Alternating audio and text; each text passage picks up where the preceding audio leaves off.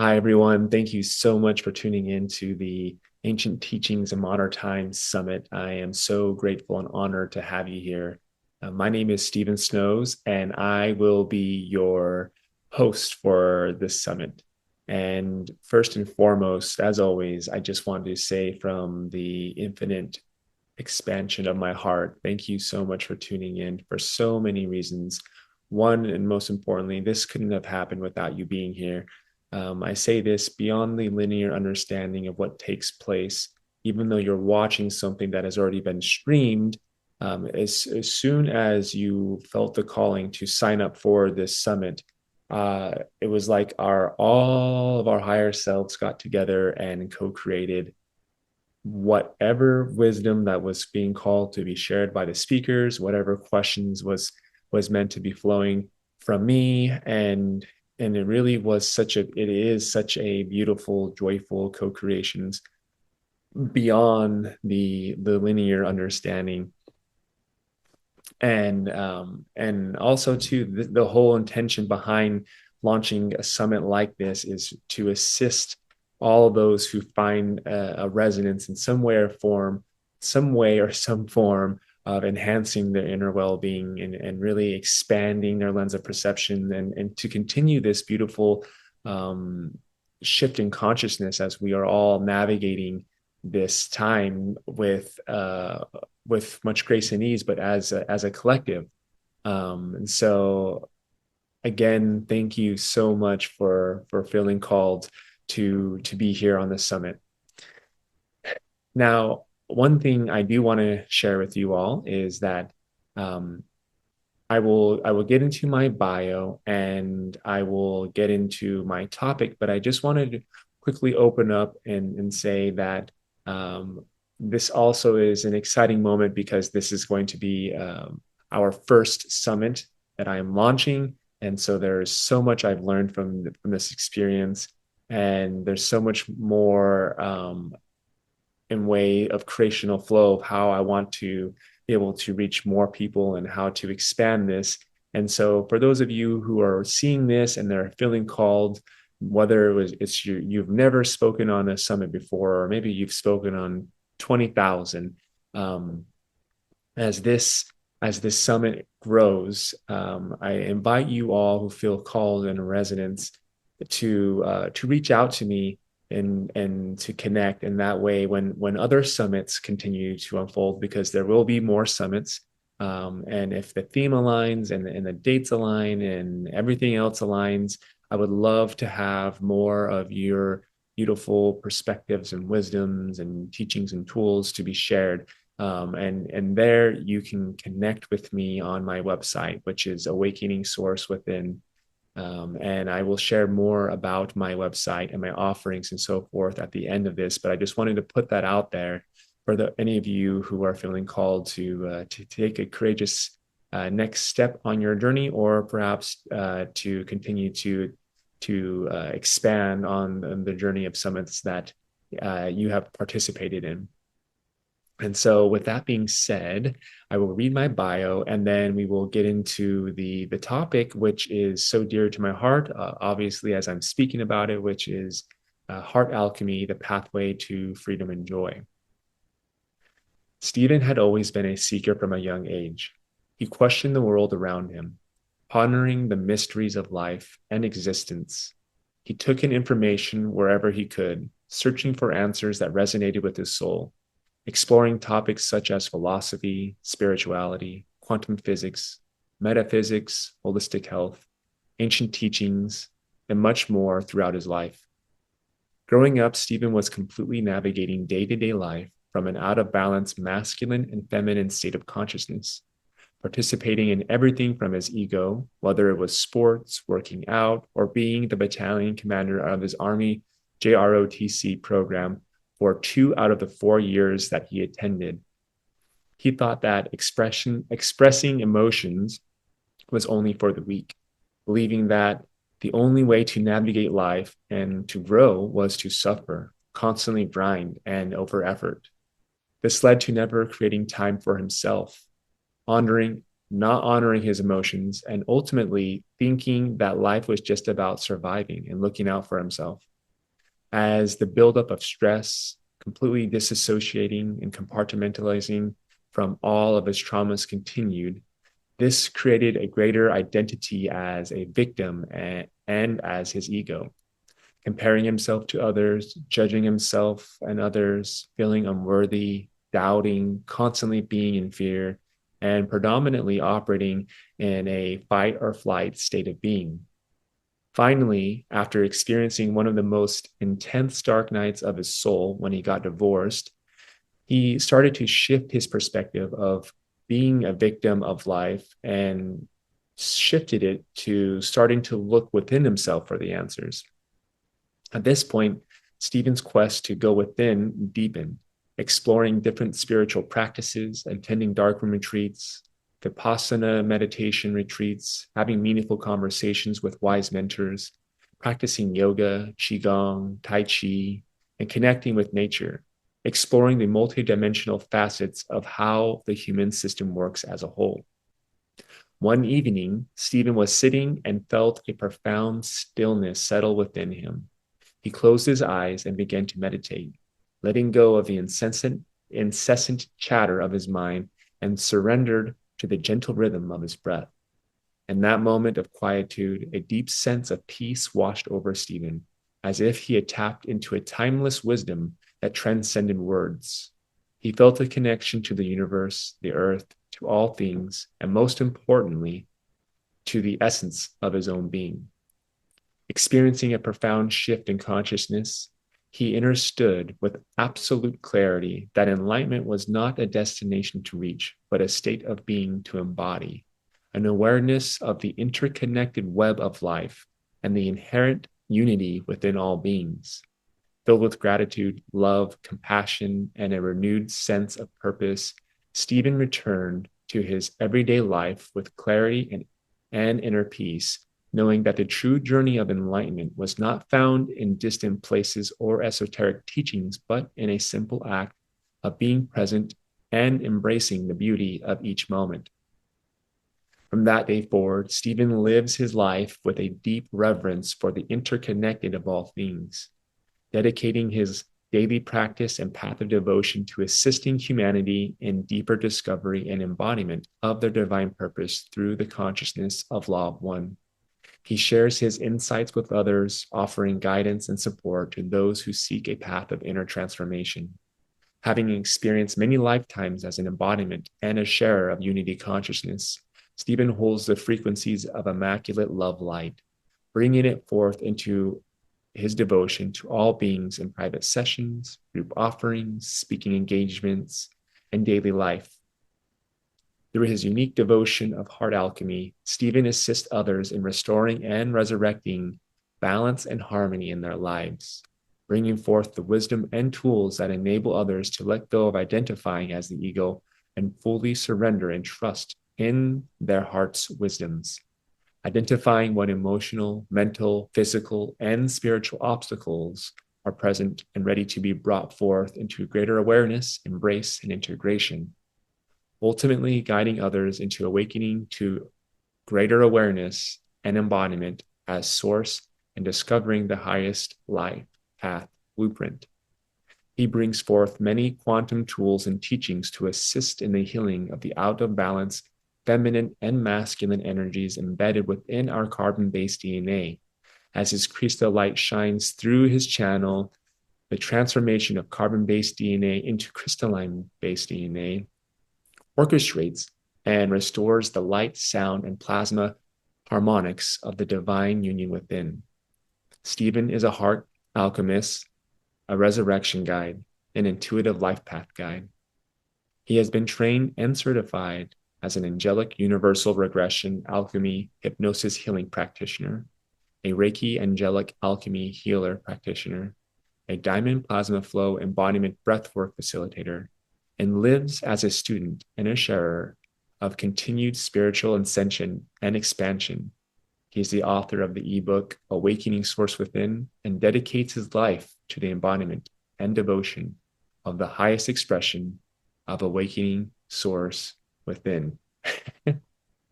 What a mouthful that was.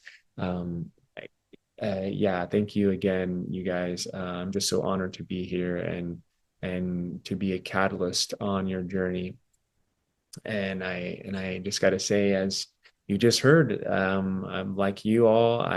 Been through the, I've immersed myself in the depths of polarity, and so I've experienced my sleep state, so to speak, and now I'm in my awakened state.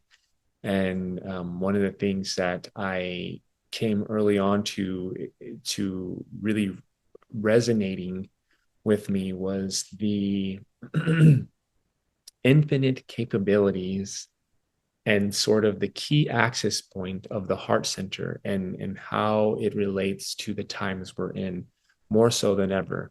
And it's not to take away from any other times, but truly, I could have so much conversation around the heart center and heart alchemy and anything pertaining to that in terms of the level of expansion that our consciousness is going through as a collective. And so, with that being said, I would love to sort of dive into this. So again, my topic is heart alchemy, the pathway of to freedom and joy. And what I'd like to do first is let me break down what heart alchemy is. I'm sure there's many of you guys who might have an idea, and you are correct from your perspective. There are infinite truths, and so what I would like to say is this is just from my lens of perception. As always, take what resonates and throw the rest out. But one of the words I want to break down first is alchemy. This might not be a commonly explored word, but to keep what my intention is in my entire sharing today is to just keep this simple and to keep this practical. And as we know, there are infinite expressions of these things. But so just a little disclaimer. So alchemy to me is essentially just transforming energy from one state to another state. Um, uh, One of the examples that is coming through is everything is energy, right? Everything is vibration. And so um, let's say there's someone who's having a really tough day. Maybe they're just super angry. And now in comes Stephen, who is a heart alchemist, and the person is has had whatever day he's had. And next thing you know, just by the level of Stephen holding his heart-centered frequency or the and the level of neutrality, and they start to have a conversation, and the person starts ranting about his day in that level of neutrality and holding that space of unconditional love. It literally, without Stephen needing to do any energy work or um, to do anything to shift him, it literally organically alchemizes. And next thing you know, the person who was angry and upset is feeling a lot better. Now, there's many things that could be said as the reason why that took place for on the linear minds level, but as a short, simple expression, an example is that alchemy took place, and and for me, I do feel, and then that will bring in the heart part.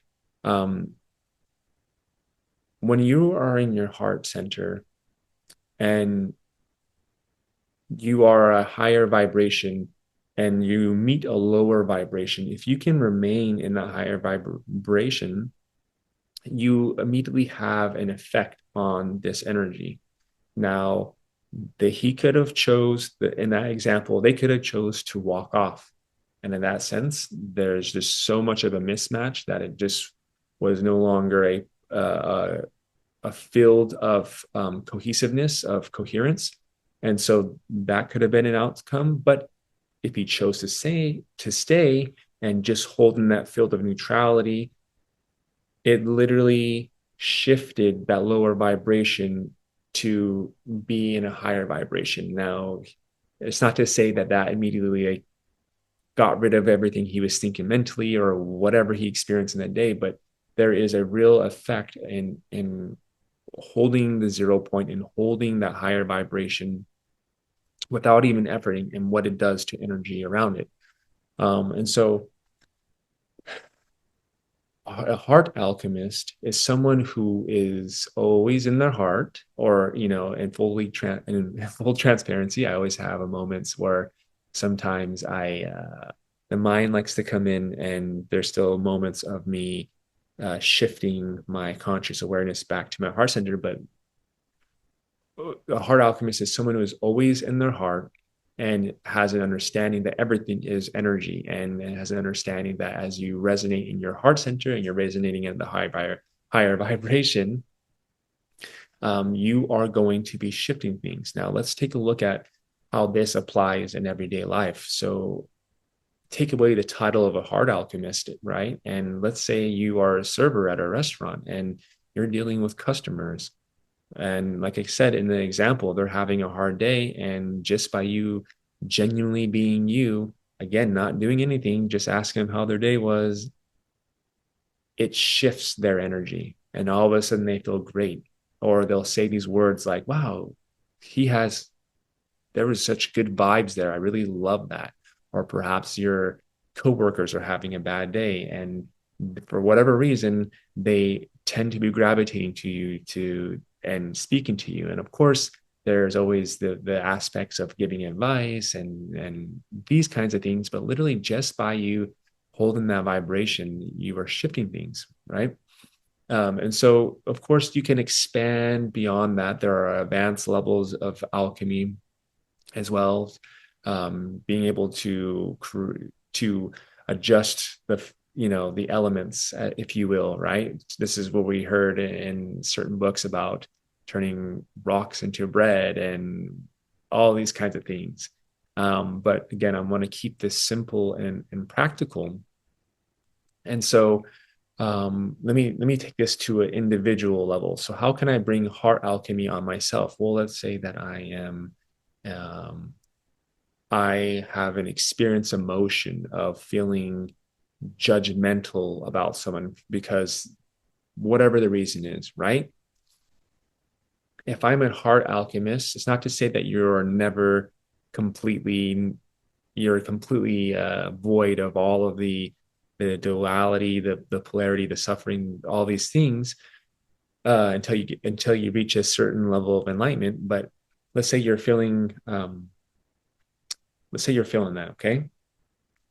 And the heart alchemist has the ability to, after feeling the emotion, immediately have the awareness that he's having the emotion, and then immediately starts to go down, peel down the onion, the layers of the onion, and find out why do I feel like this? And eventually comes to find out that this led to a childhood trauma. And then in that moment, this in that moment, I would then sit with that little boy, and I would ask, what did you need? What did you? And then as this aspect of me speaks, and if it needed the love, or if it needed the to be heard, whatever it was, then you in a whatever ceremony way you want to do it. I prefer meditation. I would give that to them, and then that as I've received all of the wisdom from that experience, then I just imbue unconditional love, or I imbue forgiveness, or I imbue compassion, and I bring that aspect home, and I literally dissolve it within me and I integrate it. And so that is one practical example of how you can perform heart alchemy on yourself when you are navigating these uh, these times that we're shifting into, and as we are experiencing these dense emotions. And so there's so many different ways that you can participate as a heart alchemist, whether it's someone else or yourself. Now you can see right away when you're able to immediately identify why you're feeling out of alignment with unconditional love or unity and so forth, or and you have the ability to hold the space for others to shift that for themselves as well. You can see how that leads to a pathway of freedom and a pathway of joy, right? So freedom, as we know, is there's so many different levels and expressions of freedom, but essentially is when you, from my lens of perception, again, to keeping it simple, is when you are able to navigate life with grace and ease, when you're in that flow, when you're in the synchronicities, and you are no longer reactive to outside circumstances that, even though you can't control what you can't, yeah, you can't control outside circumstances, you are always remaining in that state of higher vibration. And then, as you know, for me, everything is one. So freedom is not separate of joy, but for simplicity, for understanding, for the mind's understanding, um, joy then comes, right? There's not one or the other, but they're hand in hand. And so, if you can, you just imagine like living a life joyfully, filled with much freedom, filled with abundance, filled with unity, filled with compassion, forgiveness, and you're walking around as a heart alchemist. There's literally nothing you can't do, whether it's walking on water, whether it's assisting yourself, whether you're assisting friends. Literally, you can do anything, and and the heart is, well, essentially, the heart center is how you access the everything and the no thing. And what I mean by that is literally by that statement, because everything does exist within ourselves, right? If you're going to have a talk, you want to create the most epic talk. Where do we get the inspiration for that? It's from within. Where do we want to create an amazing website? Where do we get the inspiration for that? Everything's within. um we get inspired by someone speaking, and we want to be like them. Well, we it's that's nice to be inspired, but we can go within ourselves and tap into what our expression of stepping into our core essence wants to be expressed, right? So that's, now we're talking about like literally everything. And the no thing is the part of creation that,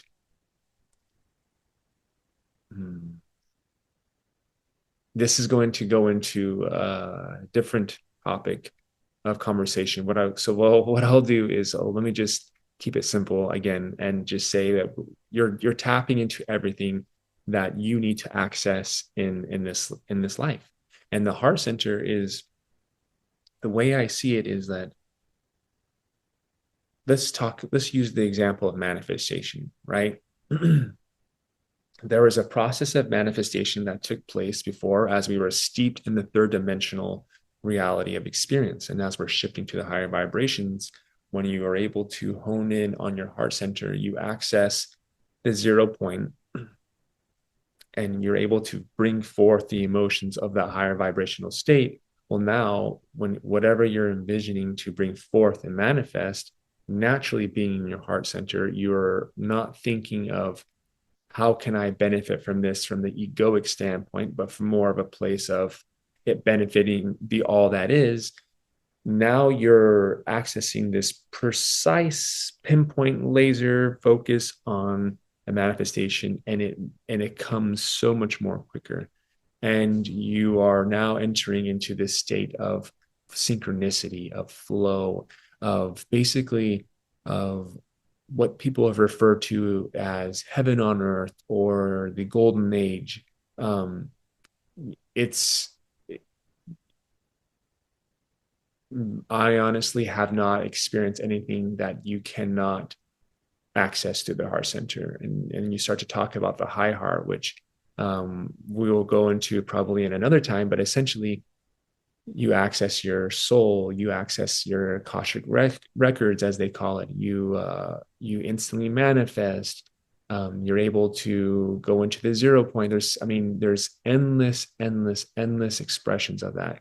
And can you just imagine if everyone was navigating life to life um, in their heart centers? Now we're talking about no longer experiencing stealing, war, lying, physical harm, mental harm, sexual harm, all these things that we've experienced.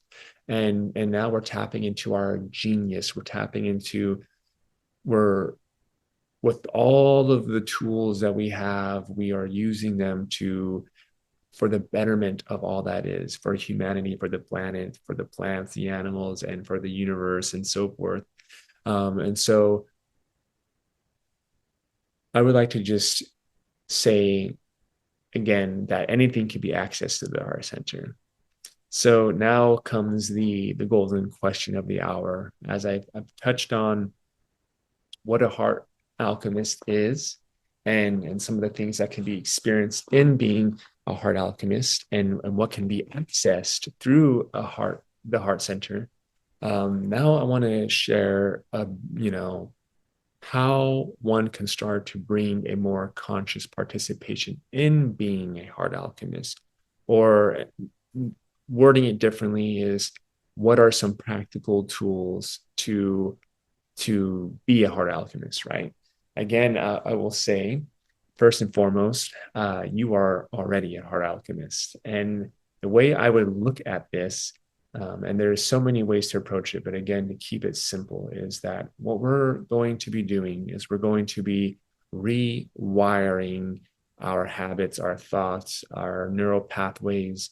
We're going to be dissolving everything that is clouding you from believing and seeing that you already are a heart alchemist. Okay.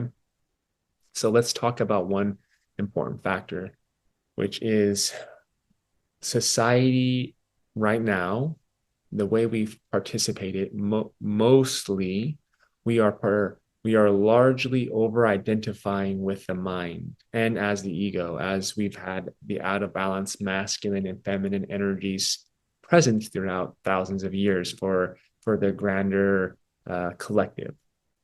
Okay, and there's nothing wrong with the mind. I need to preface this that there's no warring about it, and I'm not saying the heart is better than the mind, because this divine technology that we call our human body is perfect in every single way. Everything is equal. It's just as we're participating in the mind, it does have its limitations. And so, as I said, as we are over identifying with it and as it, now it's time to shift from a very limited scope of experience and awareness to coming into the infinite scope of the heart center, which is actually the best compass in navigating in the unknown, as we traverse the flow of synchronicity, and coming into your heart centers and embodying your highest self and all these beautiful magical things. You're going to be going into the unknown. So the mind's going to constantly be kicking in and trying to make sense of it, and in a way that you can see that that's why you're in the right path, because it's not very often when it kicks in when you're doing mundane things that the mind knows how to do, right? And this doesn't mean we're going to completely get rid of the mind. I guess in a simple standpoint, we're going to be creating a mind and heart coherence. And so one simple tool that I would like to offer all of you all is we're going to be doing a simple practice of doing a intuitive check. Uh, and so what we're going to do is we're going to be in a space where we're not going to be disturbed. We're going to not have tried to reduce any sound, get into, or if maybe you're doing this, actually, it's best to be seated in a place where you won't be disturbed, right? Take a few deep breaths, and we're going to have our phone near us.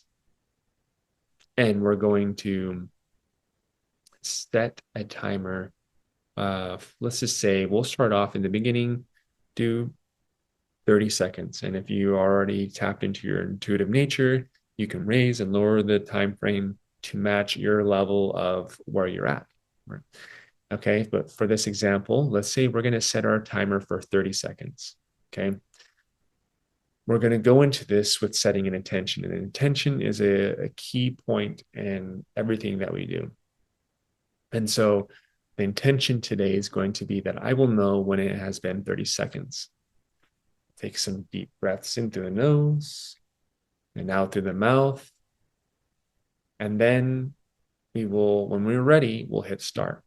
And in this time, we're not counting, we're not efforting at trying to predict when 30 seconds is.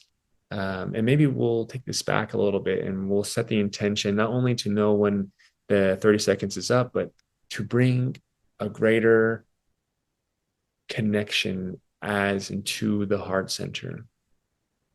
And if you need to, placing your hand on your heart, breathing, hitting start. Okay. And in this time that you're waiting for the timer to go off, you are just in your heart and you're feeling it. And when you feel 30 seconds has gone by, open your eyes and look. And if you've hit the time, then it boosts your confidence. You feel excited. And you did nothing with the mind, and this was tapping into the heart wisdom and the heart knowing, because the heart really does know everything. And if you don't get the time, then don't get down on yourself. Continue. As we know, like going to the gym, you can't just go in there and lift 100 pounds. You have to work your way up to it. And some people can. This is not a blanket statement by all means, but the key point of what I'm trying to say is don't get down on yourself. Continue to be persistent with this, right? So we are rewiring the main operating system of our moment to moment expression of life, from no longer just being in the mind, but being in the heart center and creating that mind and heart coherence. And another tool you can do is that anytime that you start to get into the mind, let's say you're just at a restaurant and you immediately start to judge someone. That's when you know the mind's kicking in, because if you're in your heart, you don't judge. There's no need for linear time. There's no need to compare. There's no need for any of that, right? So that's just the clear identifier when you are in the mind, right? And the mind doubts, the heart doesn't doubt, because the mind can't comprehend the grandeur of the infinite expression of life. And so going back to the example, let's say you're judging someone at a restaurant. Well, now you can have the awareness, and then you can take the moment, as I've shared before, and find out what in me am I holding, or what part of me am I judging, or what trauma I received from someone judging me am I projecting on this person, and peel back the layers, get to the center of it, and gather the wisdom, drop into the heart, and just feel love, feel compassion, right? And if you don't want to go through the whole process, what you can do in that moment is, as soon as you feel that judgment, put your hand on the heart, breathe, and just say this simple prayer, mantra, whatever wording you want to use. Forgive me, forgive you. Love me, love you. Compassion for me, compassion for you. Freedom for me, freedom for you. Joy for me, joy for you. And just feel the alchemy taking place as it immediately shifts your energy to being angry or jealous or whatever it is, to being loving. And you can feel the energy exude. And, going into an advanced level of alchemy, again, you don't have to do anything to that person. The fact that we're all connected, and the fact that you just transmuted that within yourself, you are now, because there's a quantum entanglement that takes place as soon as you project a thought or emotion or a feeling or an action towards someone. And now what you did, you just cleared that quantum entanglement, and you are holding space for them to come into whatever level of self-love that they need to come into. So we're rewiring to have a mind and heart coherence. We are anytime we're being mindful, anytime we go into the mind, whether it's doubting or judgment or separation or whatever it is, we are making a conscious effort to be in our hearts, whichever way it resonates with you, whether it's going down the process of alchemy or there's no it's not that this other process is not alchemy, but as I mentioned to you, the more in-depth process, or if it's just a simple process. And then I've shared with you that alchemical process via mantra or prayer, or also with sitting and peeling back the onions. And I just got to say, you know, oftentimes when people start to awaken, they start to really want to tap into, how can I be in the greatest service to humanity? I need to make this platform, or I need to be a healer, and those things are great. But I say start with yourself, and the more that you can heal yourself, the more you can tap into the heart alchemy that you are, the heart alchemist that you are, and you start to actually apply these beautiful tools for yourself. It does have such a tremendous effect on the collective. And as you're in that heart center, you are magnetizing the synchronistic flow of everyone that you need to meet, of the next step forward. And it's not to say that you can't think like, oh, I do want to be a healer and all these things, but you'll just find that that inspiration just comes to you. And this is what I was saying in my bio, that there's less, there's no more need for control. There's no more need for over efforting. And yes, there is neutral action that you'll take, but it's a whole new level of experience. And so not only are you creating inner well-being and you're experiencing the magic and the joy of life, but you are assisting the collective, and now you're stepping into your core essence, and next thing you know, you're a this and you're a that, and and everyone's benefiting from it, and everyone is really and everyone beyond this planetary system. So what I feel like that is a, one thing I do want to say at the very to kind of conclude this talk is that whether it's in the morning, whether it's before you go to bed, maybe it's multiple times a day, whatever it is, just staying consistent with any sort of practice that brings you joy, that brings you a felt sense of love. And as you continue to follow that joy or that love or that passion, it will lead you to the next step and the next step. And again, the key point is being consistent. A lot of times we are so ingrained to want things instantaneously, because now you can go on an app and get a date. Now you can instantly stream a movie. And so we've been so trained to have things instantly. And when you talk about the grand scheme of things, of alchemically shifting traumas and emotions that have been cultivated for however old you are in this lifetime, plus not to mention other timelines that are bleeding in, it can take a certain level of potency poured into the clearing.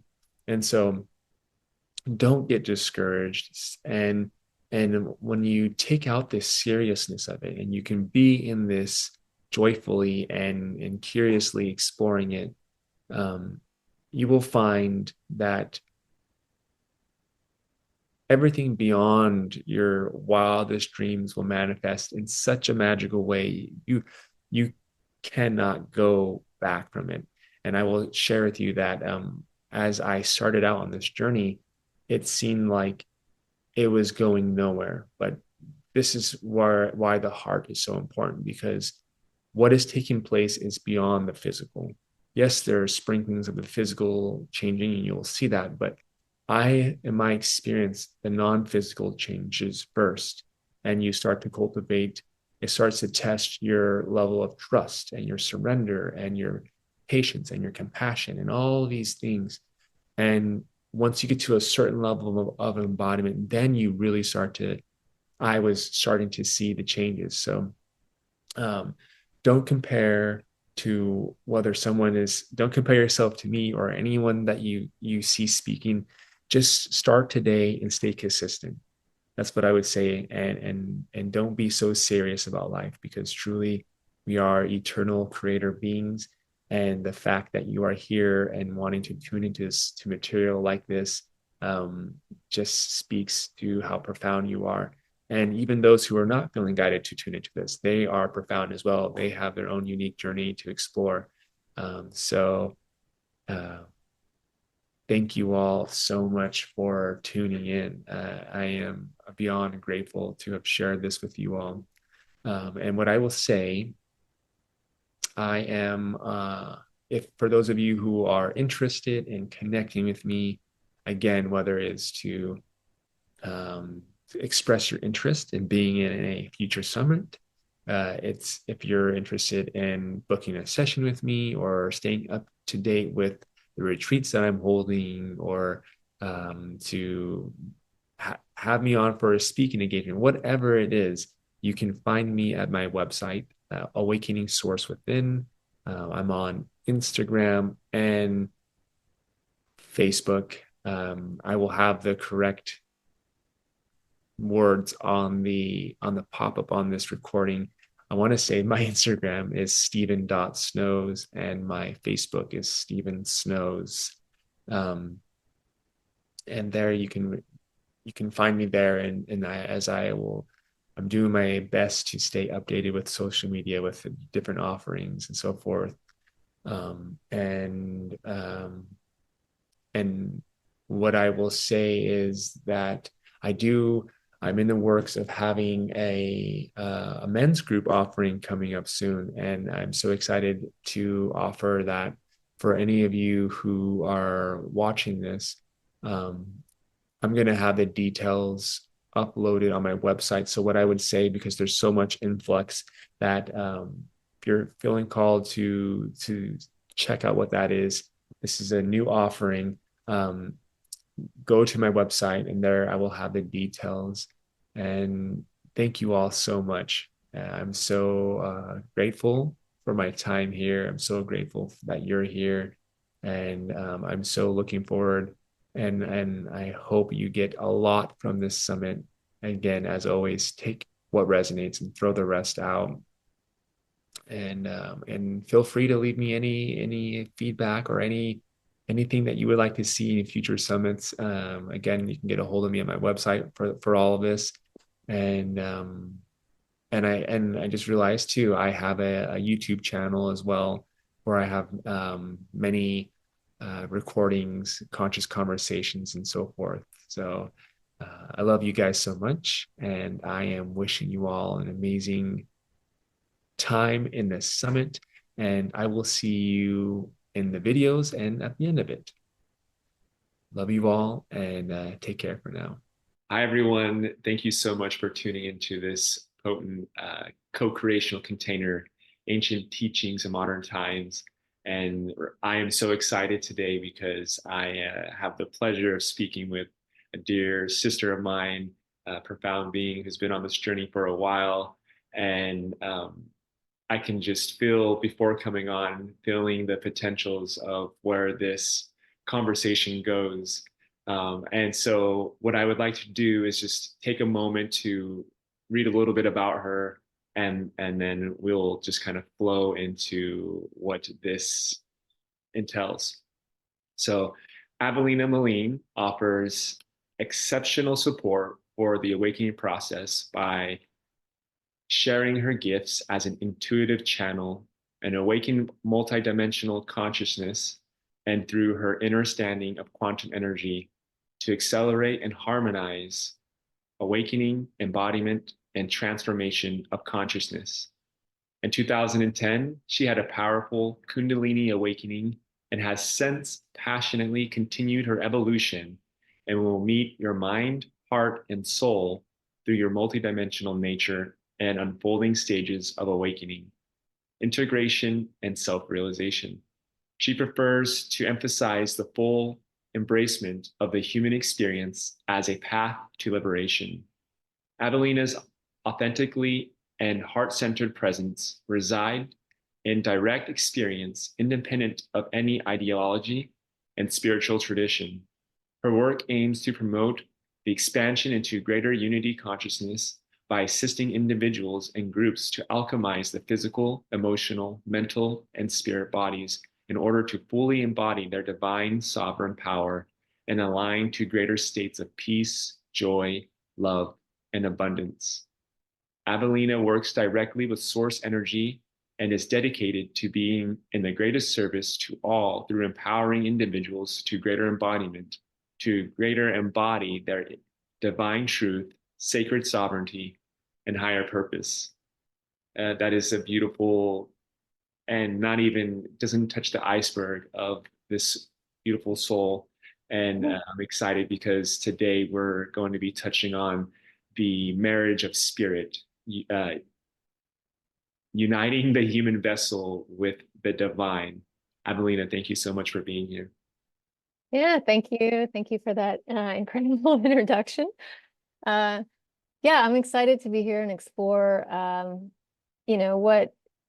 what we're all here to do, right? Is to embody our higher self, which is truly bringing our core essence down into our physical body and bringing the two together. And one of the things that the way I really like to explore it often, I find myself is really the science behind the spirituality part of it, to like really take out the misunderstandings and really make it more practical, because as we all know, everything is energy, right? Mhm. And if that's true, then everything can be explained scientifically. Mhm, mhm, So there's really no separation between the scientific viewpoint and spirituality. And the more we awaken to our true essence and we become open to more truth, the more we start to understand like the metaphysics of spirituality. And that's kind of like the marriage of the two.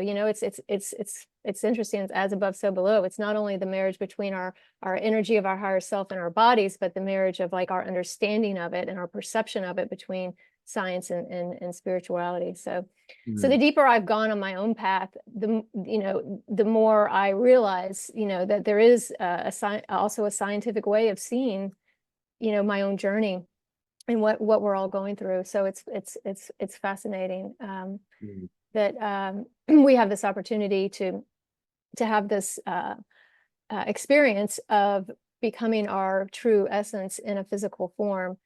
Um, yeah, or whatever language you want to use, right? But for most of us here, we're choosing this path, and certainly anyone who's tuning in here. So when we can explore the the universal laws of that, the science of it, you know, of this reality, this construct, we can have a greater perspective of, when it comes to our own personal journeys and how what we're going through and how we navigate our journey of ascension or inscension, if you want. mhm. We love to play with these words. Yeah, yeah. I love Yeah. that. I think that's such a important, I think it's crucial and important and divinely orchestrated that spirituality and spirit and science is coming together. It really helps to ground down these principles that might have been seen as woo-woo. Um, Hmm. and I love that you are approaching it that way. And I also love that in your sharing, you just touched on that there is no separation of spirituality Hmm. and science. And immediately what comes to the forefront when hearing there's no separation is unity. And I would like to hear your, or what's your felt sense in the unified field of consciousness and the law of one, and how it pertains to, the marriage of spirit, unifying the human vessel with the divine. Right. Yeah. Well, ultimately, right, it's the belief that we know that everything is an individualized expression of source. Mhm. And ultimately, for us, from our viewpoint, it's dissolving the viewpoint of separation, right? So we see our reality as our creation. We are each the center of our universe, the creator of our reality. We're not separate from it, from our experiences, from anything, anyone. Um, and every single thing that we experience is ultimately born from that one consciousness, that one living, aware, conscious state, right? And because the source is infinite, right, it contains everything within it, right? Every potential, right, in any form in the universe, right, in any dimension, right? It's all the manifestations of life.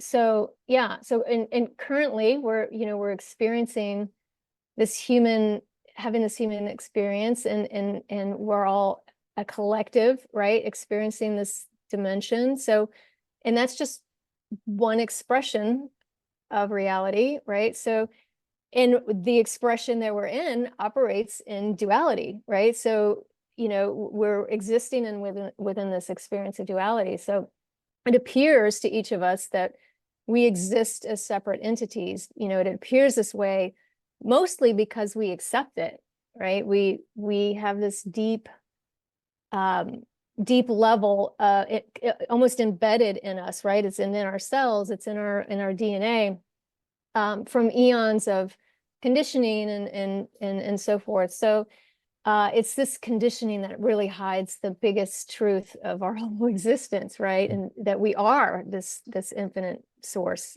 consciousness. And that's, what we're here in this current timeline, why we're all here in the process of having that unfold. So it's a super exciting time to be Mm. here and experience the transition. Yes. Yeah. I love that. So, as you just so eloquently put together, this is something that has been literally, it's in our DNA, it's been Hmm. part of the process for thousands of years.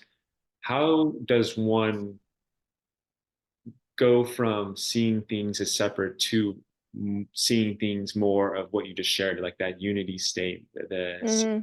How does what are some things that someone can do to Yeah. accept that? That's a loaded question, right? Yeah, It's a yeah, big question.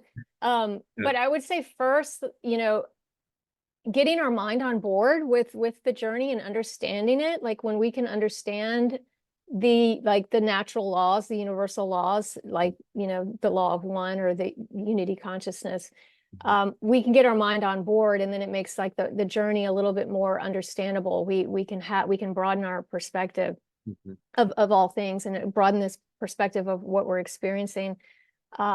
So when we can first get into the comprehension that all things are made of intelligent energy, mhm, and are they're all part of the whole, mhm, then that's like the first step of like trying to hold that viewpoint of dissolving the separation of all things. So that, that law, that universal law that we're all one, right? It contains all the sacredness, all the sacred, like science, even, if you will, that all these natural laws are that really govern our universe. So, mhm, it's the recognition of that initially, I would say. And,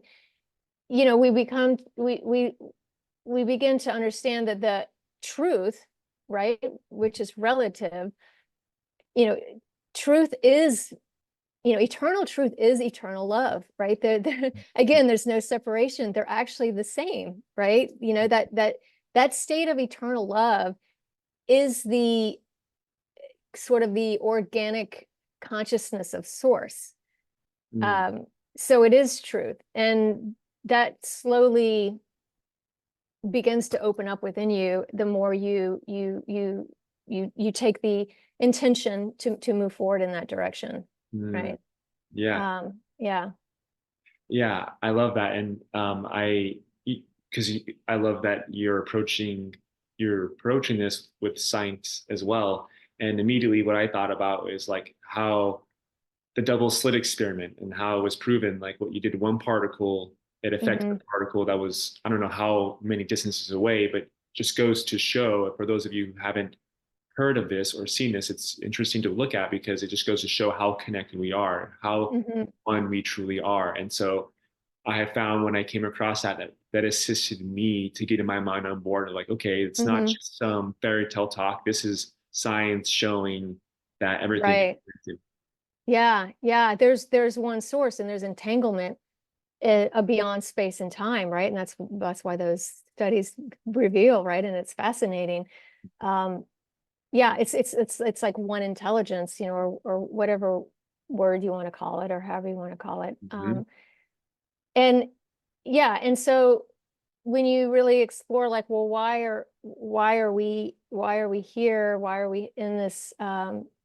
What's the point, right? If Mhm. Mhm. because source is all, it knows it's all one, right? So it's one intelligence. And it's the only thing, the one source that exists from all things. So it has no it has no contrast, right? So there's no other entity for source to have a conversation with, to know what it's like. And so how it does it is, how does it know what it's like? It has to experience what it's like. Mhm. And so therefore, physical reality has, that purpose, to serve as a mirror, right? To allow source to experience itself in a myriad of different ways.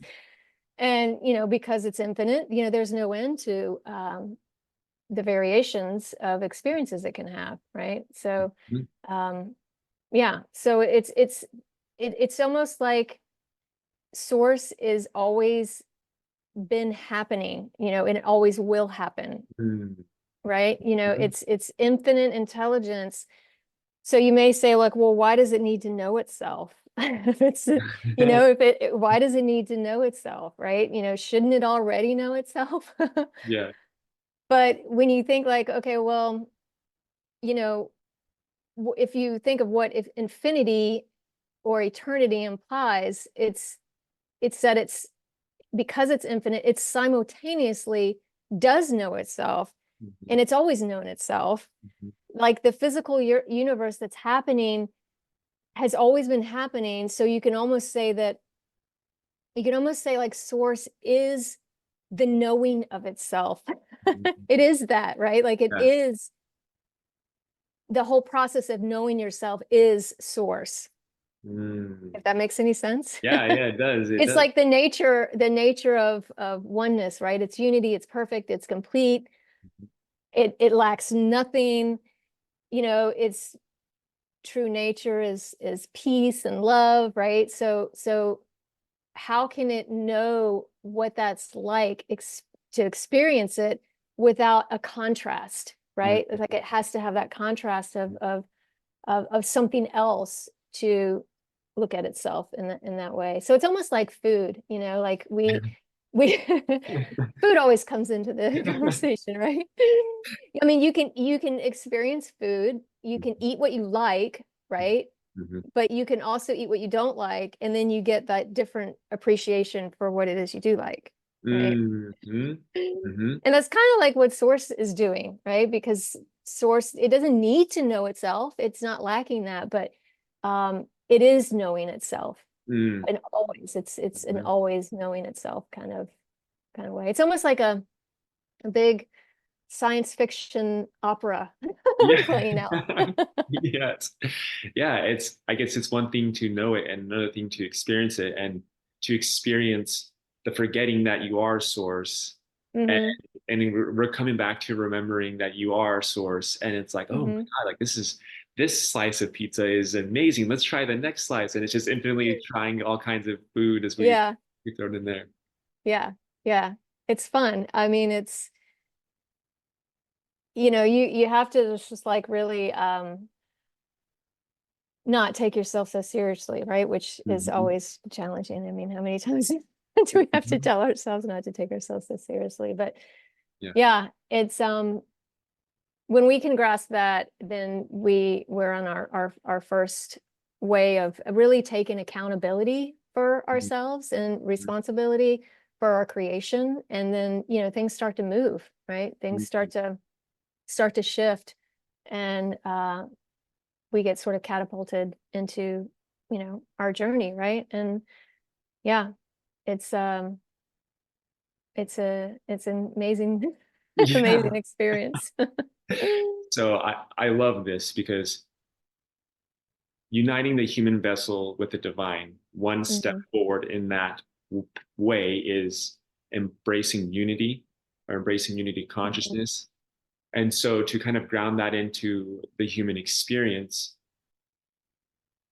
um, what, so let's say we got the mind on board. Is Mhm. there a tool that you have participated in or participate in that can assist in getting more on board with, okay, I understand the concept, like what's a practical tool that I can apply to Mhm. assist in releasing the separation and coming into embodying that unity consciousness, because it feels like the separation or Mhm. the lack of embodiment of the unity consciousness really threads through a lot, if not all, of the suffering that we experience. So what, yeah, Right. what's a practical tool that you can? Yeah. Well, there's, the things that we all know of, meditation and self-inquiry, breath work, and these things. But initially, I would say, working with your emotions is really kind of a really good, you can't really bypass the emotions. Like, Mhm. they're always going to come back around. Yeah. So the perception, when we can apply the perception, because emotions are really a way for us to experience our thoughts, right? The Mhm. emotional body is like the bridge between the physical body and the mental body. And so if we didn't have this emotional body, we wouldn't be able to experience our thoughts, right? They'd be this abstract thing. We wouldn't be having a human experience. That's what's so unique about being human, is we get to have emotions. Mhm. Mhm. Yeah. Yay, right? Yeah. A full spectrum of emotions. But if we didn't have that, we wouldn't have the richness of of our experience. We wouldn't be having our thoughts. We wouldn't be able to create. Like, we create with our thoughts, but the feeling of it is really what gives it the fuel, right? Mhm. So when we get our perspective on board, we it's much easier to step out of a looping pattern of the mind Mhm. that perpetuates an emotion, and then we start to feel stuck, Mhm. right? And really, there's no such thing as stuck, right? Like, that's like another Yeah. another thing to tell ourselves is I'm stuck. Mhm. But it's really letting go of the story, letting go of allowing yourself to witness what it is, your self-talk. Really, what is it you're telling yourself about what you're feeling? Because there's a big difference between a sensation and an emotion, Mhm. right? And if we can allow ourselves to just feel our sensations without having a mental story, and then the story, what we tell ourselves, because we can feel our thoughts, we Mhm. start having that feeling, and then it just we can't get out of the loop of what our mind patterns of what we're saying, and so we keep experiencing, and we can't get out of the patterns, we can't get out of the sadness, we get out of the grief. So when we shift our perspective of, everything is happening for us, everything is happening for us, Mhm. and Mhm. repeating that over and over, what really seeing the gift in everything, no matter how hard and challenging it may be. And basically what we're talking about is surrendering, right? We're Mhm. surrendering to our reality and not resisting it. Then wow, like, you move through it so much easier, so Mhm. much easier. I Mhm. mean, there was a time when this was I've had a lot of issues with my eyes with, throughout Mhm. and there's reasons for that, blessings for that. Mhm. I have a lot of gifts there, but I did have a lot of issues with my eyes. I went blind in my eye. My right eye had a detached retina many, many decades ago, and Mhm. feels like that. Um, and so there was about, it was about 8 years ago, I started having the same sensation in the other one. And I was almost, I was on the brink of potentially losing my eyesight in my other eye and going, so instead of like, I went through my own powwow of it, right? Like in my own, worst case scenario, if you will, like, oh my gosh, I'm going to be blind. I'm going to lose my eyesight. And then my eye's going to start wandering off to the side. I'm going to look like a freak, I mean, all right. Like I went through the whole thing. And then I'm like, okay, well, if that's the path that my higher self is that's how it's unfolding, then there's something really amazing there for me. If that's the catalyst I need to get me to the highest exalted expression and embodiment of my higher self, then so be it. That, because that's ultimately what we all want. No matter what we're searching for, no matter what uh, you know, thrill or what you do art, you do whatever it is that you love to do, you're searching for that eternal peace and happiness and bliss, right? So it's like, oh, as soon as I surrendered to that and I was like, okay, I'm okay. I'm okay, and no drama around it anymore. I was like, I accept this is what's happening. And Mhm. immediately my eye started to heal. And within 2 weeks, my eye had healed itself. And that was one of my miracles, I'll say. Mhm. One of my few handfuls of miracles I've had, because there's no written documentation anywhere of a detached retina healing on its own. Mhm. So it's it's allowing, surrendering, and understanding that you are your external reality. It is you. Mhm. Yeah. It's like there's no separation from what's happening to you, Yeah. what your surroundings, the people around you. It is it's like a university of um that's gifted to you, so you can see what's inside you. Mm. And so you can see what you want to let go of and what you don't want to let go of, or what you truly are. Mhm. But you have to be willing, right? You have to have that. You have to really want it, Mhm. right? You really have to have that devotion to practice that every day and every moment, and like catch yourself like, wow, where am I falling into a victim here? Mhm. Where am I, not seeing through the eyes of source and seeing that Mhm. everything is one, and that this is happening for a reason. Mm. Yeah. Beautiful. So yeah, Like, that's like the easy the like the fallback, right? I mean, there's yeah. many things that we can do Mhm. with many specific practices we can to upgrade our nervous system, because ultimately in the physical body, to do that, to allow the light to come in, to allow our higher selves to come in, we really have to work with the nervous system, because it's the nervous system that regulates um, the the influx of that into our body. Wow. Okay. So I love that you're touching on the nervous system. And just to do a quick summary of what I understood, what you just shared is like the mind's on board with the unity consciousness. The next is honoring the emotions, whether it's yoga, meditation, Mm. contemplation, sitting with it. Naturally, when your mind's on board, things come that's in polarity to unity consciousness, and so it's honoring that emotions that come up and taking it moment by moment, and honoring whether it's releasing or integrating and so forth. Is that kind of correct? Yeah. Yeah, Okay. everything's a catalyst. Yeah. Everything is a catalyst for your growth. Every single thing. And the bigger the more muck you're in, like the harder it is. And you're like, Yes. no, this is really, really bad. Like Yeah. this is really bad. This can't be for this can't be for my highest and best. Then that's an even bigger gift, Yeah. because Yeah. you set that up for yourself to really move even faster, quicker, and more, because you could handle it. Your higher self never gives you anything you can't handle. Yes. Yes. It never does. So, and it just proves, it's just like evidence of what an incredible being you are, right? That you chose to take that on, to take on the experience that you're having, because you could handle it, right? And you came here with a mission. You came here to embody. You came here to help humanity, right? And so So think of it as an honor. Yes. I can laugh when I say that because, Yeah. you know, I'm talking to myself here, right? Yeah. Because we're all one, so I'm talking to myself here. Yeah. Uh, yeah. So yeah, but then the nervous system, right? It's like the motherboard, right? It's like the motherboard when we look at the physical part, right? Because we are physical and we're having a physical experience, and the whole point is to bring our, you know, our godlike selves into a physical body.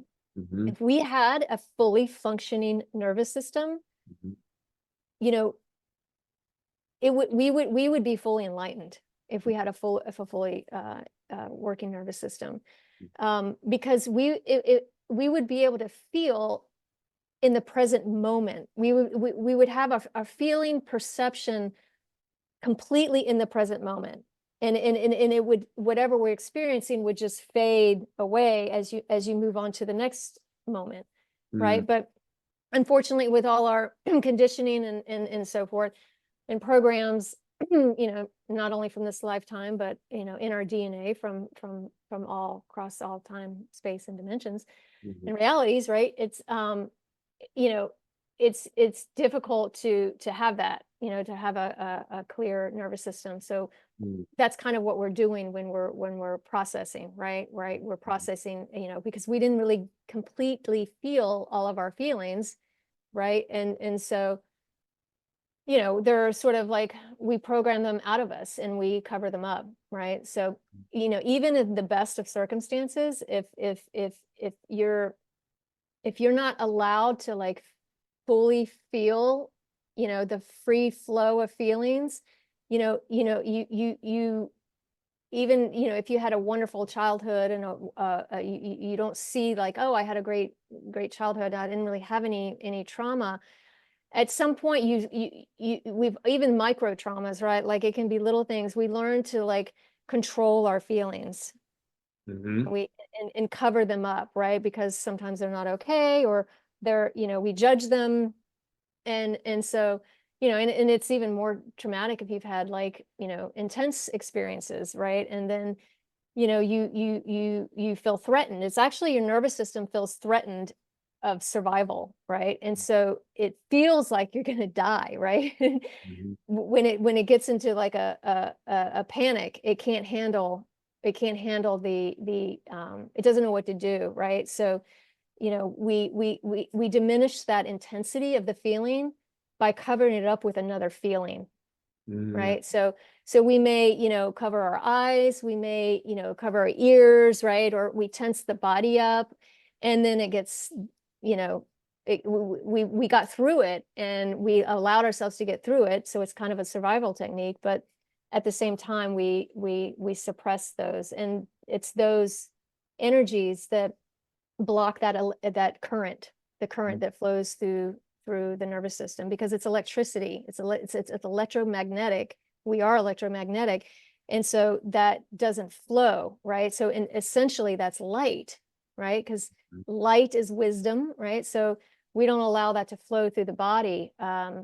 So working with the nervous system is Mm. super crucial, right? Because the more we raise our consciousness, you know, the more oneness we begin to feel, the more, you know, love we begin to feel. We have to upgrade the nervous system. You know, Mm. it puts more demand on our nervous system. You Mhm. know, it's really the interface between, you know, our the consciousness and like the divine, right? It's like that the nervous system is the bridge that allows it to come in, allows us to bring in the light into the body, right? It's almost like shining itself like a mirror, and the reflection of that is how we experience. Our nervous system is how we're experiencing the moment. To what degree we're able to be present in the moment is regulated by the nervous system. Mhm. Yeah, so it's a crucial component Yeah. uh, for our expansion, right? Yeah, it's information, it's light, it's wisdom, right? And that, you know, that's why we say like, oh, he's really bright, right? Like, Mhm. because it's just different ways of explaining the same phenomenon. Wow. Yeah, I'm seeing like the correlation of when you're embodying and getting into consciousness, when you're honoring emotions, it really Hmm. assists in clearing the the central nervous system, and then you're accessing more of your source self, you're being clearer. And I was even thinking about it as you were sharing that, like those moments when I'm in separation, I get the fight or flight response, and I'm more reactive and not responsive, and like the situation quickly spirals. But as you're talking about it, Mhm. I can just see, I can feel the magnitude of why we'd want to have our nervous system online and have that clear Mhm. flow. It so would you say it's like a transmitter of consciousness and spiritual energy? Like, Yeah, it's what allows the higher vibrations to flow through our body, mm, right? Because when a higher state of consciousness starts to happen in us, like love or unity or bliss, mhm, those are higher frequencies. And so for the nervous system to be able to handle that, because love is obviously a very high frequency, and this is why we have often will have an experience, right? A blissful experience, and they can be very fleeting, right? Like, oh my God, I had this amazing, experience of unity or oneness, or I had this amazing meditation, right? But it's fleeting, right? We've all probably had glimpses of that feeling of oneness or something, you know, in that of a high vibration, but it kind of goes away, and it drops back down, right? And we drop back down into the separation consciousness, and it's because those vibrations are so high, we can't really sustain it, right, until our nervous system gets up leveled, right? So it's almost like we max out our RPMs, right? mhm, We max out our engine almost. It kind of burns out and it has to go back because the nervous system can't handle it. So when we work with the nervous system, you're trying to allow yourself to sustain the bliss and the love, so it can be your natural state of being, not mm, just an experience, right? Because we can have tons and tons of experiences, but until we can sustain it, that's really what enlightenment would be, right? mhm, So and that's why, all the traumas and the beliefs have to come up, because all that stuff is in the way mhm, of those high frequencies, right? It's in the way of the frequency of love. So we practice the meditations, the breath work, like somatic healing, and all these things, and inquiry, right? So to upgrade the nervous system. But mm, the goal is really to be able to sustain those higher energies in our physical body, and that's what the nervous system does. That's what the nervous system is the key component to.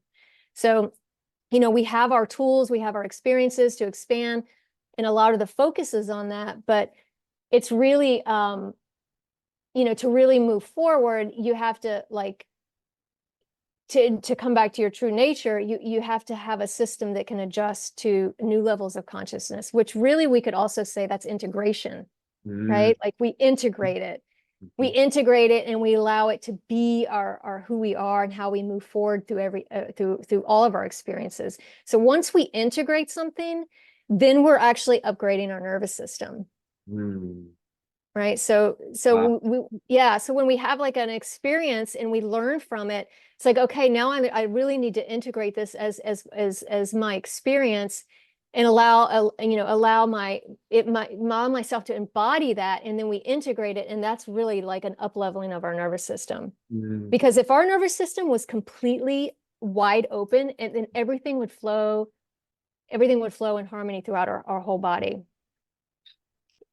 So it's electricity, right? It's electricity, it's light, mm, and yeah, it would bring enlightenment. It would bring light to every single cell in our body, right? Which also ignites, right, our Christos template, right? Like it's all connected, right? It's mm, on the physical level, this is how we would perceive mhm. what we're doing, with all the different modalities that we all work with. And there's, many, right? Yeah. Many different ways people can, you know, hike the mountain, right? There's many paths. So, but on a scientific level, like this is what's kind of like happening to us physically.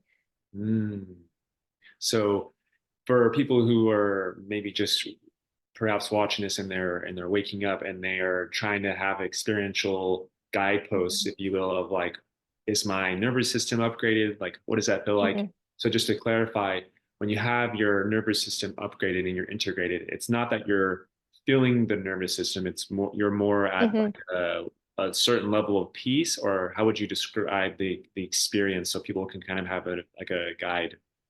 Yeah, well, you can look at it as like your triggers, right? Okay. Like where when your nervous system gets upgraded, the things that triggered you before no longer trigger you. And Mm-hmm. it can be just like little things, and you may notice like, oh, okay, this I've moved past that. So you know your nervous system has upgraded because when you get triggered, right, you feel it in your body. It's your nervous system reacting. The nervous system is very intelligent, right? And you can work with it and understand how your body is reacting. You know, like if you sit down and meditate, like you could meditate somewhere in a really noisy place, for example, Mm-hmm. and you bring like the average person there and ask them to have an experience of peace. Right? They're going to be like, well, that's impossible, right? You know, and that's because the nervous system is too triggered by it. It can't handle that, right? So as your nervous system sort of opens and increases its capacity, and what we're talking about is the capacity of light, right? That the less things will trigger you, and things will just flow. The experiences will just flow through you, and you don't like get hooked on them. So you can kind of witness yourself and watch yourself, like, and it can be like little things. That's not always like a big thing, but even little things, you're like, even, preparing your food, or something that triggers you, like, okay, wow, this doesn't really, I don't feel this way. I don't react this way anymore, or I don't feel the need for this anymore. Your nervous system is up leveling. Okay, beautiful. So Yeah.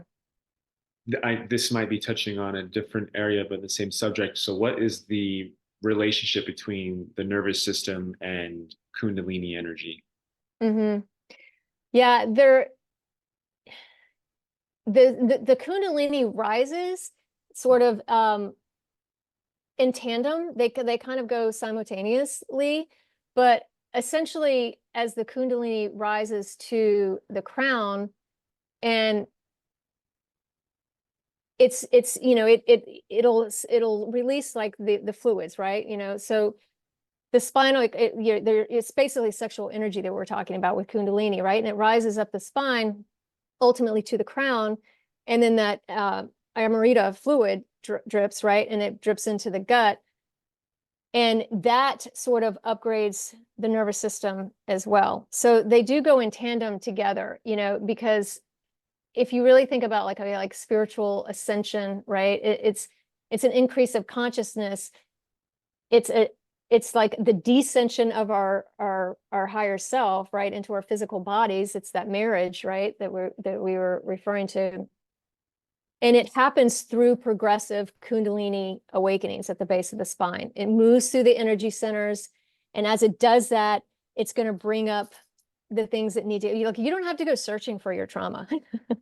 You don't you don't have to look for it. It's going to come up, right? Like Kundalini, you don't do Kundalini, it does you, right? So uh there's a direct correlation between the two. So as we go through this, we have to adjust our way of thinking, our way of being, so that it's in alignment with our soul's purpose, and all of that is regulated by the nervous system.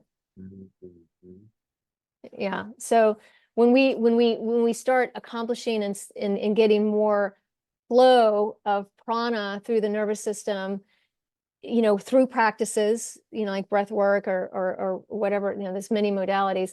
Um, we start to awaken that energy, and sometimes that can happen, out of balance, right? When it opens too fast, right? And if we're not understanding the natural laws, we're not understanding the principles of like unity and the law of one, or unity consciousness, or whatever words you want to use. If we're not understanding that, and we're not grounded, and we're not integrating it, then that energy drops back down to the lower chakras, right? And it can cause like distortions, and then you hear like, it can feel uncomfortable and people think they're going crazy, and they go to a psychiatrist, they get on drugs, and it makes it worse, right? Like, Mhm. so if we waken this energy without understanding the principles, like having a foundation of knowledge, it can lead to like a lot of imbalance and make your journey a little more difficult. So yeah, the more we allow it to move up, and the more um, naturally, that understanding starts to unfold. But you want to do it in a way that is, at a pace for yourself that's, to give yourself the space, right, to do so. Yeah, Mm. yeah. I couldn't think of a better time, especially these past few months, of like how the energies have felt that this Mm-hmm. information has come through, and I couldn't think of a better person than yourself to assist people in navigating these things and kind of bringing more conscious awareness to how they can upgrade their nervous system, how they can embody more unity Mm-hmm. consciousness, how they could honor their emotions with grace and ease. So, can you share with everyone where they can get a hold of you, and if you have any offerings coming up, uh, Mm-hmm. and yeah. Yeah. Um, yeah. So if you can always find me on my website. It's creatoressence.com. Um, yeah, so I would just say if you wanted to work with me, you could find me there and find whatever offerings that are there. But I will be having a free breath work offering on the solstice, December 21st. That will be free if anyone wants to experience. Um, breath work is an amazing for the nervous system. So yeah, I'll be offering that if anyone wants to join in and have an experience of deregulating, downward, relaxing the nervous system, and yeah, just coming into a greater sense of peace and embodiment. Beautiful. Yeah, Mm, I will have the links for her website and the Zoom link, or mm, however she chooses to broadcast mhm, it. So those of you who are wanting to participate in the breath work, you can join that. And before we sort of wrap this up here, I just wanted to give you the opportunity if there's any last words or maybe advice, anything that's coming to the forefront. mm. Um, yeah, I would say, um, well, particularly right now, because things are just so intense, is to just take a step back and just have compassion for yourself for whatever it is that you're experiencing. Because from what I've seen lately, like pretty much everyone I've worked with, and it's like everyone's going through a lot, especially when you're holding an intention to integrate into to bring in your higher self, and you're on a path. But even if you're not, it's very, very intense. So if everyone could just really just shower yourself with the compassion, it's like magic fairy dust. I always, it's how I like to see it. Yeah, and just be okay with where you're at. Mhm. It's Beautiful. simple. Like we like to make it so complicated, like, oh my God, what do I do? What do I do? And it's like, it's simple. Like we can allow it to be super simple. Mhm. We can allow it to be simple. Beautiful, simple and potent. That's Yeah. my cup of tea. Um, Evelina, it has been such a Mm. pleasure co-creating with you. I look forward to future co-creations. Yeah, me Thank as you well. so much. Yeah, thank you. It's lots of fun. Yeah, thank you all for tuning in. I hope you have an amazing rest of your now moment. If you need to, after this call, take a few deep breaths into the nose and out through the mouth and really ground in all of this information. As we know, there's so much more being shared beyond the words and the wisdom. And again, if you feel called, I can't recommend Avelina enough to work with her during these epic times. Thank you again, and I will see you guys soon. Hi, everyone. Thank you so much for tuning in. I am so excited to be participating in this magnificent, wonderful co creation that will be experienced today. And I just want to say thank you all for tuning in, because really even before this is all created, for those of you who feels a resonance in joining today, all that comes through the speakers, all that comes through in way of questions, really is co-created by all of our higher selves. And so this thank you for your participation and your interest in directing your consciousness and up-leveling uh, yourself, your reality, in whichever way that resonates most with you guys. And I am extremely grateful to be having such a magnificent, wonderful being whom I've known for such a long time and so dear to my heart, and is a wonderful contribution into this beautiful collective shift that humanity is going through. And before we get into the topic at hand, I just would like to read a little bit about her bio, and then from there we can flow into what is in the highest and best for everyone. Brooklyn Rain is a Christos resurrection guide, quantum field interpreter, and a diamond breathwork and plasma flow ceremonial alchemist. Through her diamond channel, she is able to interpret the quantum fabric of one's unique energy field, inclusive of the physical, mental, emotional, and spirit bodies, bringing to light and clarity the awareness and insights that are most desired to be known and explored through one's set intention. As a clear channel of direct source communication, Brooklyn connects with your highest self to further interpret and bring into clarity what is in the greatest alignment with your current path of life, the soul print. The pathways of self-realization that are opened up through her holistic approach invites one to create clarity, peace, presence, compassion, love, abundance, and spaciousness within all facets of life. Through her deep connection and embodiment of Christos connection, unity consciousness, law of one, Brooklyn has been guided to bring into full participation the resurrection codes. This is a system of breath, mantras, mudras, movements, and purification of all facets of life. The resurrection codes have been channeled by Brooklyn through the collective consciousness of the Christos Collective, this time of planetary enlightenment and ascension, to assist humanity in embodying the highest expression of self-realization, clarity, vitality, and unity within. The ancient system of cellular and solar alchemy is shared by Brooklyn through a full range of offerings, both in private and group exchanges, created with the intention and held in the Christos frequencies to clear all fear, illusion, and suffering from one's life. The resurrection codes are part of a larger system of the 33 Christos archetypes, of which are in the process of being channeled into written book transmission by Brooklyn Rain within 2024 into 2025. With over a decade of participation, embodiment, and facilitation of many different modalities of ancient breathwork, Brooklyn leads both individual and group diamond breathwork and plasma flow journeys. These are deep alchemical ceremonies of breath, light, sound, and plasma that take one into the depths of cellular and solar transformation within the physical, mental, emotional, and spirit bodies. Additionally, she offers diamond breathwork and plasma flow embodiment and facilitator certification for those who feel called to share the ancient alchemical systems with others.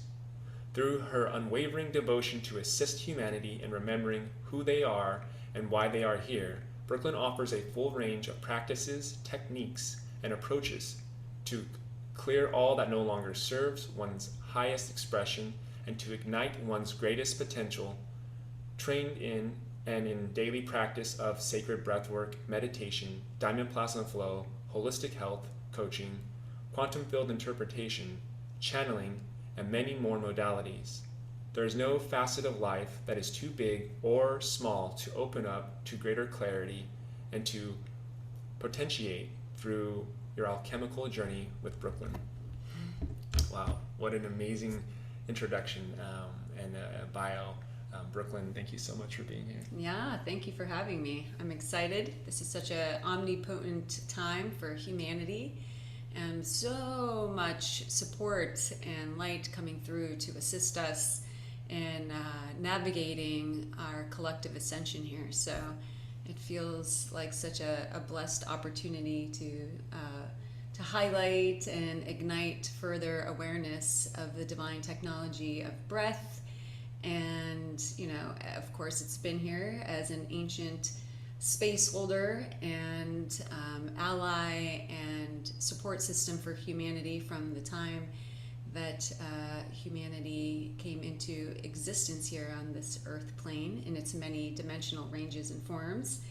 And, it's so simple and it's so accessible. And so waiting for each of us to really get curious and playful and bring it into practice and participation. So Yeah, I love that. And I love that you really hit the nail on the head of simple and potent. And for me, I feel like nowadays that's just the key ingredient for our journey. I feel like oftentimes we make things so complicated, and really breath affects all facets of our life. As we know, we can go into dimensions beyond the survival space, but to just bring any level of conscious awareness to this omnipotent tool for greater self-realization, I'm really grateful. And having experienced breath with you in so many different ways, the way that you bring it through, it touches that simple and potent, and yet can meet you if you're wanting to take it to the next level. So yeah, I'm really excited to explore breath as a divine technology. And I would love to know how this can be a beautiful opportunity to let go of any felt sense of energetic drag in one's life, especially now as we were entering into such potent times through solar frequencies, through shifts and deaths and rebirths in our life. How can this assist us in that time? yeah, well, breath is a multiversal consciousness that, from my vantage point, really exists in unique expressions within all systems of creation. We know it here greatly as as air, right? As that which we pretty much necessitate to keep ourselves thriving and existing as a physical avatar on Earth, right? And yes, it is that, and it's similarly to each one of us as a unique individuation. Breath has infinite facets of expression, even here on the Earth plane. So it's really, the elixir of connection plus curiosity plus surrender and plus intention, right?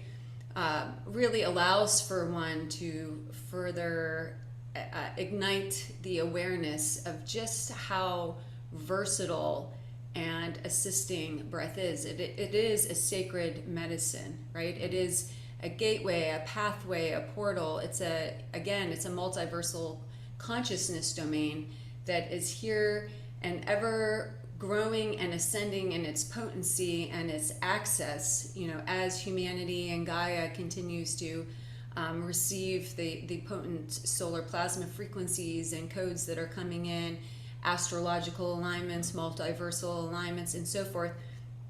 It's ascending, along with us. So, albeit it's always had access to how it's currently showing up and currently capable of participating with us, it patiently, free of all constructs of linear time, awaits each one of us to unwrap, the gifts of its many facets of expression here. So, anytime we take ourselves into a place of connection with the breath, right, and just setting a clear intention, bringing it in, and no matter what format we desire to participate in. And as those of you who've practiced breath before and have dove into it, you can, we recognize there's so many different ways in which we can participate in it. In through the nose, out through the nose, in through the nose, out through the mouth, in through the mouth, out through the nose, in through, and in different sequences and numerical codexes of patterns, and each different sequence and technique of breath carries us into a different facet of potential and expression of what is capable of being accessed within ourselves through it. So There's no one particular modality necessarily that's better than another. They're just all very different. And so throughout many systems of incarnation, or times of collective participation, different modalities and ancient techniques and modalities have ignited within different avatars, to bring forth specific access and codes and so forth. And so many of the techniques in which I have been guided to participate in and bring through and share have long been part of the system of ascension. And from my vantage point, there have been other times of collective ascension, albeit very unique each and every time.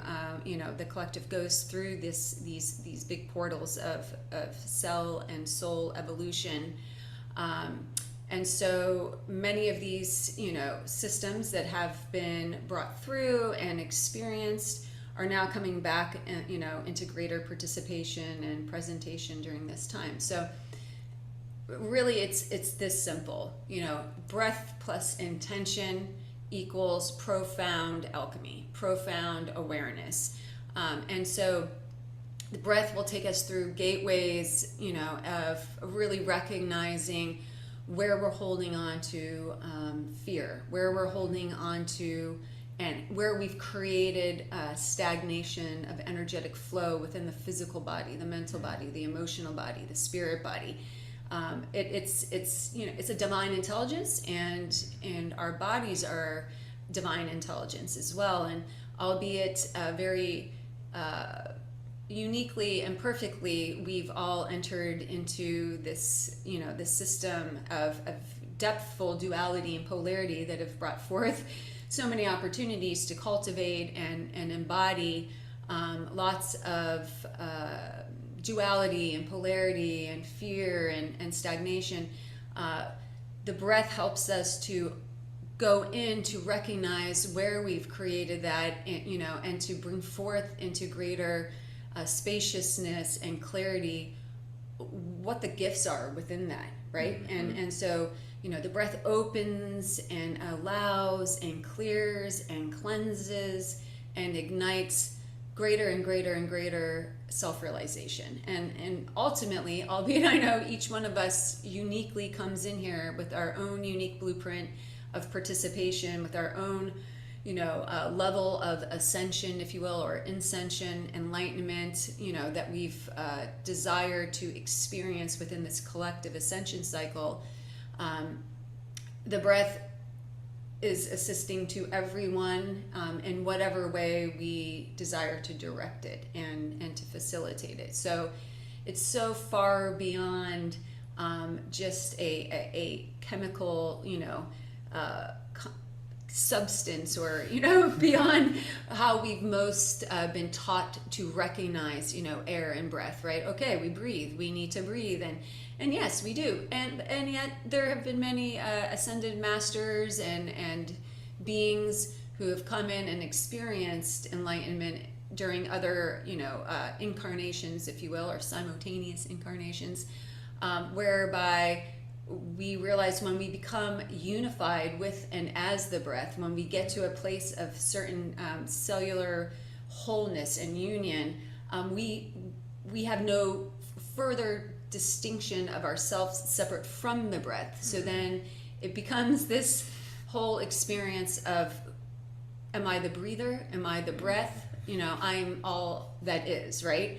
And so we do get to certain places, some of us who have desired to have the experience within our ascension blueprint, where we may no longer necessitate the how we've always sort of connected and experienced breath, of breathing in and out consistently and constantly to be able to even remain here in physicality, because we've come into such a union, a pure divine union with the breath, that it just harmonizes and facilitates within us, where we go through certain places and spaces within existence here where we no longer breathe. which might be mind-blowing. And certainly, what I would say is, you'll know. You'll know when and if this is part of your blueprint, and there will be no efforting. And at this point, there'll be such a cohesive and unified field of heart and mind that it will be something that simply just is and is not even efforted at. So in other words, don't try this at home. Don't try this at home. No, I'm just using, try this in home, right? As home, right? And so yes, it's one of those sort of elevated and exalted communions and unions that does take place in when one transcends all of the layers and levels of identity as being separate from the all that is. But in a more practical, kind of bringing it, into more practicality here, we can truly allow the breath to come in and take our intention and harmonize and regulate and balance and clear any system within us. And one of the ways in which we can allow this to take place is to surrender the mind and open the heart, right? So we can use it to down regulate our nervous system. If we're moving through, and we feel a contraction and we feel a lot of anxiety and fear, we can stop, drop, and breathe, right? Stop, pause for a moment, let go of identifying as whatever the system of suffering is, and oftentimes it can fall in, in the range of a fear-based system of expression. And, drop into the heart space, bring the breath in to further expand the eternal light that each and every one of us is and always has been, and then set, as the conductor of your light ship, right, as the eternal highest self, bring in that intention of, I down-regulate my nervous system. I release all fear. I allow myself to come out of any warring frequency with the fear, with the belief system that is creating and cultivating this fear response within the emotional body, the physical body, the mental body, the spirit body. And, and really just trust and breathe and allow and watch the magic and the alchemy take place. I've never connected in a moment of experiencing anxiety or stress or contraction whereby what I just described hasn't been absolutely omnipotent and alchemical, right? And then when we get into that and we see it, oh, that's right, I'm eternal, I am the everything and the nothing, right? I am this infinite spaciousness, I am. And we continue with that breath, and it may be that to break through the fear and to dissolve the resistance and the warring with whatever part of us, of our mind, and that we're at war with, right, or that we're in resistance to. Everything becomes effortless. Everything becomes so fluid, and sometimes that really prompts us to bring in a kind of breath, like a deep and expansive and depthful breath. And other times it's a softer and sweeter, melody of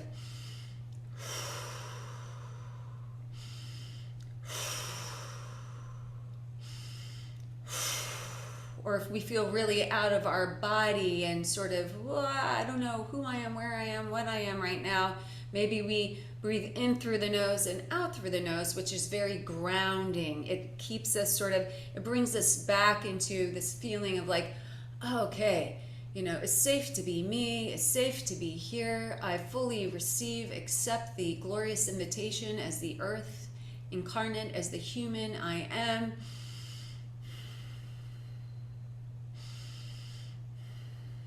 Right, so there's so many, and so if the mind comes in, and it does love to do that, and we have enough space and grace and peace and sovereignty and freedom and to hold space for our minds, right? Hold space for the egoic construct. bring the mind in. Okay, come in, mind, come in, drop into the heart center, breathe together, right? And if the mind tries to run the program, I don't know what breath to do. We all know how to breathe. And, and so bring the joy and the playfulness and the curiosity and allow yourself to just come into greater trust and remembrance. I am the all-knowing, right? The mind doesn't necessarily have the programming or the operating system to trust that or to remember it, because it is not the everything and the no thing. It's a beautiful construct and configuration and matrices in which we all decided and chose to come and participate with and identify as, until we get to this place where we're at now, where it's like, okay, it's time to dissolve our identity with and as the mind, while still appreciating the different ways in which the mind assists us. And I'm really continuing to be able to connect with this, this transition of the third dimensional matrix into the higher sort of dimensional range of wherever it is that we're all going collectively.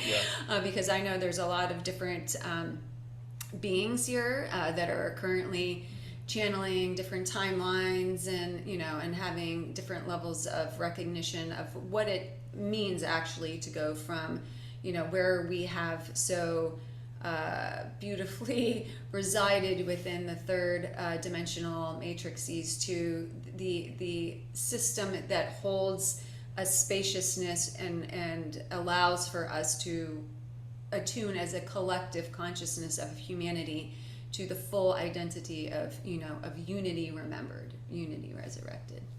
Wow, I feel like you touched on so many key points that just really ignited my heart. One of the things that I love that you said, which is like, yes, if we are instructed to do a certain breath in a certain way, and there's many videos out there, whether in through the nose is meant for this and in through the mouth is meant for that.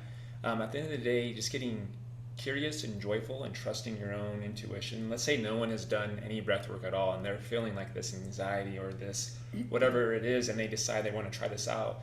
Just simply, joyfully, curiously trusting in which breath that feels best for you. Set the intention of releasing whatever it is that they're wanting to release, participate in the breath, and then watch the magic happen.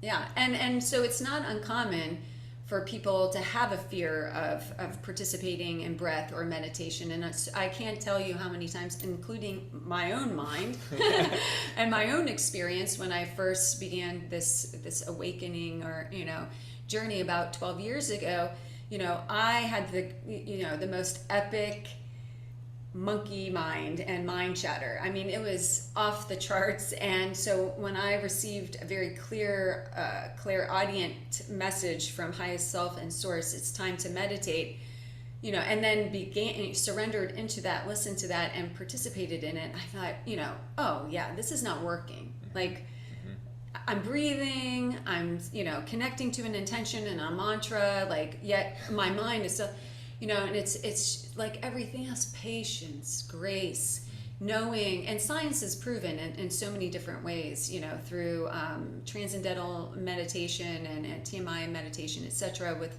their advanced, technologies, they've been able to measure that even someone with the most epic amount of mind chatter, who's a beginning meditator or breather, will say, there's an instant shifting, out of sort of the more hurried and hectic brain waves into, these more peaceful and brain waves that allow for us to access, higher levels of our pure connection as source, and so that was helpful for me, I know, when I first started, because I was like, is this even working? Like, there was a greater part of me that trusted and knew and was going to show up, every day, no matter what.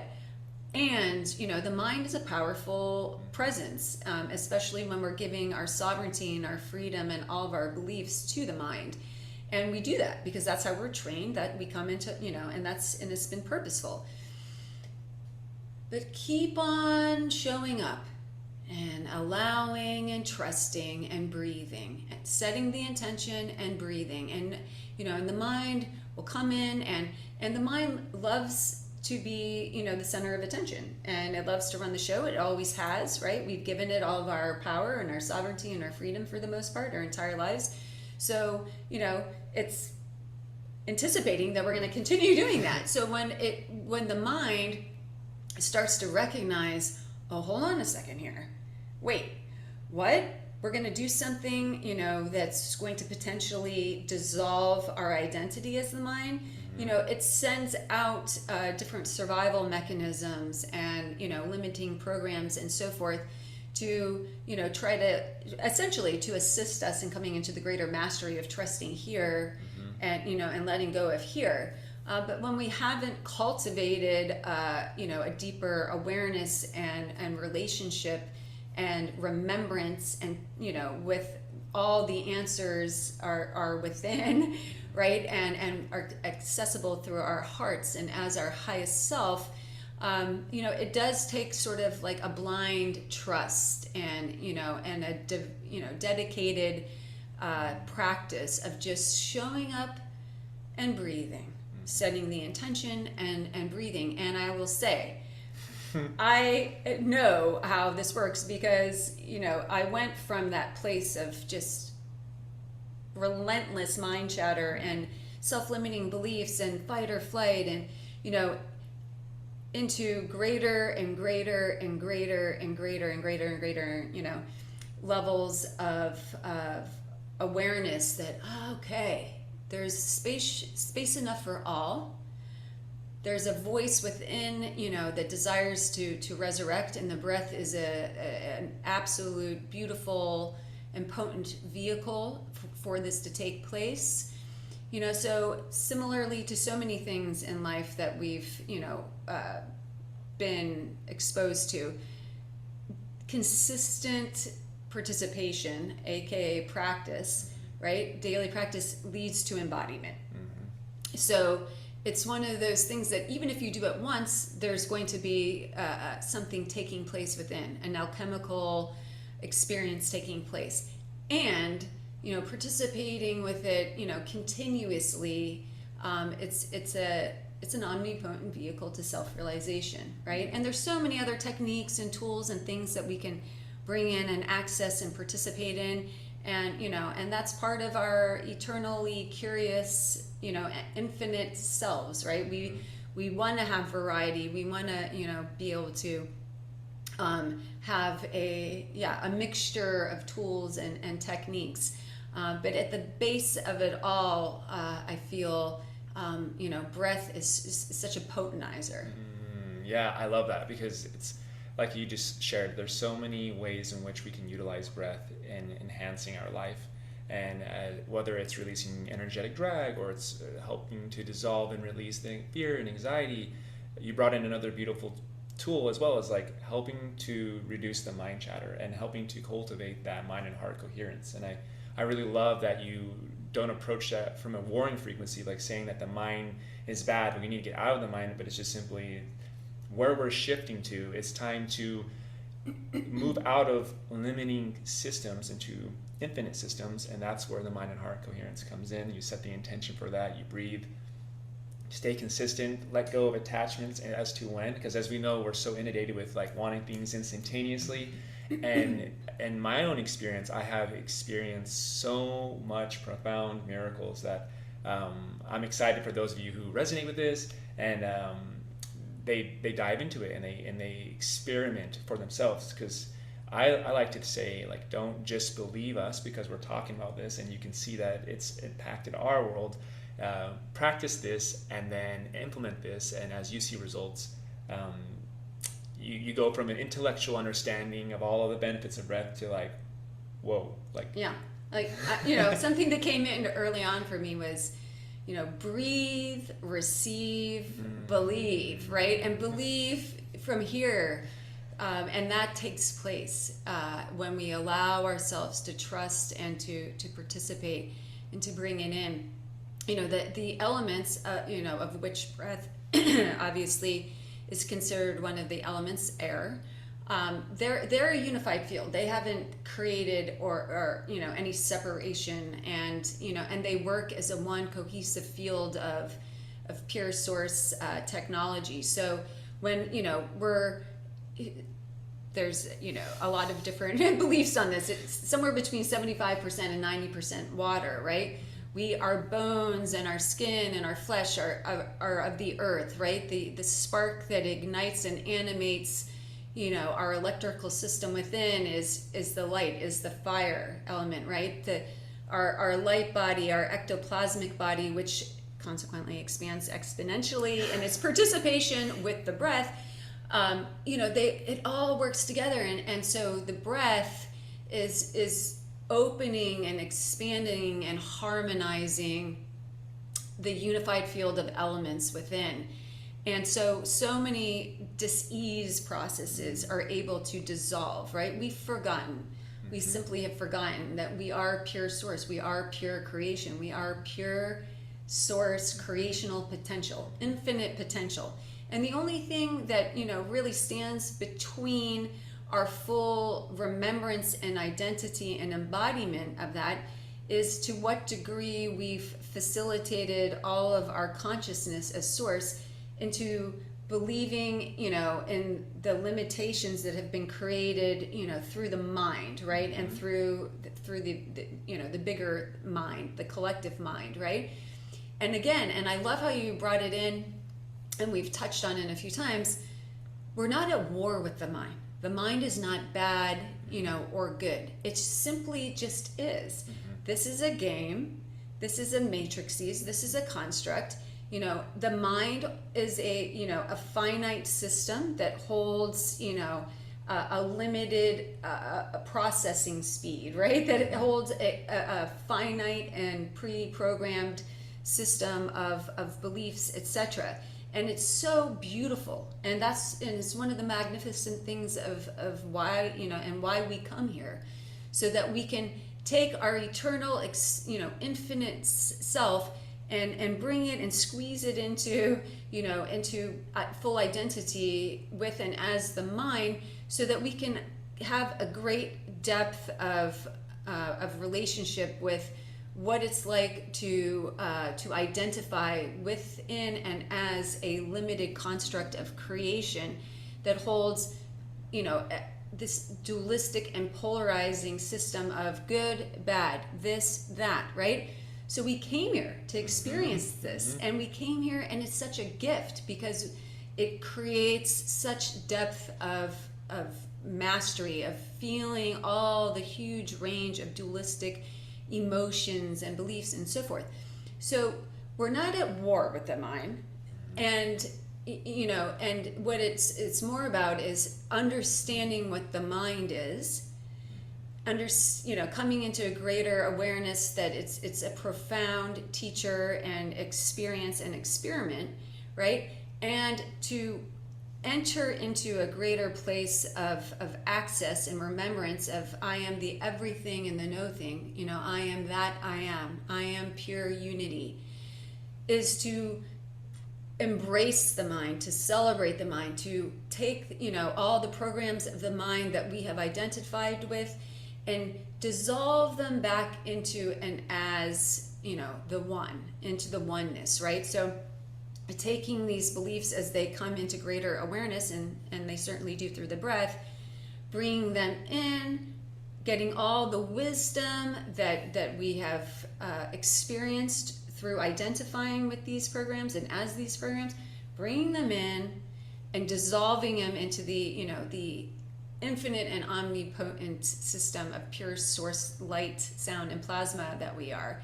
So we're marrying in divine union the mind with the one that each and every one of us is and always has been, right? And so it isn't, initially when we start to wake up, we're like, damn this mind. I'm so tired of this mind, right? And that's I feel like a very normal stage of awakening and ascension, is to come into the awareness, wait a second, there's this mind and it's playing out, and it's actually dictating and magnetizing much of what I'm experiencing, my reality. But then there's this part of me that's having this conversation right now that's recognizing that there is this mind, and so who's this other voice, right? And that's our highest self saying, ding dong, time to wake up, time to recognize, right? So it's confusing initially, and and we're like, well, which is which, and how, and it's like, okay, let me allow the breath, let me allow my clear intention and the breath, and to help dissolve the levels and layers of confusion, right? So we're bringing the mind back into this unified and cohesive field of pure source love, right? Of one. Yeah. I love that. Unity, divine union within. Like, you're touching on all these amazing, magical words. And then just ground this in for those of you who are like hearing all this magical experiences that can be achieved of breath. Like, think about how long, when a woman is in labor, they focus on their breath. When you talk about these Olympic athletes that are trying to attain their peak precision and performance in something, they focus on the breath. These Olympic sharpshooters, they focus on the breath. So we've participated in the breath for so long. This is nothing new, and now it's so beautiful that science is catching up. But now people like you are bringing forth a greater pathway and an awareness of exploring like just how deep we can go and to access our full potential. And I couldn't think of a better time than now to really bring back the awareness of the breath. Yeah, and the beautiful thing about staying with it and getting curious and consistently participating and coming into union with the breath is you never plateau, right? Mm-hmm. Because it's a facilitator and a gateway and an ally, if you will, to reaching the most exalted states of what we've pre-programmed as our blueprint of ascension. So the mind will come in. Sometimes you'll do a breath work, and at this point I've done thousands, whether in meditation or holotropic or however one terms them, right? And sometimes you'll have a breath and and you don't have this fantastical, or you don't perceive, right? This absolutely fantastical experience. You feel good, you feel like, okay. But every single time something more is shifting and opening and preparing and creating the spaciousness for the evolution of consciousness and the evolution of our participation here. So, and then you get to certain stages of your embodiment where, as before, maybe you felt called or needed, or felt the need, however you want to say it, to participate in a rhythmic breath, for 20 minutes or 30 minutes or 45 minutes to access, these greater fields of dimensional range and self-realization and alchemy and so forth. And then you get to a certain point on your journey where you may simply take 2 or 3 breaths, and you've accessed that, right? And everybody is unique in this way, and everybody is different. So there's no need, and there's actually really no great benefit to comparing someone else's experience, right? That happens a lot, in holding sacred space, whether it's in ceremony, whether it's one-on-one. People will say, everybody else is sharing about these tremendous experiences that they're having, and they're seeing unicorns and and all this stuff, and I just feel like more peaceful when I do the breath, or I just feel more connected when. That's equally as profound, right? So, and the more we trust, and the less we try to compute through the mind what's taking place, the benefits, or and we just trust, and we breathe, and we surrender, and we breathe, and we allow, and we breathe, right? Because the only thing that really creates any sort of, let's just say, perceived limitation of what is taking place is the parts of us that are still completely dependent and identifying as the mind, right? And so if we just show up and we trust, and I love that you bring in, let go of the end game program. We're eternal. There is no end game. You know, yes, you know, there is within this construct that we have chosen as a human, you know, physical avatar, we recognize, albeit it's shifting greatly, that, you know, we come in, we experience a certain period of physical incarnation, you know, and then we transition. And as we transition, of course, I believe most of us have come to a place of recognition, whether intellectually or embodied knowing, that we never just disappear, dissolve, or, you know, poof, right? We're simply taking the, you know, the energetic column of pure source that we are, that we've appropriated to animating ourselves within this illusional construct, and we're now taking it, you know, and appropriating it and directing it into another system of creation, of which there are infinite systems of creation, right? So allowing ourselves to let go of any felt sense of pressure, and or when, you know, when am I going to attain this, or when I, you know, because that's a sense of warring frequency, and that creates resistance, and resistance creates stagnation, and resistance creates a lower processing speed. So just breathing, and I mean, it really is that simple. It's that simple, and it's not that simple, right? Yeah. Because the mind is, you know, likes to your first sort of point of sharing, like, you know, the mind likes to make everything seem really difficult and complex and serious, right? And the heart's like, I don't even know what that means. Yeah. Yeah. I don't even know what that means. Like, you know, so yeah, there's just so much that can expand and be accessed and remembered and embodied, and dissolved and through the breath.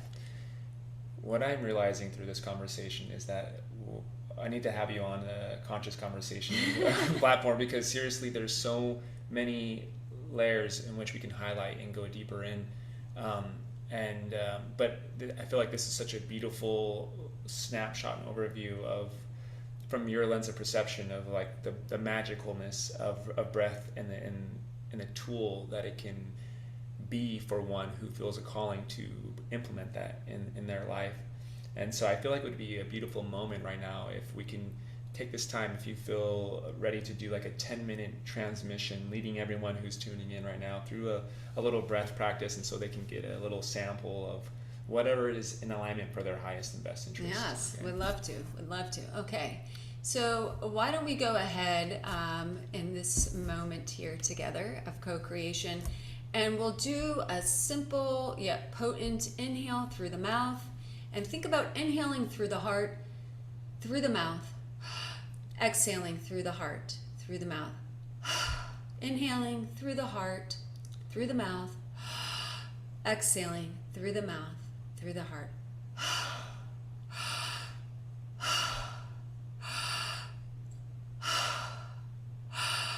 And as you're inhaling, you're expanding the front of your heart, the sides of your heart, the back of your heart, letting go of any tension, any stress within the shoulders, letting those shoulders drop, letting the arms and the body, maybe even doing a little movement. Where can I allow myself to just surrender and let go? Like you're a fluid, noodle-like construct right now, with no tension being held in the body. And if you feel tension somewhere, bring the breath there. Allow the breath to dissolve. Allow the breath to assist you in this deepening of surrender, this deepening of trust, this letting go. Breathing and allowing, breathing and receiving, breathing and dissolving, dissolving all stress, dissolving all fear, allowing ourselves the full range of all that we most desire to experience, to be. Feeling for a moment as you're breathing, I am all of those things. I have access to all that I most desire. I am that. And allowing ourselves to feel and breathe as we feel the greater expansion and precipitation of the unified field of creation opening around and through us, above, below, side to side, all around. This radiant field of pure source creational potential, free of all limited constructs of the mind, and full access to our 0 point, the portal within our heart that allows us to remember, I am the everything, I am the no thing, I am one with all.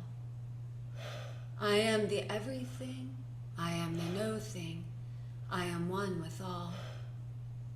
I am the everything, I am the no thing, I am one with all. I breathe, I dissolve, I unify. I breathe, I dissolve, I unify. I breathe, I dissolve, I unify. Prayanaya, Naya, Unaya, oh,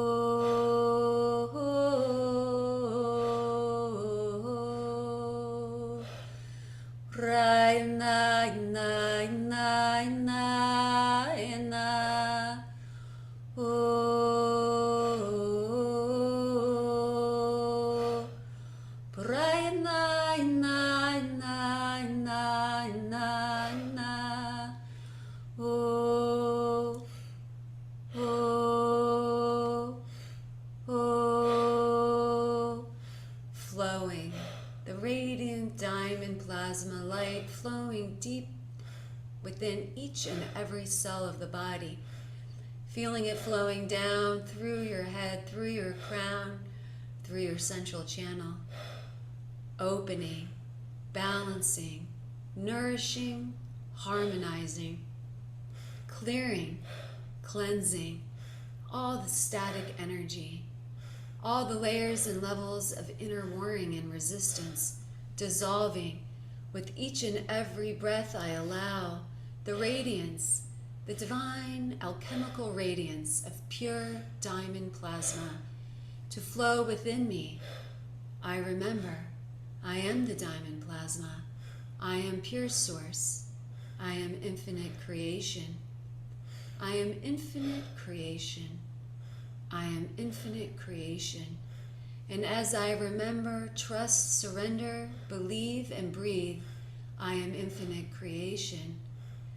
I recognize now that the doorway of my radiant, eternal heart, the light within, begins to open, begins to expand, begins to further ignite.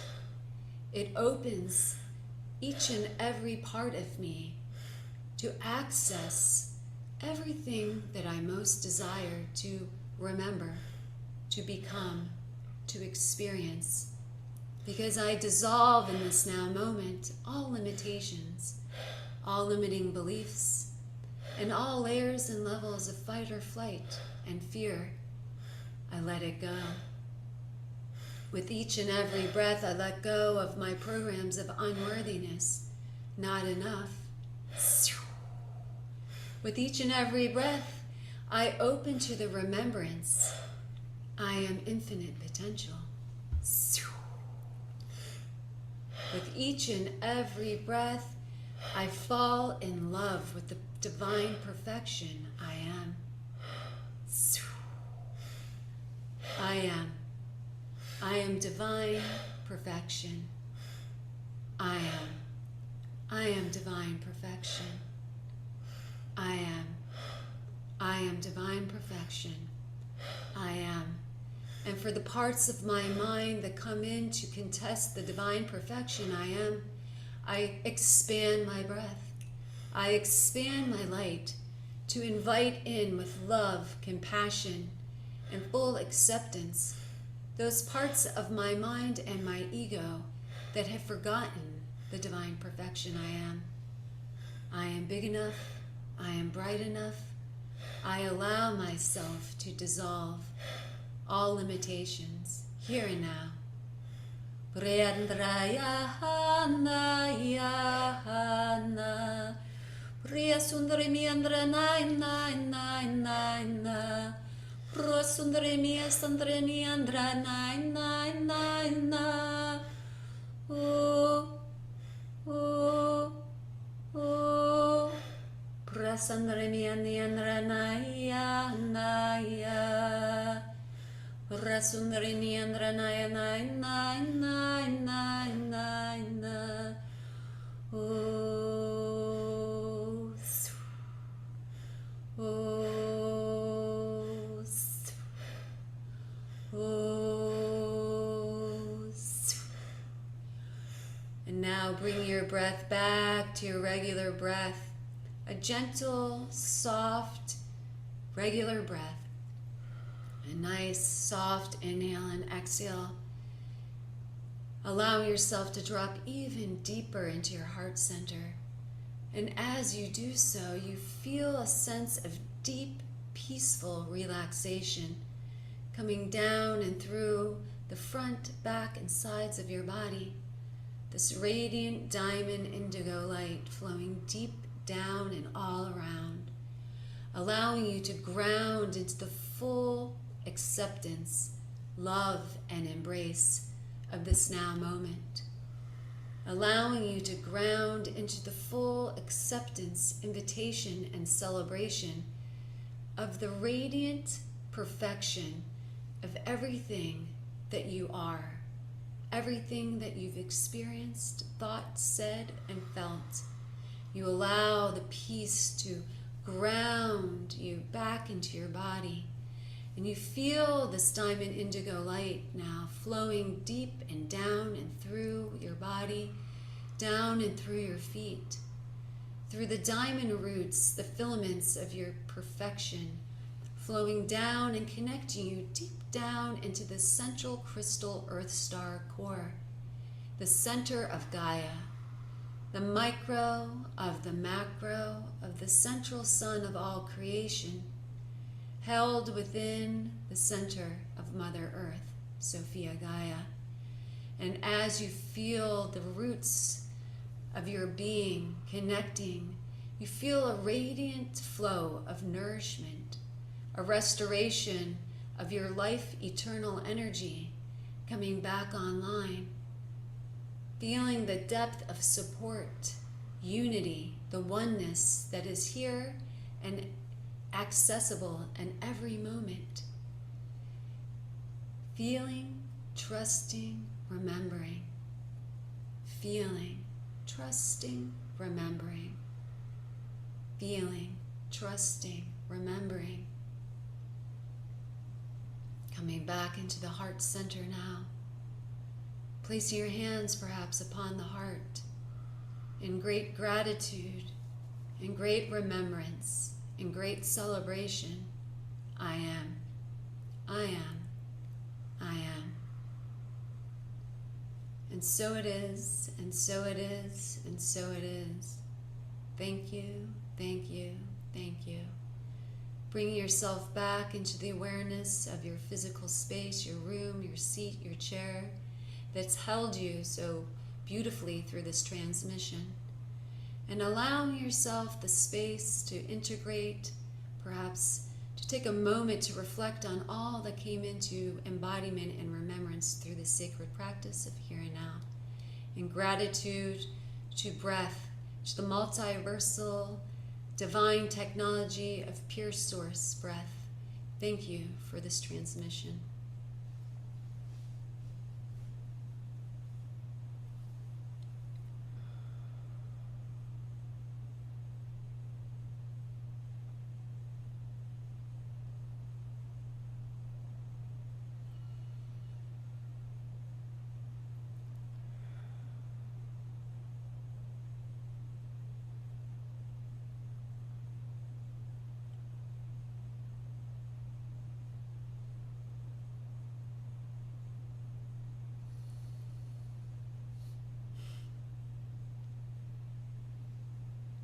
Thank you so much.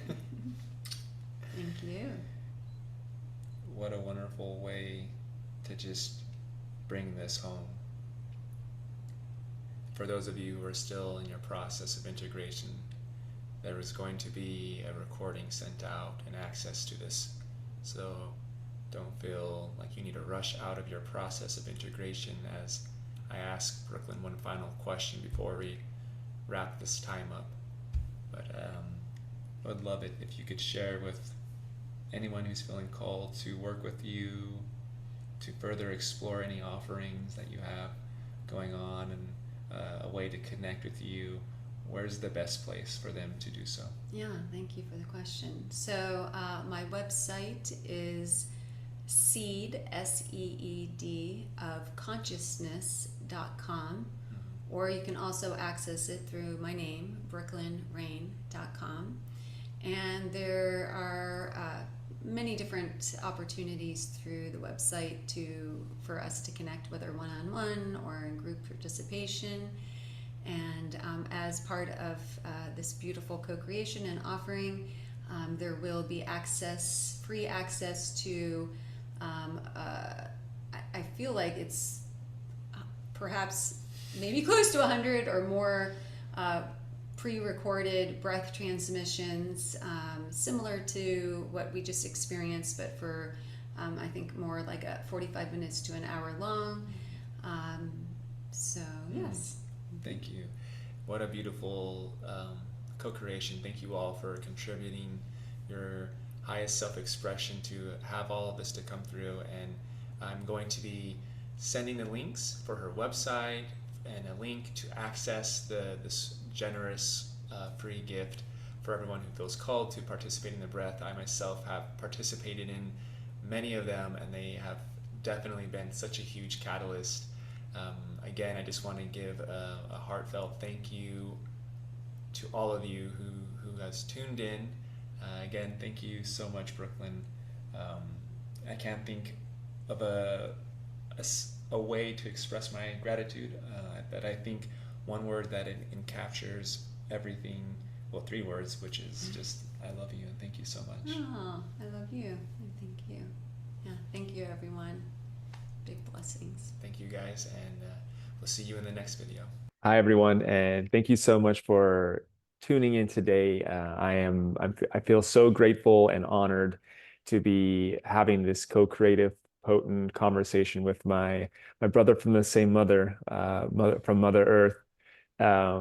Just in the amount of time I've gotten to know him, words cannot describe in how I've experienced him and how I view him. And I'm super excited that you guys are going to get the opportunity to experience it for yourselves.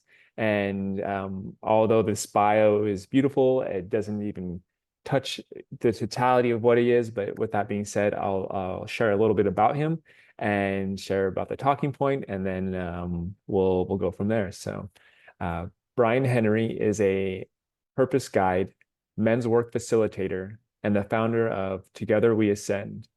He is devoted to serving the expansion of love and consciousness. Through his retreats, programs, and coaching, he helps awakening creators align with their highest purpose and create freedom and fulfillment doing what they love. Brian also hosts the Awakening with Brian podcast, on which he had nearly 100 conversations with esteemed teachers in the space of spiritual growth and personal transformation.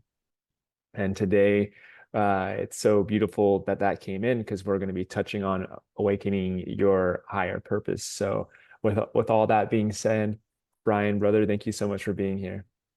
Yeah, I'm super grateful for the opportunity to just connect with you again, brother. It's always such a pleasure and an expansive time and experience with you, and of course to be here to be a part of this summit, and just get to share and grow and evolve together. Mm-hmm. I think it feels that when touching on a subject of awakening your higher purpose and even diving into like what is the higher purpose, What are some common misconceptions around purpose, and why do many struggle to discover theirs? Yeah, I feel there's a few different things that kind of commonly um, can be the challenges or obstacles that keep one from aligning with their purpose. The first one that comes to mind is the mind. The first one that comes to mind is the mind, ironically. It's, you know, pretty common, I would say, to see someone wrestling with this question and trying to figure it out. You know, what's that thing that I'm supposed to be doing? And this inherently isn't a bad question to ask. There can be a lot of awareness that can come from self-reflection. But what I find is that if we're overly in the mind and not enough in the heart, then we can get stuck there. We can get stuck with the trying to figure it out and never really feel that sense of knowing and confidence that we are on our path. Because I definitely feel that sense of knowing comes from deeper than the mind. Um, the other thing that comes up in terms of misconceptions is I think when a lot of people go searching for their purpose or searching to align with it, or awaken it, it's a search, and it's the search happening outside of themselves, and perhaps getting too caught up with thinking of the purpose as something that we do, right? And it's something that again just has this external basis that consists of action and achievement and worldly things, whereas I like to think of purpose as something that we do, but it's also something that we be, and that's really an internal thing. It's really an inward journey, and if we go looking for it outside of ourselves, we might get lost in never finding it. Whereas what I'm a big believer in and advocate of is that purpose is both something that we do in the world, but perhaps even deeper than that, and that is it's something that we be. Mm. I think that's so beautiful. I mean, I completely resonate with mind and heart coherence, or bringing more of your conscious awareness to operating from the heart. And it sounds like what you were sharing is like when perhaps the questions is a good starting point to embarking on the journey of what our purpose is, but then not staying in the mind, and perhaps coming within the heart and going within, you will organically flow and find what your purpose is, which ultimately is what you are, and what you are, and embodying that, your authentic self, it attracts the external circumstances that you need to take action in fulfilling what we perceive as our purpose as an outside thing. But it's like it's everything is in one. But it is like a good summary of like how I just interpreted what you're sharing. Yeah, and I think not only a summary, but like you've added to the point. A couple things that I drew from that maybe just want to highlight is, it's about the coherence of the mind and heart. So I don't wish to, and I think some, at least in what I've seen in some teachings, that the mind is kind of made out to be this enemy that we have to overcome, and that's not what I'm suggesting at all. It's not that the mind is the deterrent. It can be, but it's not so much about overcoming the mind as much as it is with aligning it with the heart. So that was one thing that I drew from that, and then the other was, attracting the circumstances and how that can happen from being our authentic self or being our purpose. And I feel like you just added that point, and I definitely resonate with that sort of thinking. I feel the outward expression of our purpose and the sort of experiences and opportunities that might align with it will be a natural byproduct of coming into this sense of alignment that I feel we're describing here. Mm, yes, yes. So how do you view purpose? Is it multidimensionally, or yeah, how do you view purpose? Yeah, it's I hit the nail on the head because it definitely has many dimensions to it. Perhaps more than the ones that I'm going to name and put some concepts to. Mhm. But to like keep it very simple here, I like to think of it as two dimensions. And I think Mm, we were already kind of alluding to this earlier. And the two dimensions being one, your inner purpose, right? Your inner purpose is self-realization, it's knowing the self, it's expanding our consciousness. I also like to think of it personally as coming into harmony with source and realizing ourselves as one with source. mhm, And again, this is very much a inward process and journey. um, and then there's of course, the outer purpose, right? And I think this is where most people might be, or what most people are thinking about when they think about this topic of purpose. They're only really thinking of the outer purpose, a lot of them at least. And this is the how am I contributing to the world? What am I creating and giving to the collective? Also, of course, a equally, I would say, as important aspect of our purpose here. But it's not just that. And then the last thing I'd share to this point of there being dimensions to our purpose is that they're layered upon each other. And what I mm, mean by that is that they're intertwined. I don't believe that we can truly fulfill our inner purpose while neglecting our outer purpose. mm, I don't get the sense that it works that way. mm, And similarly, I don't feel we can ever fully express the our highest outer purpose if we're neglecting the inner purpose. So it's a nice way I would think of as like helping it make sense to the mind, because they are kind of different things. There's mhm, self-realization and there's self-actualization, realizing who you are and creating who you wish to be. um, and again, I feel like these two dimensions, if you will, are deeply intertwined. mm. I love that. I love when things are put simply and they're potent. For me, that's been like a recipe of just an easy path to get behind. So, what is your perspective on, is purpose a predestined thing? Is it something that you create along the way, or what's your perspective on that topic? Yeah, that's a really good question, and one that I can't say I have a certain answer to, and I think that's part of the beauty. There's a mystery behind it. The question I'll sum up with, is there, do we have a destiny? Is there something that we Mm, come into this journey with being our purpose prior to anything that we've get to experience in this lifetime? Is there some purpose that we've come in with that we're here to fulfill?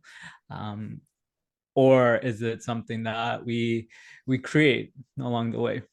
And this is where it might not be as simple, because i I want to say it's not an either or thing. mm, I feel while those two things might seem like polar opposites, mhm, this is where it gets tricky for the mind to like mhm, grasp onto, because the mind really wants to think in terms of this or that, black and white. mhm, Um, Whereas I personally feel like it's again multidimensional, and because of that, it will seem paradoxical.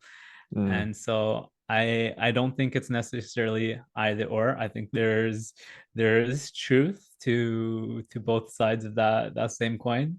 mhm, The one thing I will say to this point though is, as much as I believe we are the creators of our own reality, and we are in our free will and in our power to go and create whatever reality we desire. One thing that I've come to um, believe is that if we align our intentions with that of our higher self, that's the path in which we are going to experience the greatest amount of flow, ease, joy, fulfillment, satisfaction. And so, in that sense, one might think of it as, I've come into this incarnation with an intention for a reason. I believe, this I've received confirmation around. Um, and I feel aligning with those intentions that we had prior to coming into this incarnation is how we'll ultimately experience the greatest amount of fulfillment that we can experience in this lifetime.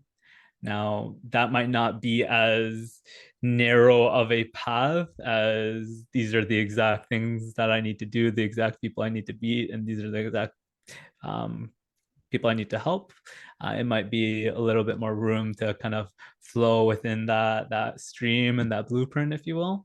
But I do feel like we do have some pre-birth intentions coming into this incarnation, and yeah, it's in aligning with that purpose that we'll experience a great sense of fulfillment.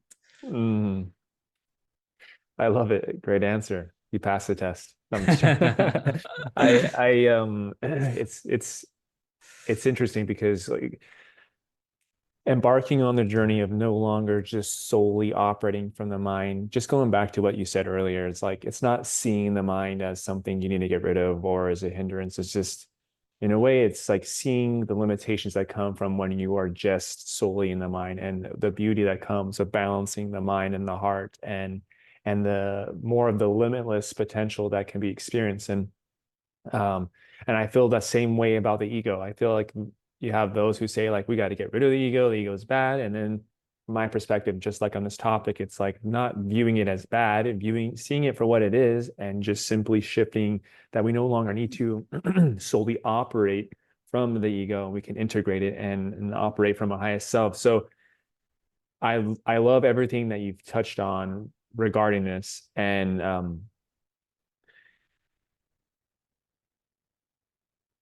one of the things that I feel like this has been touched on, and because of my own journey with this, I can see this, but perhaps for someone who's just seeing this video and they're still in the thick of like thinking that the mind is the only way to navigate reality, and it almost comes, I almost see as we're talking about this, I almost see like when it's comfortable being in the mind because the mind, it thrives on um evidence that you can tangibly see and you can track, which it's not to say that you shouldn't be experiencing on your journey, but as you start to dive into the unknown and start to go into your potential and activate these different things, it's like now that sort of comfort zone of having solid guideposts are taken off, it feels uncomfortable and it doesn't feel right.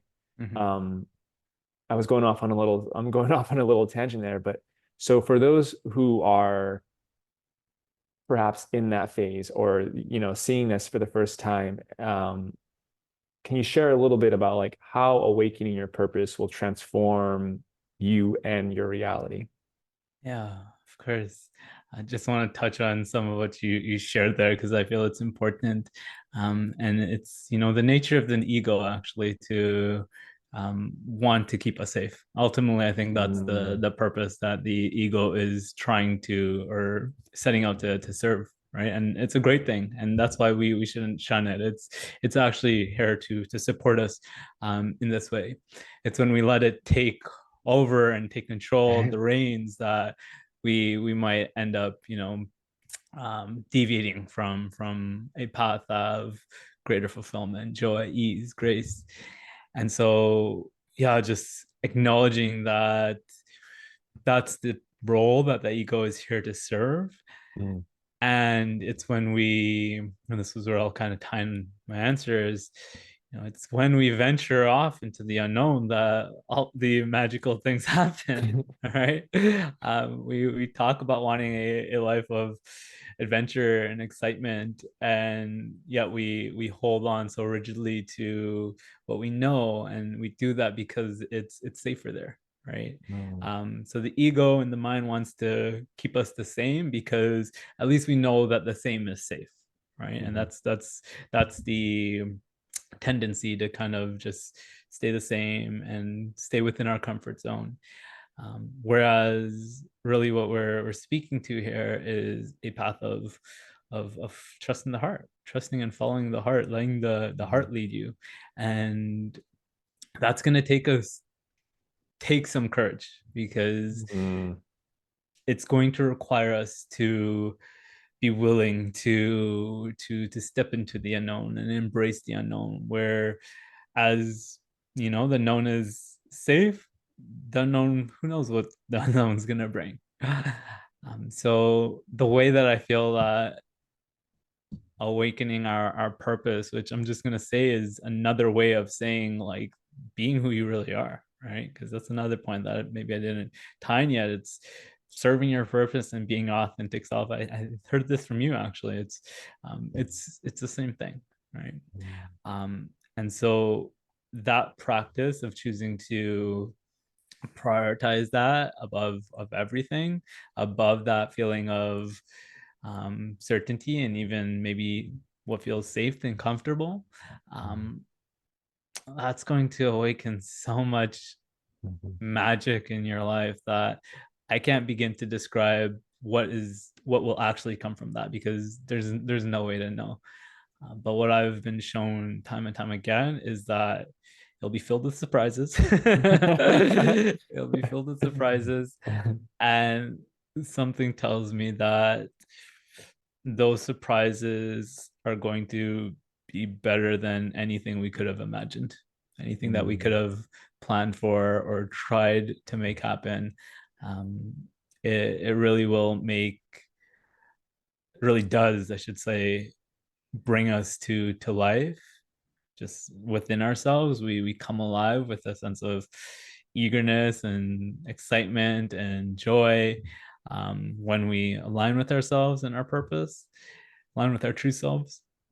And the way that that transforms our reality, we begin experiencing synchronicities, we begin to experience, going back to kind of where we started, attracting things into our reality, people, places, opportunities, experiences that we couldn't have conjured up.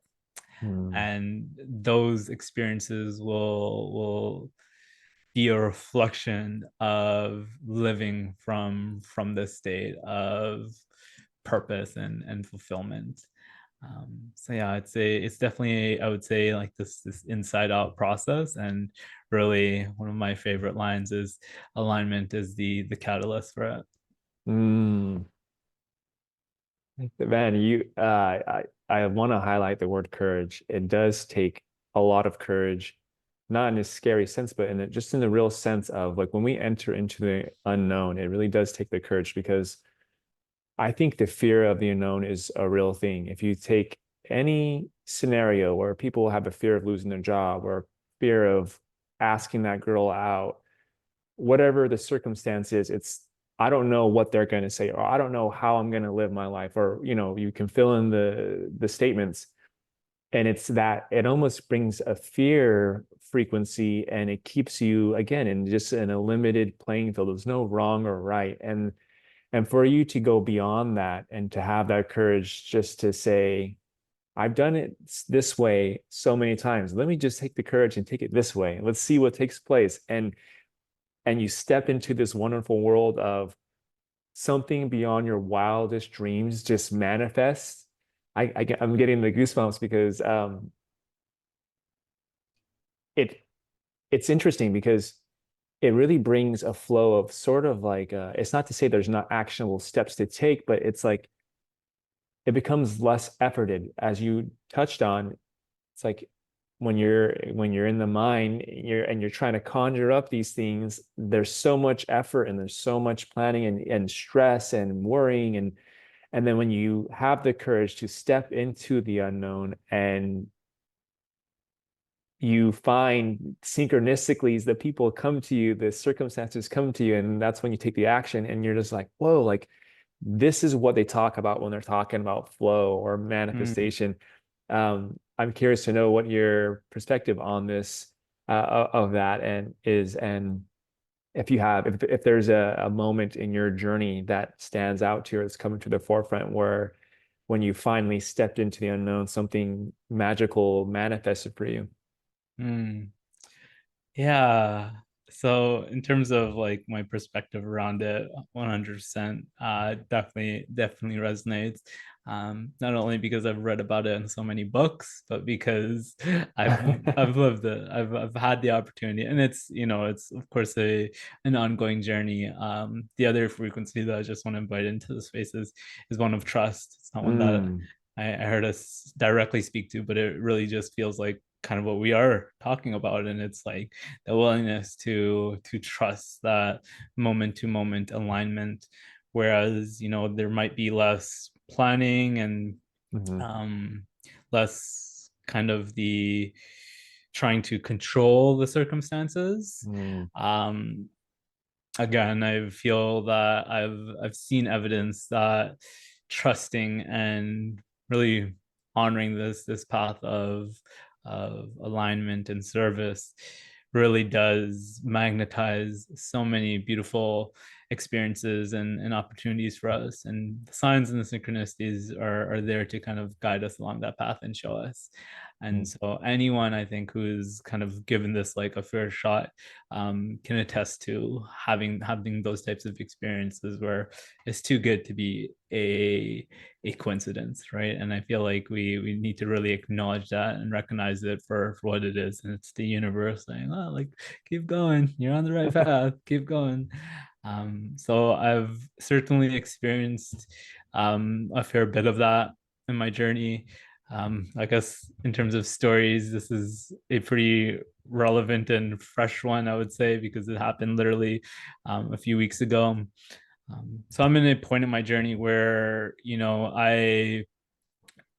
I've been really just trusting, and I've been creating what I feel I'm being inspired to, what I'm being called to.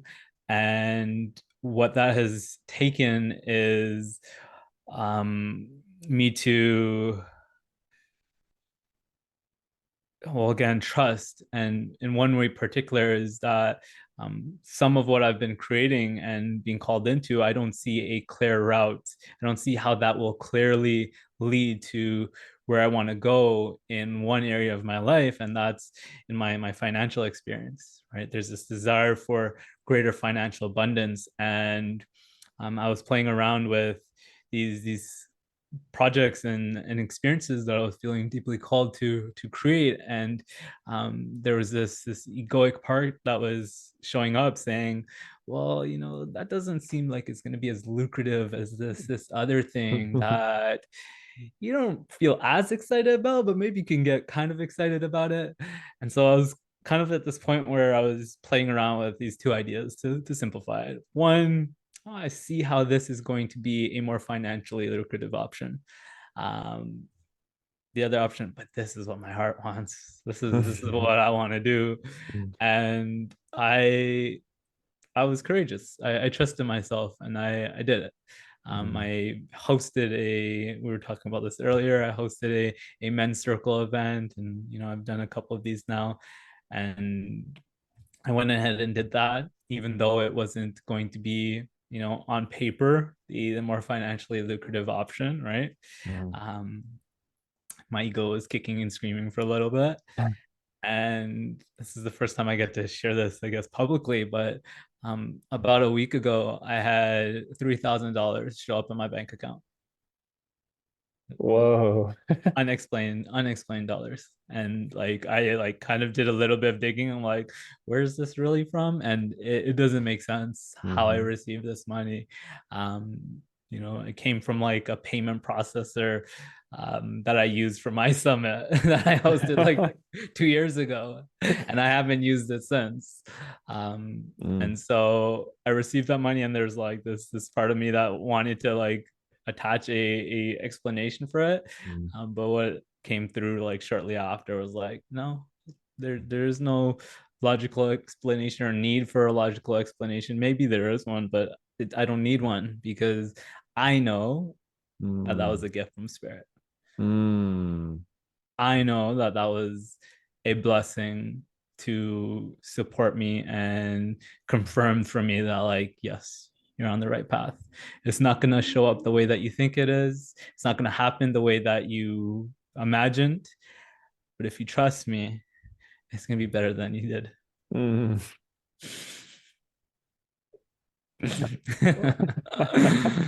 I I love that. Thank you for sharing that story. And I think it's so beautiful. Everything that has been shared, people can feel the magic. They heard about the magic. So, can you share what are some practical tools for connecting to and living your purpose? Mhm. Yeah, I think this is definitely an important topic to dive into, because it's one thing to speak about how life is so magical if we let it be, but making a little bit more practical and offering some very grounded tools for coming into this sort of alignment, I think, is again really important to address. um, so there's two that I kind of see as being my, like, um, just like foundational. If everything else I let go of, but if I were to stay consistent with these two, I personally feel like I it will be more than enough to kind of keep me on my path. Um, and so the first one would be, generally speaking, is introspection and self-reflection. More specifically, the way that I like to do that is journaling. Journaling has been just so foundational for me. I feel like I'm coming out of a plant medicine ceremony each time I come out of a journaling session. It really is a ceremony of its own. I come out of each experience with um, feeling expanded, feeling like I know myself better, so feeling greater clarity. So yeah, that's my first one. Now, it doesn't need to be journaling for everyone, but if you haven't given it a shot, this is one that, like, I highly encourage everyone, like, at least explore and experiment with, just because of how powerful it has been for me on my journey. So yeah, journaling is one that I find a lot of clarity and answers come through, a lot of downloads come through that format. And yeah, the second one just being, I think of it as, I can call it my morning practice. That's what it is. It's a morning practice. I like to call it my higher self calibration sessions.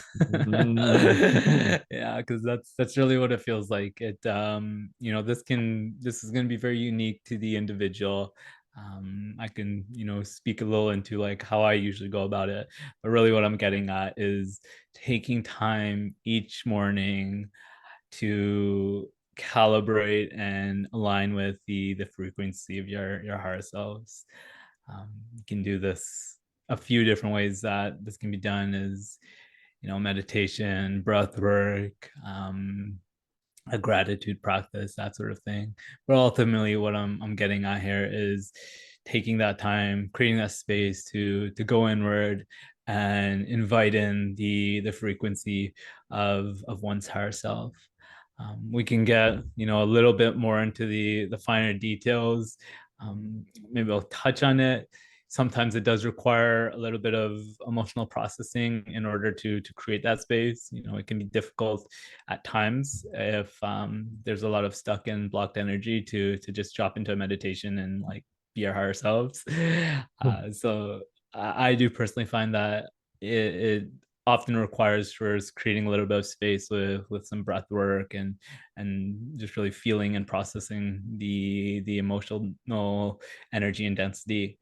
um, and then after that's done, I would kind of flow into, again, inviting in that frequency of my higher self. And more practically, what that could look like is just bringing in the sort of emotions that I want to feel. Right? What do I want to feel? And can I command my body to activate this? Mm. I know without a doubt that I can close my eyes and change how I feel. Like, Mhm. I've practiced this. I've learned how to cultivate this. And some days it's easier than others, of course. But in the big picture, it's quite evident to me that we have this ability to shift our energy. Mhm. And yeah, I feel like starting my day on that sort of note on most days is so powerful, because it then gets me into that aligned frequency that the intention is to carry that into my day as I go about it. um, Last resource that I'll just kind of chop in here, a lot of what has inspired me in terms of the way that I carry out this morning calibration or meditation is definitely inspired by Dr. Joe Dispenza. So I do Mhm. recommend anyone listening to this and wants to get like more into the depths of Mhm. how a practice like this can look, with each Mhm. of these different like phases or aspects of it included: processing, clearing the energy, calling in that frequency. Yeah, I feel like that's a pretty solid resource. He's a pretty solid resource for that sort of thing. Mm. I think what's so beautiful in this that sharing is that I know for someone tuning in right now and who might be solely immersed in the mind, they're thinking like, that's it? Like how can that align me to my purpose? Like all this magic, all this beauty, and it's just creating the time, whether it's breathing, whether it's breath work, maybe doing some emotional releasing. But I want I'm that's like the mind's again, it goes back to what we shared before, is like there's so much more effort when you're just in the mind. And as you come into this space, you realize things can be as simple as we want it to be. Of course, there's nothing wrong with going more so intricate and so difficult, but I love that you just highlighted a very simple, potent process and you just stay consistent with it and just watch the shift. At the very least, which is not the least to say, but you'll feel the shift within you emotionally, physiologically, every aspect of you. You can just feel yourself feeling more happier, more joyful, more creative, and you'll just notice this beautiful drop in that you just shared of a tool to really to do what aligning with your purpose and living it. So um, incredible. I'm a huge advocate of simple and potent. Mm-hmm. Um, yeah. Yeah. Just to like tie that all together with a nice bow. One of the other things that I like to say about purpose is it's a frequency, right? It's Mm, again realizing that it's deeper than just this thing that I do, this program that I create, this business or career path. It really is a frequency that we live from. Again, the outer purpose is part of that. What we create and how we contribute is certainly part of that, but it's more of a expression of that than it is something that, again, we have to go looking for and finding. And so when we come from this place of, I'm going to first align with the frequency of my true self, I'm going to first align with the frequency of my purpose, which, as I've mentioned, is one of the same thing, then the synchronicities and the inspiration and the action, all of those things become a natural outward expression mm. of aligning with and being the frequency of being in the frequency of your purpose.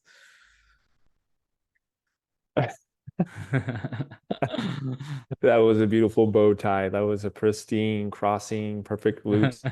Can you please share any offerings you may have coming up and anywhere people can get a hold of you if they're desiring to experience these men's groups or to further have some coaching on, and if you're still doing that? Yeah, sure. Okay, so first, if you're just trying to connect, yeah, Instagram, I guess, would be a pretty good spot.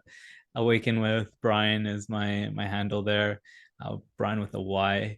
And yeah, I also have a podcast with, as mentioned, like almost 100 conversations with some pretty powerful, amazing teachers. And as soon as we get it going again, it's been on a little bit of a hiatus, but I'd love to have you on for an episode, brother. Um, that's a great place to go if you just want more free content, and it's some powerful activations, not because of me but because of the guests that I've had on. So there's a lot there for people to explore if they're interested.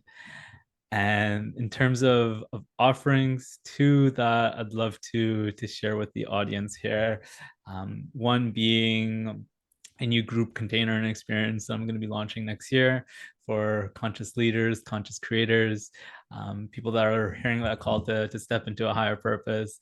There's going to be a group experience called Awakened Creators, in which I'm going to be guiding these individuals in not only awakening their purpose, but then creating a life around it so that they can experience the freedom and fulfillment to and in doing what they love. Because that's another big, just like foundational belief of mine. I feel like we all have the ability to really create a life around doing work that lights us up, and we can be abundant doing that. So yeah, this program is definitely going to be for those individuals that want to activate those new levels of freedom and abundance, creating and expressing their purpose. So actually, I'm gonna have a link to register for a waiting list for that event. Sorry, event program. That way, anyone who does register for the waiting list will get the communications and emails sent to them when the program opens up, and it'll actually also give them access to the early bird pricing, which will be the cheapest pricing.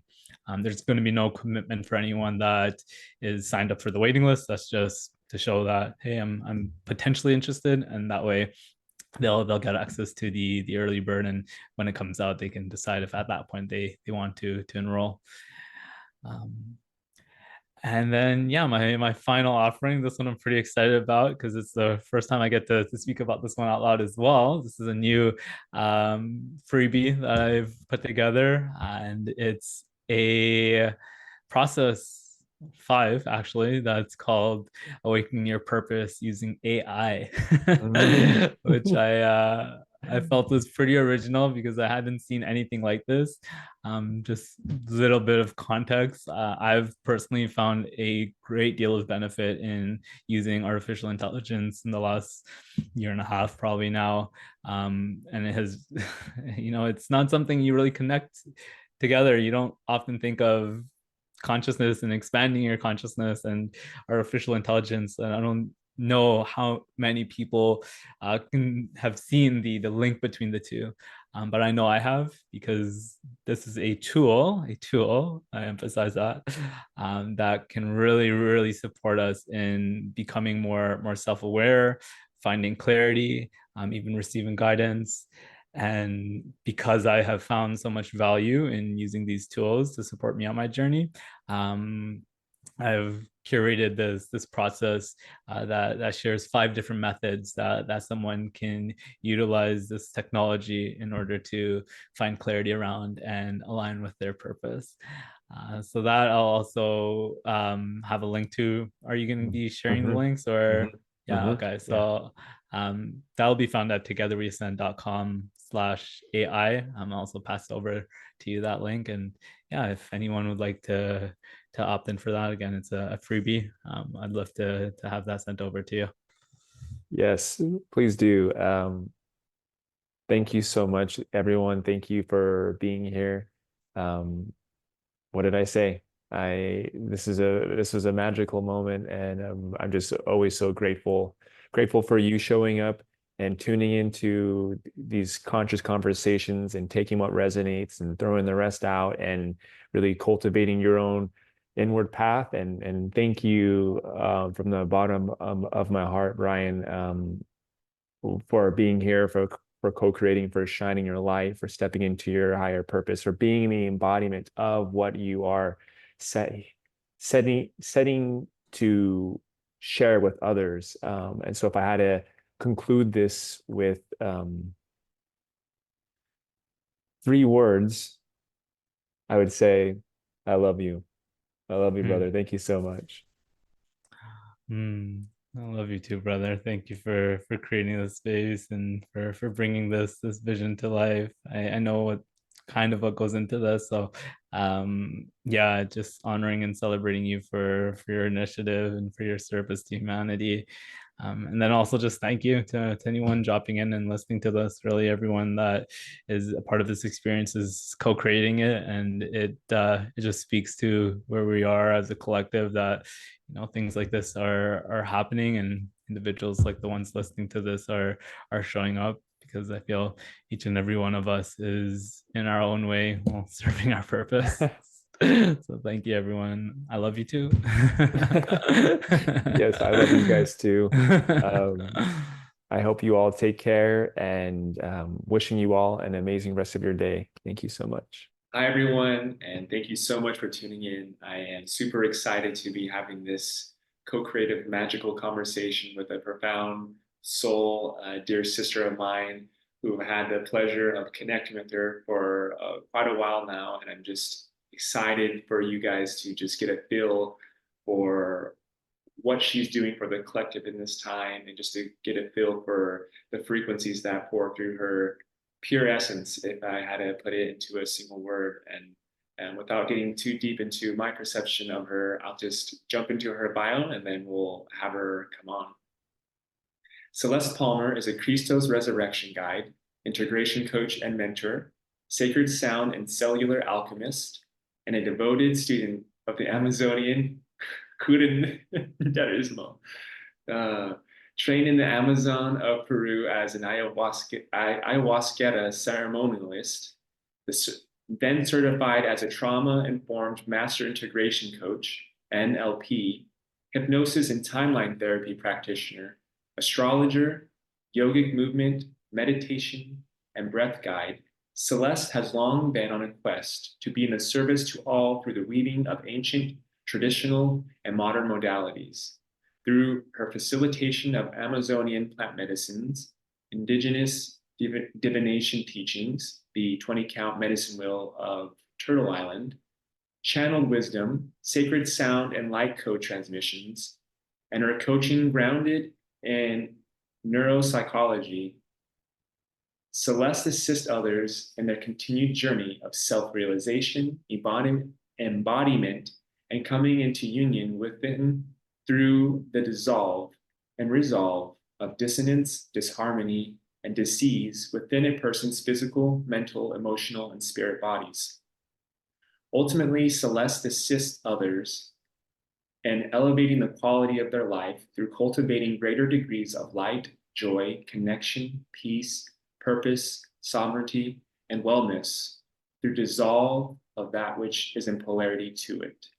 And as we get into this conversation, I'm excited to dive into ayahuasca as it's a devotional medicine. But before we get into there, I just want to say, Celeste, thank you so much for being on here. It's an honor.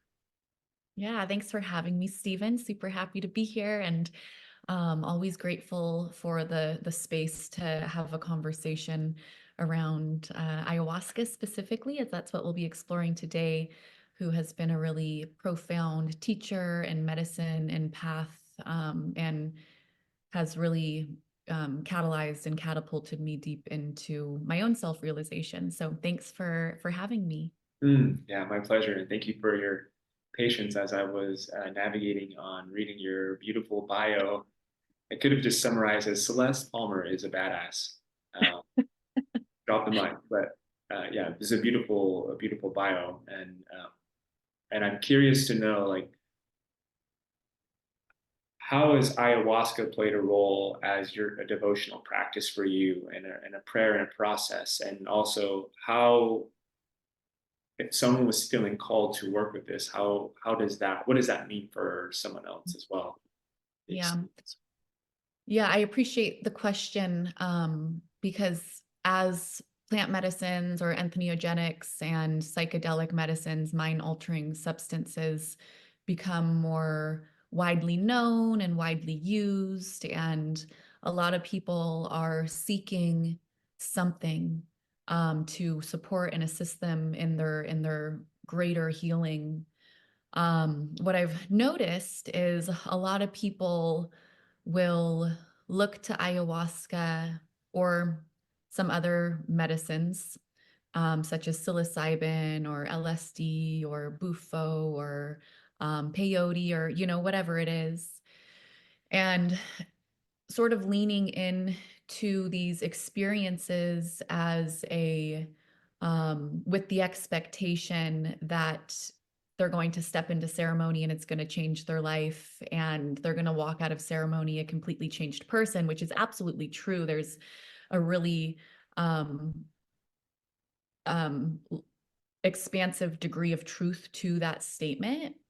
And the way that I have been guided in working with this medicine under the direct mentorship of ayahuasca herself is that this is a devotional practice and it's a process. And so, absolutely, we will step into these plant medicine ceremonies and one person and step out a new person as there's a rebirth that takes place in the healing and alchemization and transformation and transmutation that takes place in those ceremonial spaces.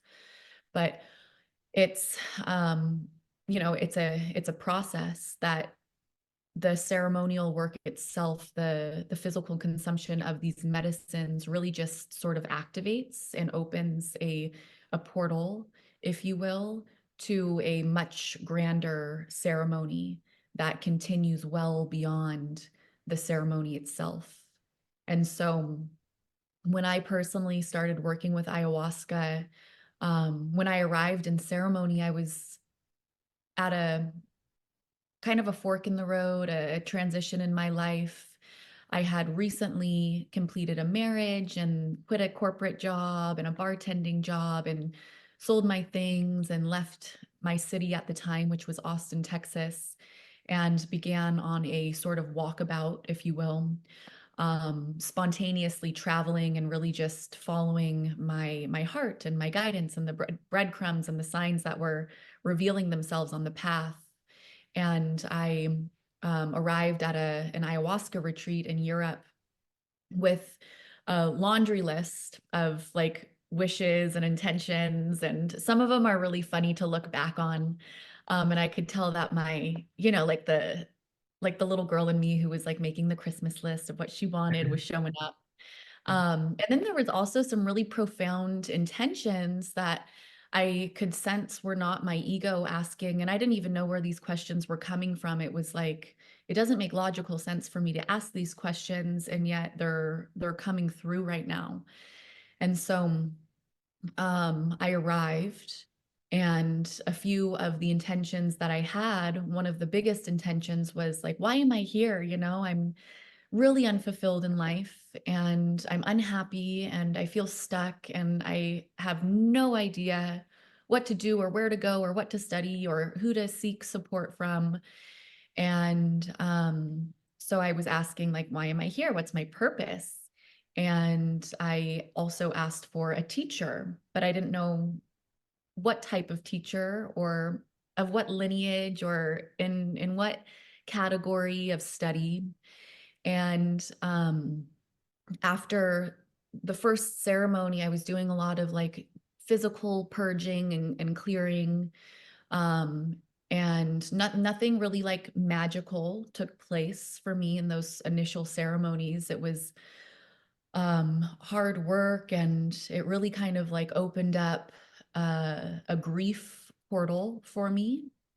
And then it was my third ceremony where I received this big vision of me doing what I'm doing today, which is guiding ceremonies as curandera and ayahuasquera. Um, and it really, like, that vision just spun me up and out. And I came back like so elated and jazzed and grateful and expanded. And then the reality sunk in, and I was like, holy shit, like that was a really big vision. And who I am in this now moment, it just seems so far away. Like there was so much growth that needed to take place within me to align myself energetically and prepare myself to hold and ground and embody what I had seen in that ceremony. And I'm really grateful because I connected really early on to the beauty of this medicine.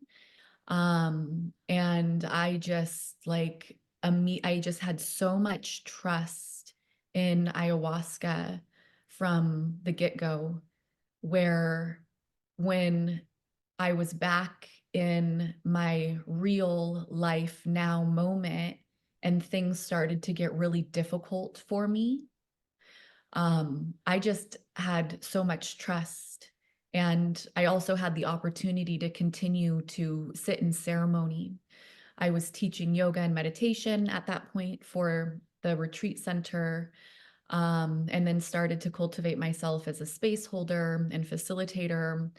Um, and I remember, like, in real life, right? Like when I'm back in like this now moment, I'm not under the influence of the plant medicine. I was highly triggered and activated, and it was like my core wounds were just like open and exposed and so tender, and I was sort of like dragging my shadow around with me and projecting it onto other people, and I didn't feel like myself at all. And I even felt shame and guilt coming up around what I was experiencing and outside of ceremony. But that was the work, that was the medicine. And I didn't see that clearly at first. I was like, man, like what's going on, um, like did I did I take it too far? But I just kept receiving the guidance, like trust, like this is the medicine, you're in a process. And so the disintegration that takes place first, before we can integrate the teachings, there was a big like shakeup of my inner foundation, an unearthing of a lot of deeply suppressed and unconscious to me at that time, programs and quote unquote traumas that I didn't even, I would have never dared to label them as trauma, because my thinking logical mind labeled or knew traumas to be what, mainstream psychology and society labels trauma as: sexual abuse and domestic violence, war, things like that, which I hadn't experienced. And yet there was these traumas that took place in my life that had significantly impacted me and imprinted me emotionally. And um, my like judgments of what trauma looked like kind of prevented me from seeing that and honoring the hurt that I was holding, the hurt that I experienced. And so when I started working with ayahuasca, it really just like it, and like I would say the initial process was a significant amount of time. It was like, and I'm still in the process. Like I'm still a devotee of this plant consciousness. And but I would say the initial process was really like 3-4 years and of this like unraveling. And the unraveling that initially took place was a bit disorienting and confusing, and sort of like carried me into this what I would call womb space with the Divine Mother, where my lifestyle completely changed, because a lot of my energy that I used to use for like working out and all the things that we use our energy for was now being used for healing. And so I kind of went into this hermit phase where I was resting a lot, studying, but my lifestyle completely shifted so that my body and my emotional and mental body could start to heal and see more in light of working with ayahuasca. So I'll pause there. Wow. No, that was beautiful. I feel like you completely describe your own process of why ayahuasca is a devotional journey and a prayer and a process. And I love that you touched on a few things that I just really love. I mean, all of it really, but um, the fact that first of all, ayahuasca meets us uniquely where we're at. But as you describe your process, it sounded like it was just like basically dissolving everything that was in polarity to what you were where Mhm. you are stepping into now, which cultivates a greater level of trust and surrender and compassion and patience and just honoring the process of how I don't want to say how long, because as we know, life is always, we're always evolving, we're always growing, we're always releasing and integrating.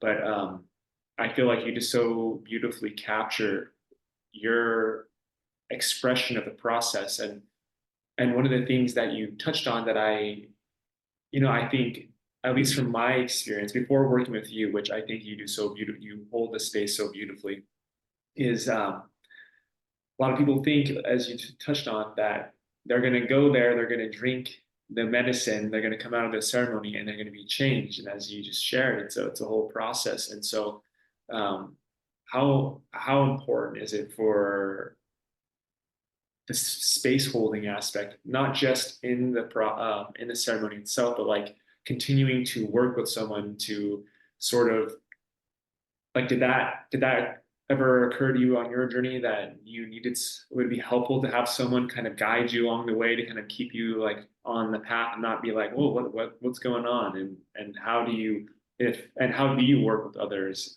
in that way? Yeah, well, I appreciate that question. Because when I started working with ayahuasca, I didn't have support. And it was interesting too, because the environment that I placed myself in, um, I mean, it's just all perfection, right? And this medicine works beyond time and space in the most mysterious and miraculous ways. It's all a divine orchestration, as is everything. And those of us who choose to work with a plant consciousness, such as ayahuasca, who grows native to the equator, equal parts day and night. And you said it perfectly. Like I spun into this like dissolve process. Like I had that vision, and then I went into this process of total dissolving everything that was in polarity to that vision so that I could hold the vision and be the vision and embody and express the vision, and which is a choice ultimately. And I had many choice points where I got to make the decision again, or like lean into the decision, explore the decision. Is this something that I really want to do? And so I was put in this, and I placed myself in this environment where a lot of the people in my environment were like trigger points for me. And so it was like really difficult to sort of navigate what was being activated within me, and hoping and, assuming that some of these particular people, because we were working in the same category of healing and medicine, that there would be more of like an understanding or a recognition of what was taking place. But we were all kind of like in it together. And so it wasn't until about like 2 years, maybe a year and a half into my medicine work, that I started to seek. It was very clear that I wanted to help people with their integration. And that was like the first step for me in embodying this vision. And so I began my coaching certification with NLP and hypnosis and timeline therapy, blah, blah, blah. And it was in that container where I realized, oh, like, yes, I am cultivating the tools to support other people with their integration, but this is actually what I need to support me in my integration, because I was highly activated and there were things that were kind of like boiling to the surface, but I didn't have the support or the tools to further assist in the alchemy of what was being activated within me. So taking these emotions that were present, and being able to support the further release of them or the movement of them, instead of them being activated and triggered within me. And now I'm just sitting in this pressure cooker of discomfort with these very active emotions. And yet I don't have the capacity or the tools or the awareness to support the further release of this. And so that's when the coaching came in and really supported me in taking some space for myself with another to hold space with me and for me, to start to explore with curiosity, like, where's this coming from? And for what purpose is this coming up? And what do I need to know or recognize, honor, celebrate in order to see this part of myself that is throwing a temper tantrum, and nurture and nourish it so that it can come back home into wholeness and integration. So um, I would say that, and again, like trusting in the perfection of it, um, that I didn't have that support. And I see now why I didn't have that support. I needed to go through that experience. And I needed to go through that experience to recognize that this is the medicine. Like this, I am still in ceremony. Like there's nothing wrong with me. This is exactly what I asked for. And there is this divine plant consciousness who is assisting and supporting and guiding me through. So I always, or not always, but often I'll share that, like it's a devotion. Um, and it's a commitment. It's big work. And so trusting and knowing that we have the tools, we have everything that we need in any given moment to navigate anything that's coming up for us.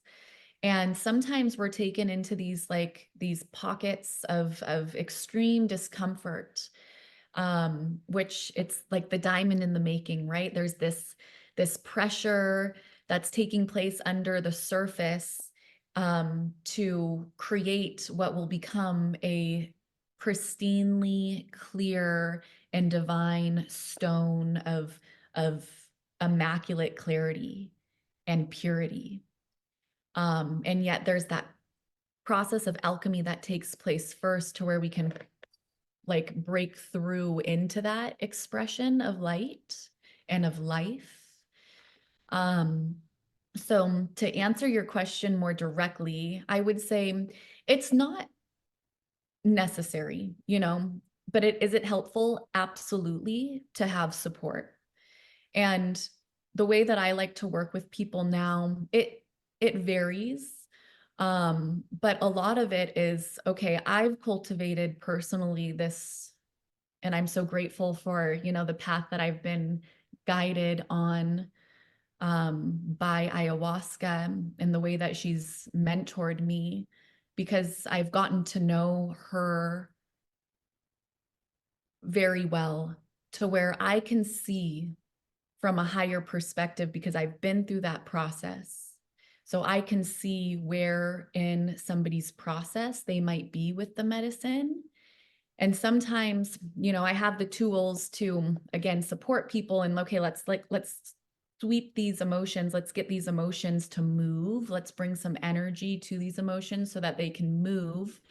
But also cultivating the emotional intelligence and capacity to be able to be with what is, so that we can absorb the learnings and the gifts and the blessings within this process from this teacher plant. And we ourselves are also master teachers.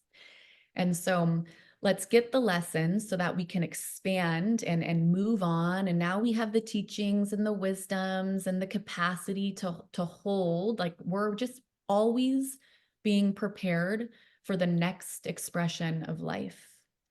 And so supporting people and cultivating self-awareness, self-observation, emotional intelligence, certain tools and practices to help clear, if it's time for that. And then also like support and just cheer people on, like this is where you're at, like you're not it's not the end of the world, and it's difficult, and just hold a compassionate space for somebody and encouraging them to keep moving through what they are being asked to step into in any given phase of their process. Incredible. I love how you touched on it's not necessary, but it is helpful. And because, like, regardless of what path someone takes on their inward journey, it is a process.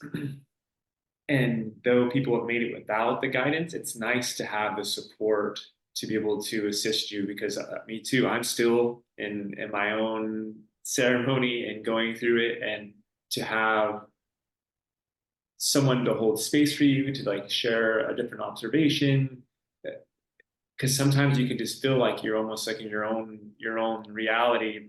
It brings up everything. So it is super extremely helpful. And and again, I can't, not because just of my time of knowing you, but just in my experience, the way that you do hold the space for everyone, it's done in such a masterful way, um, that when I had participated with the Peervine, I was, it was a, I can't put it into words, but it was just like your intuition coming in, and when to say something, when not to say something, when to hold the space, when to suggest something. It was absolutely incredible. So yeah, thank you for that. Yeah, that's awesome. Um, yeah, it's, you know, as far in like the support too, um, it's helpful because it's helpful to have somebody there with you, because when you're in it, like it's like tunnel vision. It's like, this is the only thing that's going on right now. Like nothing else exists except for whatever is existing within me. So it's like tunnel vision. And so when we have somebody to hold like a neutral, compassionate space, and, we've held space for each other, and we have a community that we're a part of for the last almost 2 years. And that is really one of the only that is the only community that I'm a part of at this point. And it's been, so supportive and such a blessing, and a reminder that, can I do this on my own? Absolutely. And do I have to do this on my own? No. And so when it's available and there is a resonance and an alignment, I would say doing things in community, healing in community, can accelerate somebody's process. I'm not going to put a number on it, but significantly.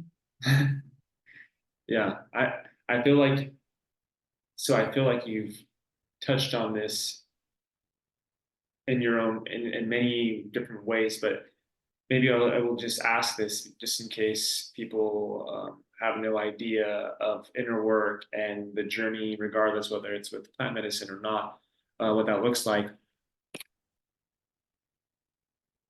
Integrating your ayahuasca experiences and working with ayahuasca as a tool for your integration. Um, Share a little bit about that. Yeah, I love this. Um, it's just becoming more and more clear to me lately.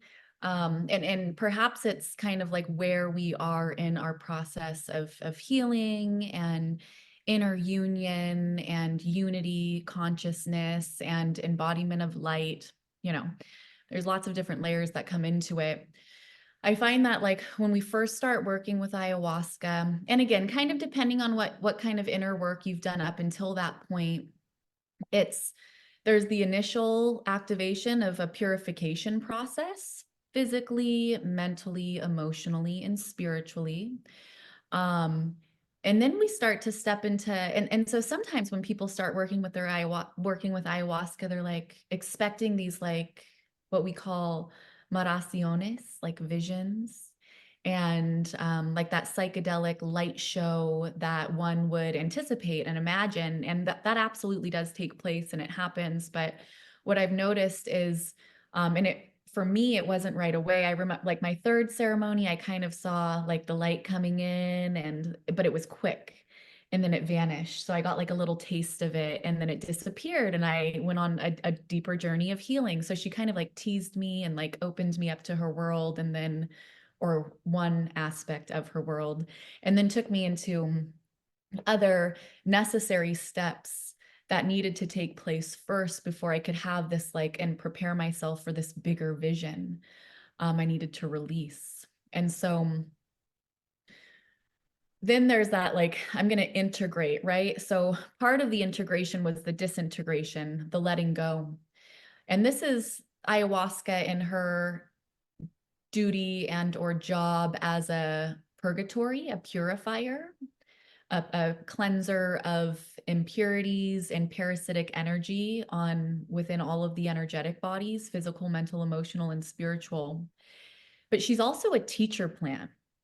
And so like she is the grand maestra. And I see her as kind of like the conductor of the show. So she's like the CEO of the quote unquote hospital, and she has a connection with all the other doctorcitos or medicos, doctors, and plant medicines of the rainforest of the earth. And so she will kind of send, activate, invoke, and call upon different master plant teachers of the Amazon. And then ayahuasca in the ceremony will kind of like illuminate their energy. But again, she's a teacher plant. And so what I've recognized is that, you know, what we bring into ceremony will determine consciously and unconsciously determines the energetics and the quality of the ceremony. So, for example, we have a doctor of chiropractic, and then we have, well, I'll share like a real example of what took place in a retreat that I was facilitating maybe like 4 or 5 years ago. And during the same Ikaro, somebody had this experience where they were just in bliss, right? They were connecting with Christ consciousness, Yeshua, Jesus. And then this other person was taken into this basement, this like murky, and I remember like the language that she was using, like this mucus was like dripping from the ceilings, and it was just like this really like moldy and grimy and gross environment. And so she was being shown essentially her reality in a different energetic. Ayahuasca is a profound teacher of energy. So if you want to learn about energy, you know, like work with this medicine and she's going to show you. And so this person who was connecting with Buddha consciousness and Christ consciousness, they were an avid meditator. They were studying Buddhism and Hinduism and yogic philosophy and things like that. Well, this person was actually a prostitute, and so she was selling her body for money. And so what we are participating in, you know, how we are participating in life, what we are consuming mentally, emotionally, physically, as well as spiritually, is cultivating an environment, an inner environment. And so when we go and we sit in ceremony with ayahuasca, we're sitting in ceremony with ourselves. And she's just going to show us to what degree of purity we are embodied. And we have to see it first. And so, you know, it's not too late. Like this woman, it was revealing for her. And so she was, and I don't know where she is now, but she was actually there with her husband, who was allowing her and supporting her in doing that because they were in this scarcity dynamic where they needed the money. And if I recall correctly, they were both shown the degree of like suffering that they were creating in their life by living this lifestyle. And so they had an opportunity from that moment forward to start shifting things in their life to essentially like clean out that basement of the mold and the muck and the goo and make it beautiful again. So again, a little bit of a tangent.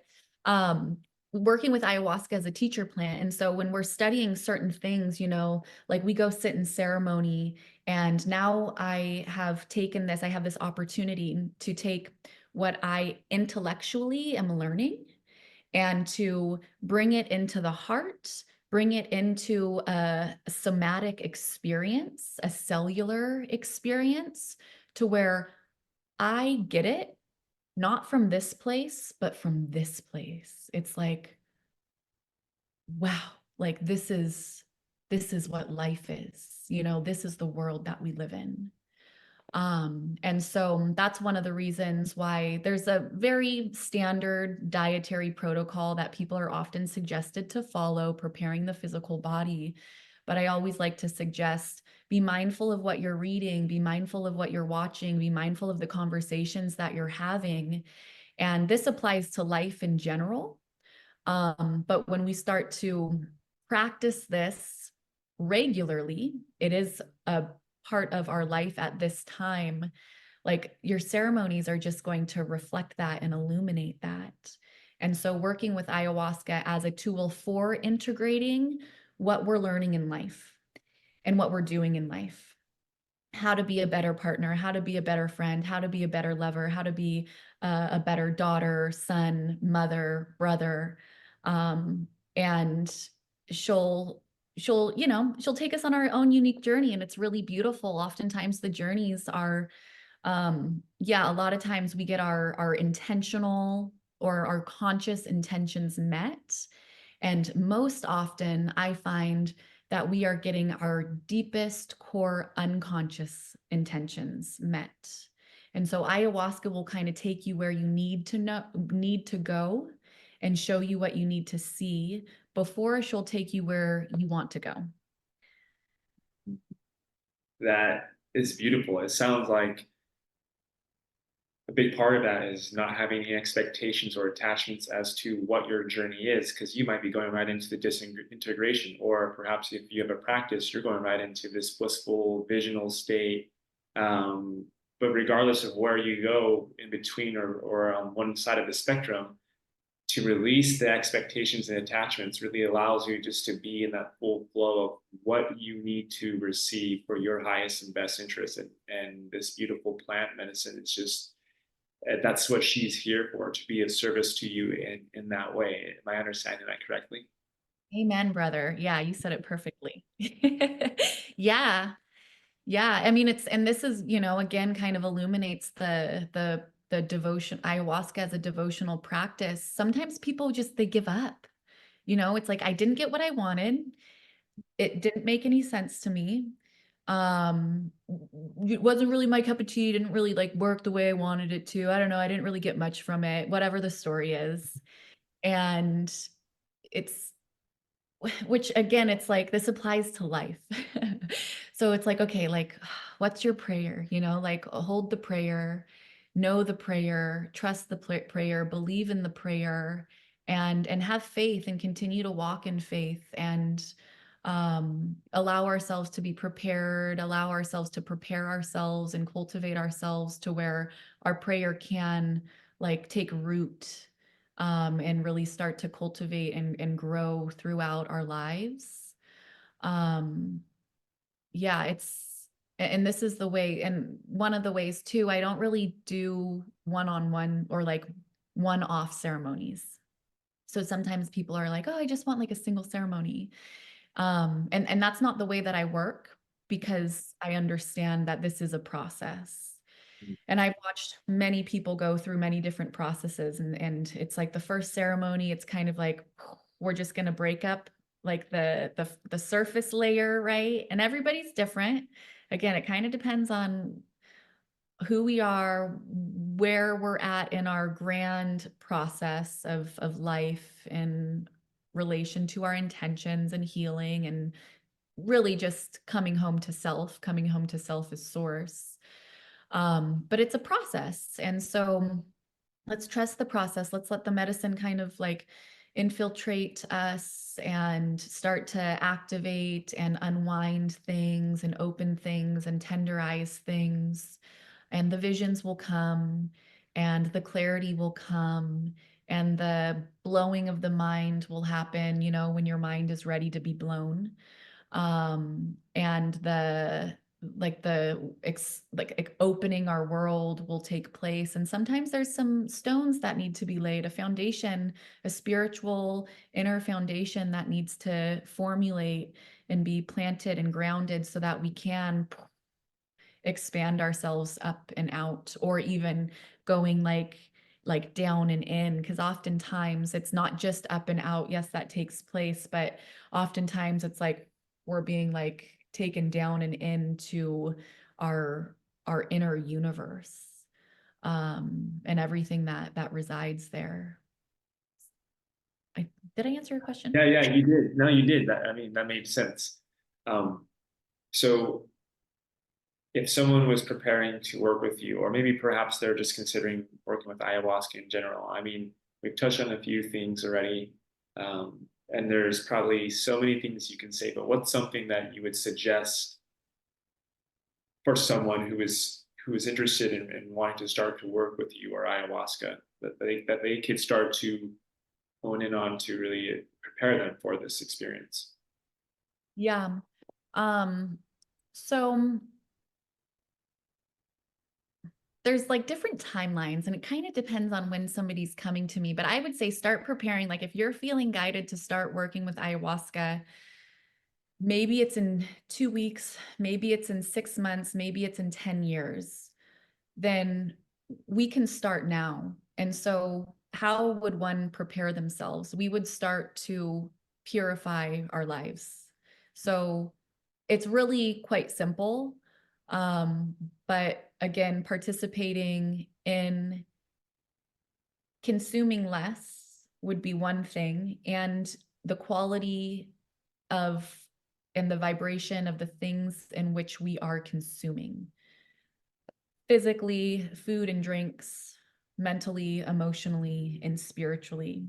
One thing, and it's dropping them like over and over and over again, so I'm just going to say it, but like a big one is like get sober.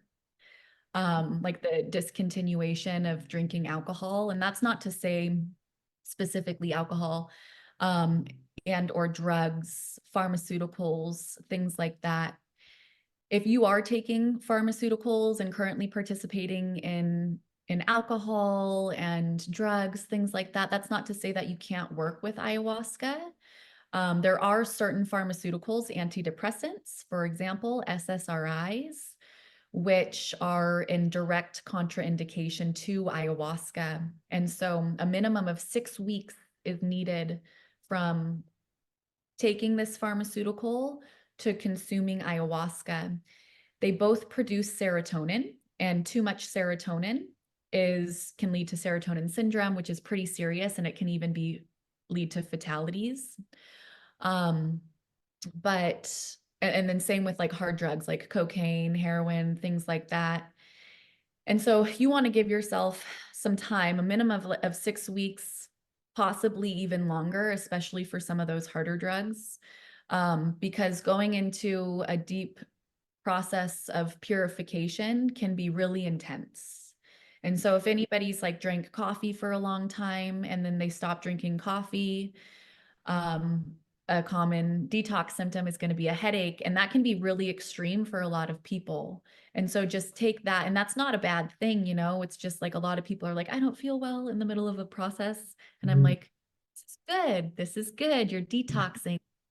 All is well. Just rest. You know, a lot of times people want like something to make the headache go away. Um, and the best thing to do is to just allow the headache to pass, even though it might be really intense. And so what can we do to the more, you know, pure we are, the less toxins that we have in our physical bodies, the more easeful the initial purification process is going to be. And often those people who are, you know, living a relatively healthy lifestyle, they might have the visions kind of like from the get-go, but not always, because a healthy body doesn't necessarily translate to a healthy heart or emotional body or a healthy mental body. And so it's really unpredictable. So again, to answer your question more directly, it would just be to start loving yourself. Put things into your body, into your heart, into your mind that like put yourself at ease, that make you feel loved and joyful, nurtured and nourished, things of a higher vibrational quality and frequency, because that's going to create more space and lightness within to meet this powerful plant ally. And I see her, oftentimes she's represented as a serpent. Um, she's a vine. It's a combination of two, most commonly two plants, Banisteriopsis caapi, which is a vine, and then chacruna, which is a leaf containing DMT. There's an alkaloid in the vine that allows the DMT to penetrate the blood-brain barrier. And so the two do this psycho-spiritual, beautiful dance. The chacruna is what gives like the lights, the illumination, the quantum perception of what's actually taking place. And it illuminates the spirit of ayahuasca, the spirit of Banisteriopsis caapi. And so I can't remember why I started to explain this, but let's see. We're talking about Yes, go ahead. the purification of the bodies doesn't always like Yeah, and the serpent energy, right? And so like ayahuasca, and if we look at a snake, like it's so graceful and beautiful, and wise and intelligent and careful. And it's also like really strong and fierce. And so kind of what I've been shown is, and through my own experience, is like when we have like, if ayahuasca doesn't have like anything nasty, well, this is just like language, anything nasty to kind of like chase out or push out and kick out and clear out, then she meets us with a lot of like love and grace and compassion. But if she has to be a quote unquote bitch, then she will be. Like she's got to crack the whip. So she's just kind of meeting the energies that are existing within our systems. And if there's like, parasitic energy and yeah, if there's parasitic energy, denser energy, then she might have to come in with a little bit of more of that like fierceness to guide that energy out. mm, French. no. Oh, that's incredible. I feel like you just, for the first time, I saw her as like an aspect of Divine Mother. Mhm. And so it's incredible. I mean, I know about some of the Hindu and the yogic goddesses that they talk about, Bhagavati, Devi, Kali. And as you were describing this, I was just seeing like, even though they're separate beings, in this case, there's two. I was just seeing it's all Divine Mother and meeting you exactly with what you need to be met to come into basically embodying your intention as to why you initially wanted to embark on an ayahuasca ceremony. So wow, it's just like yeah, I'm seeing her in a different way. So thank you for that transmission. Yeah. And yeah, I thank you for receiving it in that way because you're exactly right. She is the mother medicine, la medicina madre, madrecita, abuelita. So she really does carry this divine feminine aspect and like that mama bear energy, when she has to get fiery and feisty. Um, and a lot of people come into ceremony, with like some fear, and I understand that. I get that. Because you're really stepping into the unknown. It's like, oh, and one of the signatures of this medicine is like challenge for the sake of expansion and growth, and cultivation. And so sometimes we're put in these difficult experiences and situations, and it's not because we've done anything wrong. It's just because we're ready to enter into that space of expansion. And as we know, like when we grow, sometimes we experience what some might call growing pains. Like our bones are getting bigger and longer and wider, and there can be a physical sensation to that, as well as an energetic sensation to that. And as you know, the for those who don't know, like you and I are once again on this path of devotion, of embodying our highest source self. And in the process of like expanding into that and being able to hold that energy, it brings up a lot physically, mentally, emotionally, and spiritually. And so to come back to one of the topics, it's like ayahuasca as a prayer, really just like life as a prayer. What are we choosing to work with? Is it a practice? Is it a plant ally? Is it a community? Like what is it that is it food as medicine? What are the things that we are using to remember ourselves whole again, and to come back to our intentions and to remember the prayer that we're holding in our heart? Because oftentimes that's it's not that there's a beginning and an end, but it's that stable, steady point of unwavering truth and trust and light.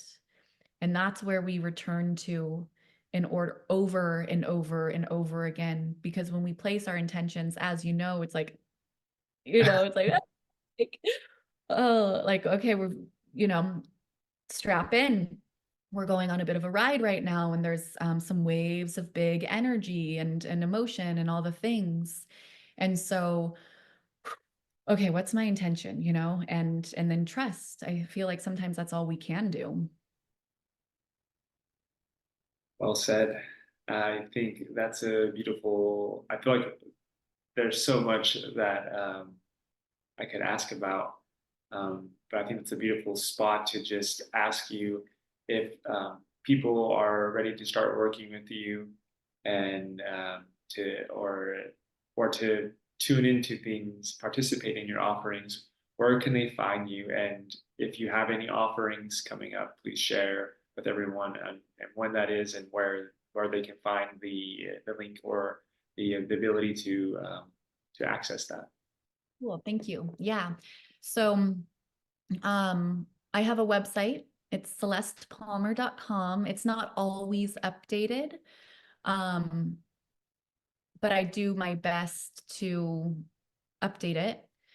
Um, I also, my Instagram is Celeste at Celeste Palmer, and I always announce my offerings and opportunities there.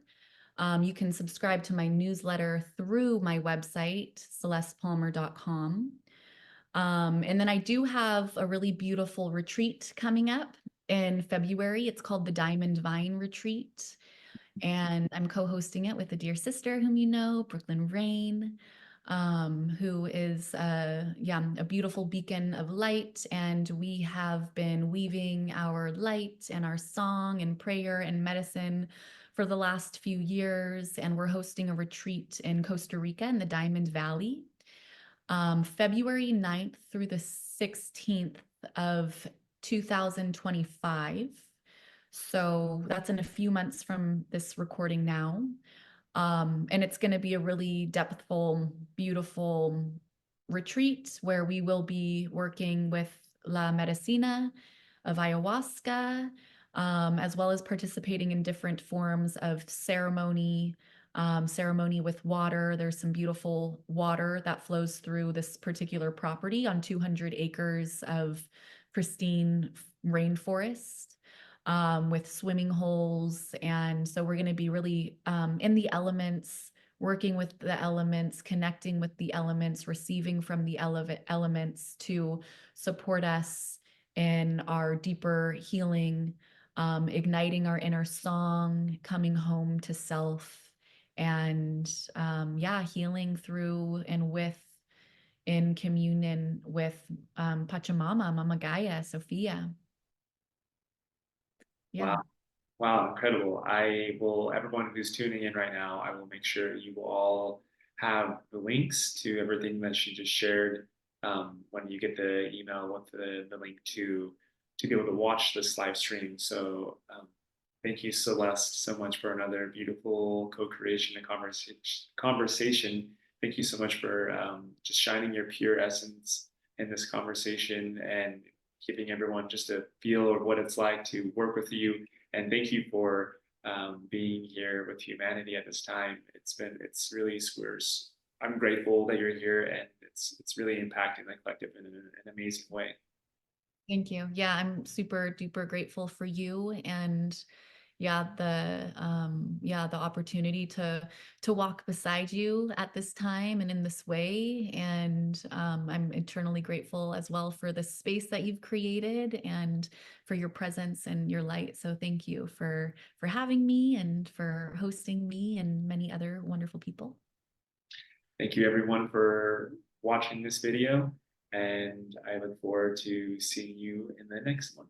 Hi, everyone. Thank you so much for tuning in. I am so excited as these conversations continue to unfold and I get to experience the beautiful essence of each speaker as the wisdom is being shared. I'm really just so grateful and honored to be part of this co-creation, and I want to thank you for viewing. Those of you who felt called to tune into this, to watch this. Special thanks to you, because I, beyond the linear expression of you tuning in after this talk has already happened, I truly feel in my heart that as soon as you agreed, our higher selves came together and we co-created this beautiful experience, and everything that comes through the speakers, everything that comes through in way of questions has been divinely orchestrated by all of us.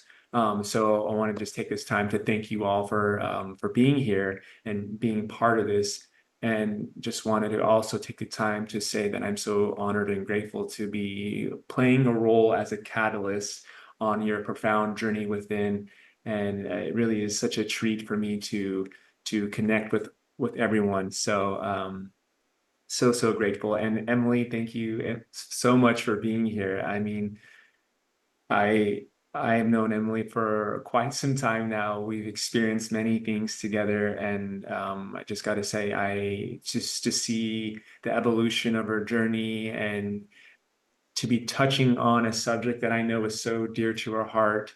I am beyond grateful and excited to dive into this, and I think the best way for me to share a little bit about Emily is to just read her bio, and then we'll organically flow into the conversation. Emily Ghosh is an intuitive guide, sound alchemist, and a multidimensional business mentor. Emily is devoted to the law of one and igniting this flame so that others may fully shine in their divine radiance. Her offerings support the healing, evolution, and collective ascension of humanity through sound medicine, one-on-one guidance, and mentorship, workshops, and retreats. She has a deep love for sharing ancient wisdom, modern mysticism, sacred ceremony, and embodied practices for individuals to fully embody their divine essence, awaken to their highest potential, and live deeply from the heart center. She is a founder of Soul Media, a company that serves as a portal of expansion and elevation for heart-centered entrepreneurs, light workers, star seeds, and conscious companies, and is the host of the internationally celebrated spiritual podcast, The Soul Collective, featuring interviews with inspiring individuals who are dedicated to serving humanity as we collectively ascend and raise consciousness. Emily has a Bachelor's of Arts degree from the University of Arizona, a Master's of Business Administration from the University of Tampa, sound healing practitioner certifications from Soul Medicine Vibrations and Shamanic Soul Star Sound. She is a certified galactic astrology soul reading, quantum soul guidance practitioner, and a unity-filled healing practitioner.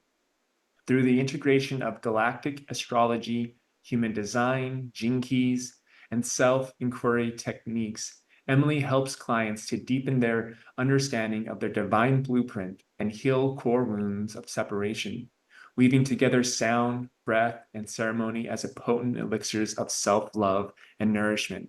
Emily assists individuals in the divine remembrance of living in alignment with their highest source self, fully activating the music their heart and soul came here to share and express. Wow, Emily, thank you so much again for being here and for just being here during this time for the collective shift in consciousness and embodying your core essence as you ignite these beautiful, the wisdoms and these tools for us, for others to who resonate with, to use them and to find their unique expression during this time. Thank you. Oh my goodness, Stephen, thank you so much for having me for this beautiful co-creation, for everybody who feels called and guided to tune in together during this time. I mean, winter solstice, it just feels like such a magnificent and very potent time of humanity's ascension. And I'm just so grateful to be together and to really just dive into this exploration. It feels like such a gift. So thank you. Yeah, you're so welcome. I love that you touched on winter solstice as the intention of this release is supposed to be, um, you know, assist providing people tools and wisdoms and all kinds of things to be able to enter into this portal and really navigate with grace and ease and to really further step into what they're desiring to manifest and co-create. And as we dive into the alchemy of sound as a sacred medicine, I would love to just open this up by asking you, how can someone use the alchemy of sound during these times? As we know, there's so much taking place as so much energetics are coming in, right? Maybe there's like shifting in relationships or shifting in jobs, or maybe there's just like internal things coming up. So and there's infinite other things that are taking place, right? So yeah, how does sound, the alchemy of sound, assist one as we enter in and we already are in this beautiful portal of winter solstice? Yeah, that's such a beautiful question. I feel like sound is accessible to all, and it's one of the most, in my personal experience, one of the most healing and profound modalities. And because we all are sound, right? We're sound, light, plasma. We Mhm. truly have the ability to call upon our own profound technology. We all have the voice and the body, which is an instrument. And so we really are a sound healer in our own, construct, our own technology. And so because there are so many frequencies that are present on a planetary level at this time that are really rearranging us, I would say, on a molecular level. We have the ability to tap into our own sound technology and make a shift. And what I love is really like connecting back. I mean, I love exploring sound. So many ancient cultures and traditions have shared that in the beginning was the word, Mhm. which really reflects that sound was the primordial force of creation. And there are so many ancient cultures that have really believed in and have celebrated using sound to invoke creation.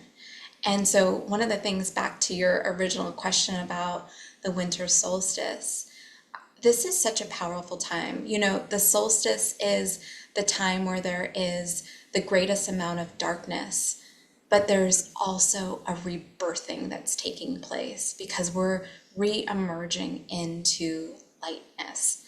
And there's a massive, as we all know, rebirthing that's taking place on the Mhm. planet right now, individually and collectively. And so sound can help us with what we're calling into creation, what it is that we are desiring to invoke, to create into our lives. You know, there's a myth that creator gods would actually visualize that which they desired to create and create a sound tone that would reflect that which they were desiring to bring into creation, and that would actually appear, and that was almost as if and how planets were created. And so there's, I feel, an underlining resonant of truth in that, because we know that sound waves and frequencies are what brings things into being. And if you look at even just in the womb, and in, how powerful it is that sound is one of the first senses Mm. to develop. And we have this ability to connect with sound frequencies and the world around us, and that shapes ourselves into being. I mean, even, life begins with truly the heartbeat, Mhm. which is this, music. And we really, from a cellular level, are these great symphonies. So I'll pause there because I feel like there's something that's wanting to emerge. No, I love that because what immediately, as you were sharing that, I was thinking about the heartbeat, and I was thinking about like why the baby loves to just lay on the mother's chest, and I'm sure there's many reasons for that, the warmth, the being held, the recreating of the womb, but connecting to that sound again, hearing the heartbeat, and as we know, there's so much like I think we've all heard it in some way or some form that music is the universal language. Sound probably is more specifically, um, and and I also know that the planets have a sound. Everything I've seen people be recording now, plants have a sound, and I love that you touched that a simple way of looking at how what we are comprised of is light, sound, and plasma.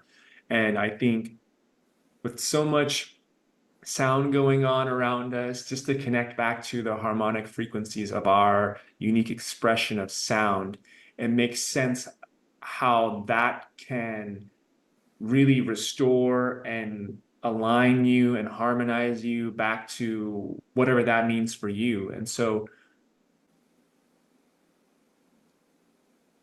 how does one connect to that? Like how, or maybe it'd be easier to share what has been your journey in connecting with your own spark of sound within you.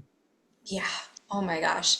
There's so many nuggets in what you just shared that are just so beautiful and activating. So thank you for that. I mean, I'll just share, like, for me, sound has been, like, out of all the modalities that I've explored, just one of the most potent modalities of getting out of my head and into my Mm. heart.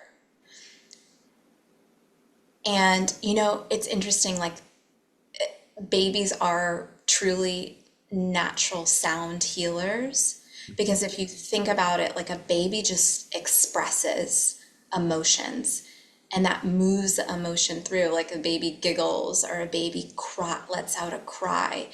And I feel like that's our innate state of being, of just like letting emotion move through. And what can happen over time, is that emotions can get stuck in the body when we're not moving them. And that could literally mean like physical movement, or it can mean like emotional, energetic movement and flow of emotions.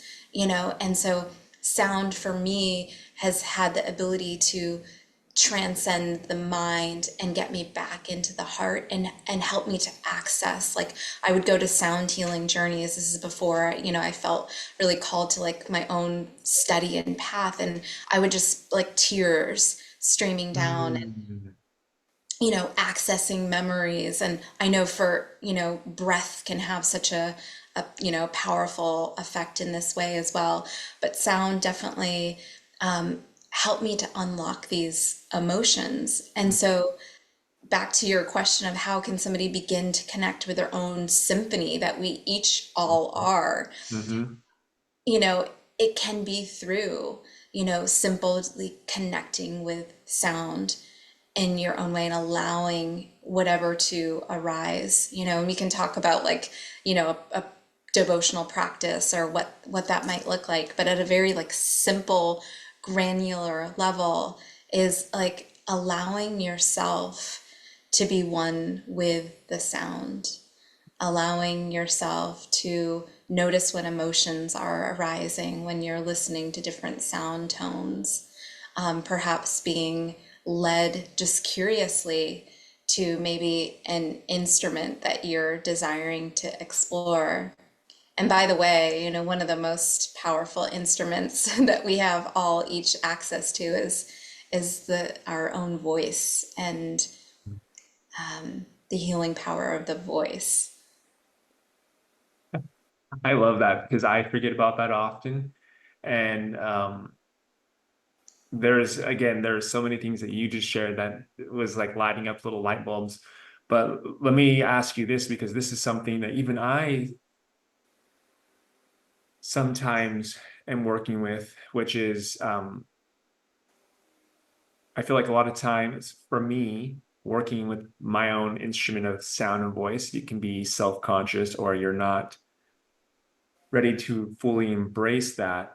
So I guess initially the question is, what tools have you implemented to get more comfortable with that? But before you answer that question, I want to say I love that you touched on how sound assists and getting past the mind and coming more into the heart. Like immediately I feel, as it's funny because, and I guess in a way this might answer some of my question, but when you're in the mind, that's when the limitations sort of come in, and there's nothing wrong with it. But when you're in your heart and you're in the sound, it brings more joy, it brings more of a flow, and you're more open to explore. Like maybe if you don't know an instrument that you're wanting to play, but you're just open to trying things out, and you're in the heart space, you'll naturally feel which tones and which frequencies are really pinging the frequencies that you need within you. So let me so what tools have you used, or what processes have you used to feel more comfortable with your own sound technology? And if you have any stories that you that kind of ignited from me just sharing that last bit, feel free to share that as well. Yeah. Oh, this is such an amazing question. It's such a journey, I will say. I feel like there's just like such an unfolding and desire to fully connect with freeing the voice fully and stepping into that. And I feel like many of us, if not all, can resonate. I mean, we all have such big voices that we came here to share and to express and to sing out loud. And, perhaps somewhere along the line there was like, it's not safe to sing, or it's not, and so it's a reclamation truly. For me, there's been like powerful connections with the chakras, and actually, for me personally, looking at a connection between the womb and the throat chakra. But it's interesting because, the throat chakra is above the heart center. And I feel like, to your point in sharing, when we're in the heart, we come out of the solar plexus, which is, Mhm. more of that separation, into the heart center, then we have access to this divine, technology in the throat center, and really that being free. So I love the idea of just even playing with sound to bring yourself deeper into the heart center and be able to access your own music. One of my teachers, Stephen, was Kennedy oneself, and he's an amazing sound healer, and he tells a story about both of his parents being deaf and him growing up as this musician. And I found that story to be so inspiring and fascinating. And one of the Mhm. things that emerged through, studying with him and this retreat was just like with the instruments and getting curious, and there's no wrong or right way. And that can be incredibly freeing. And so that was something that really, really struck me from his story and his journey. And just he had all of these amazing instruments, and I was just like, yeah, pick them up, play them. Like there's Mhm. no wrong way. And that's, I think, something that we perhaps there's a program of there's a right way to Mhm. sing, to use your voice. And so really giving ourselves full permission to explore, because in that process, the voice becomes free, and we're just even, I feel like, so surprised of what is wanting to emerge and come out. And other planetary systems and star nations, like there's a communication between sound tones and signals. And if we look at even dolphins and whales, such, Mhm. profound beings, they're communicating in sound and harmonics. And so we are always communicating, and I feel like your question of really connecting us back in with our voice technology and the symphony of sound that is desiring to be emerging is our own way of really connecting with the divine resonance that each and every one of us are. Mm. I love this. I feel like as we're shifting collectively to a higher vibration, we are leaving a seriousness behind. We're leaving, we're stepping into a higher vibration. People call it the golden age. People are calling it manifesting heaven on earth, whatever terminology you want to use. And I love that sound can ignite for me, everything comes back to the heart center.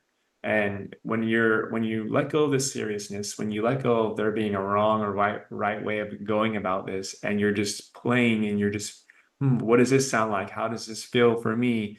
um I feel like what there's like this interesting balancing harmonization of like the masculine and the feminine energies within. And I almost see, like, along the journey, like people perceiving, oh, sound, that's just, I mean, unless you're an artist, like that's not, that's not part of life. Like that's just playtime. Like people don't really put much importance on it, and it's okay if it doesn't resonate with you. But I almost see that stemming from like an out of balance energies within, and as people just embrace it, it really is such a powerful harmonizer and balancing, and really shifts you out of the limiting way of navigating life to being one of more, like, it's, I can't describe it, but I'm seeing it as such a huge catalyzer beyond um, playing sound and connecting with your frequencies. Like even if you're not playing instruments, you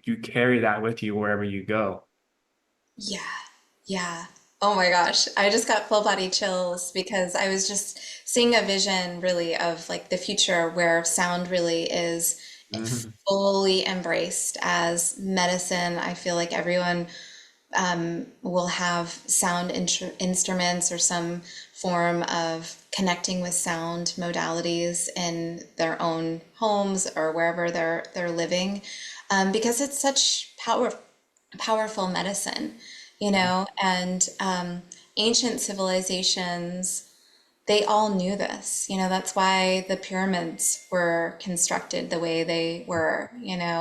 It's why Greek temples were constructed the way they were, because there were resonant chambers that allowed for sound tones and healing frequencies to flow forth. Ancient civilizations use sound to aid in childbirth, in fertility, in the growing of crops, in the transitioning from this world into other worlds, to help rid the body of disease and sickness, like all of these ways that they were using sound. And so I love what you're sharing, right? Because there could be like the mind's discounting of like, oh, sound is woo woo, but we Mhm. know this on a cellular level, and we're starting to remember all of these modalities that, have just the innate ability to help us come back into harmony on a cellular level. And, I do love like the bridging of science and spirituality, Mm. because there is a lot of research on the power of sound, like how sound can actually increase oxygen levels, that sound can actually slow down the body's heart rate. It can reduce blood pressure. It can help the lymphatic system. It can help the body reduce pain. Mm. It can release oxytocin and endorphins. So there are all of these sort of like biological markers and indicators that have been measured time and time again, to show the profound impact of sound on the physical body. Mhm. Mhm. And all the bodies, right? Like the All men. the body. Yeah, Yeah. yeah, because I think, well, not I think, I know there's been technologies, whatever reason why they're not around right now, like the Raymond Rife's machine being able to cure cancer or get rid of certain diseases by just sending frequencies, which is the sound.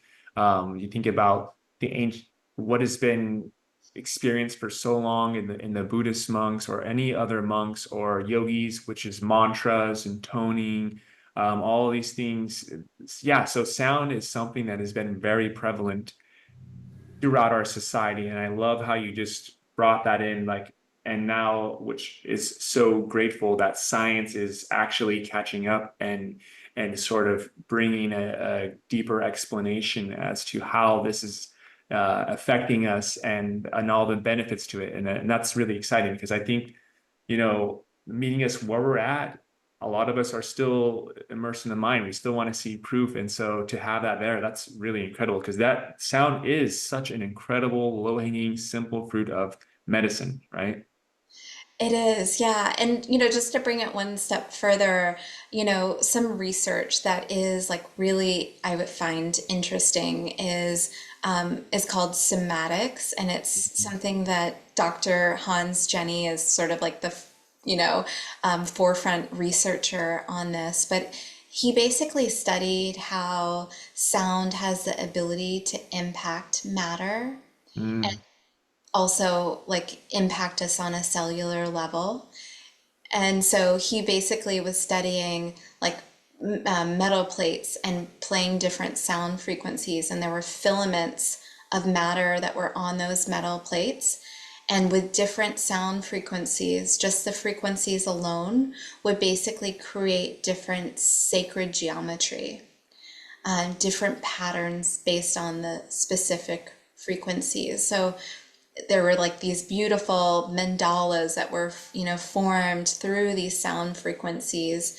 And that was really revolutionary. This was, I think, in the 70s that he brought forth this research, but it's really just the tangible, right? Because we maybe know this on like an energetic level or on a spiritual level, but we can see how sound really has the ability to impact us on a cellular level, on a molecular level. And, Dr. Emoto, hmm is, it's very similar to his work as well, because he was looking at, Dr. Emoto was a Japanese researcher, and he was looking at the impact of, our thoughts and sending emotions and different energy into water, and looking at, what the basically structure, molecular structure of the water was after sending certain thoughts, whether it was like love or, something really negative like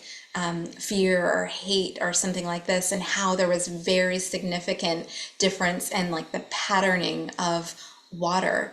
And of course, we know that our bodies are at least 70% water. So truly, what our intention is and the frequencies that we're sending have a tremendous impact on Mm. our being. Whoa. I'm loving it. I feel like there's not one area of our lives where I'm like feeling into this because I'm about to say something. I feel like there's not one area of our lives that sound can impact and assist or heal or whatever it is. Um, and interestingly, I love that you brought in somatics to this because I can't remember what I would like to do is if I can get the rights to this, there's like this little clip that I'll put in the email that will follow up after everyone watches this. And essentially, and forgive me, everyone, I can't remember who it was or what the exact process was, but essentially they were taking pictures of cymatics sounds of different frequencies and they overlaid them on top of one another and it created a picture of a human being. It was the most incredible thing I saw. And it was at that point that I realized, like, wow, like everything really is sound, light, and plasma. And just opened my eyes to like everything that we're just talking about right now. That's incredible. I would love, love, love to see that. Yeah. I'll send it to you for sure. I'm so curious to know. I know we've all experienced this at some point in time, whether it was a song or an instrument, or maybe when we're toning or singing. When we get chills when we hear a certain tone, what do you think that is? Why do we get the chills? Maybe there's like a bass line that hits or a choir of angels singing. Like, what is it? What is that process to you?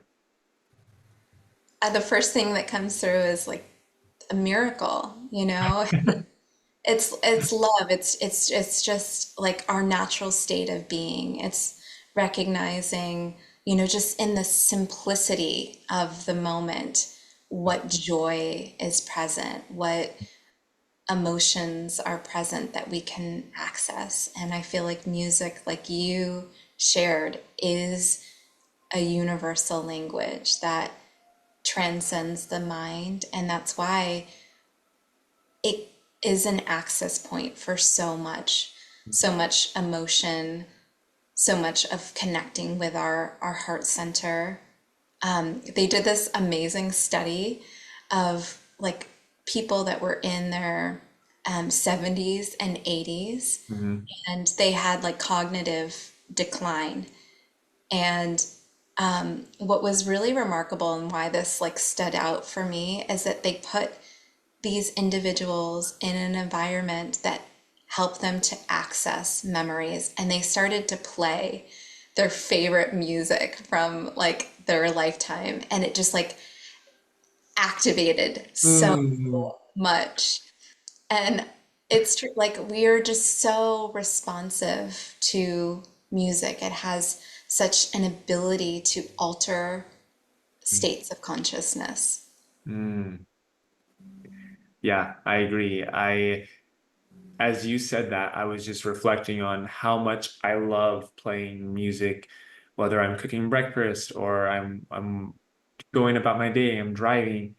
And then interestingly, I'm going to ask you a question. I don't know if you've ever explored this before but I was also seeing the beauty of what it's like to not inundate yourself with sound. And then I was hearing the sound of silence. Like it almost feels like there's no such thing as silence. There's always some sound. I don't know. So have you explored or looked into, or what's been your journey with the sound of silence? Uh, I love this question. In another like study and journey of sound healing, that Mhm. was the way that it started, was exploring our relationship with silence. And it was so profound because we're, living in a time where are there's a lot going on, and life can be busy. And so I think cultivating and examining for each of us our relationship with silence is such a profound practice. And to your point and sharing, we can recognize that there's really is sound in everything, Mm. right? Like, Mhm. the Schumann resonance is a frequency, though we might not be able to like audibly hear it. Humans can only usually, you hear up to about 16,000 hertz frequencies, where actually dolphins have the range up to 180,000 hertz Mm. frequencies. So, but that doesn't mean that it's not impacting us and that we're not sensitive to it and we're not feeling it. And so I think our relationship with silence allows us to recognize how much we are picking up and intuiting and connecting, and all the different harmonics that are available in any given moment. Wow, I love that because when I experience the sound of silence within myself, I love meditating. And I'm just seeing more and more when we're able to drop out of the mind and come into the heart, or I know as they say, you're shifting from the beta brainwave state to the theta, to the delta, the alpha, the gamma, whatever.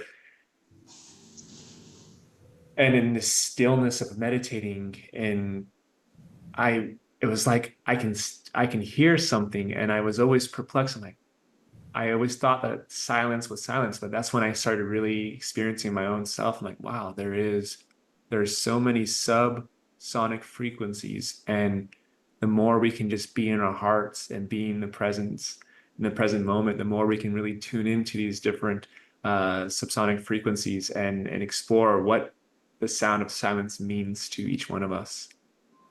Yeah, that's so beautifully shared. I Yeah, love that. thank you.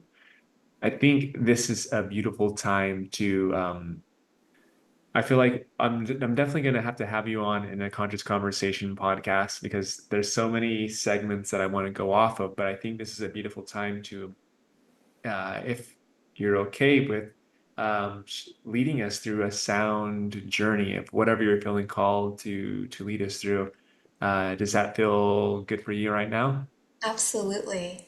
Absolutely. Beautiful. Okay, so I'll just hand the mic over to you as we conclude with this beautiful sound journey. All right. Well, just welcoming everyone to get comfortable, whether that's seated or lying down.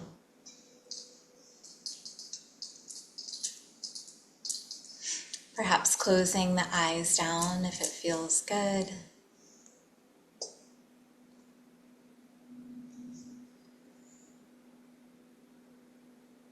And as we open up this sacred space with so much love, we call upon each and every one of our higher selves to be fully present in this space.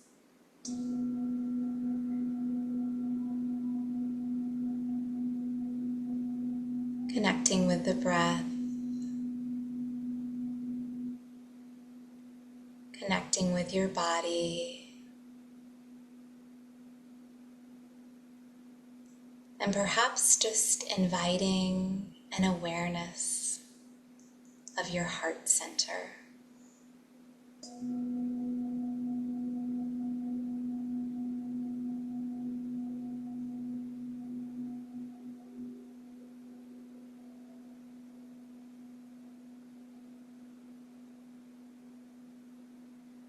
What is it you are desiring to create in this present moment?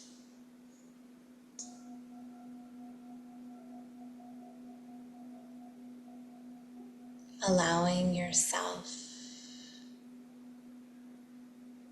to drop deeper and deeper and deeper into your radiant heart center, washing away all thoughts.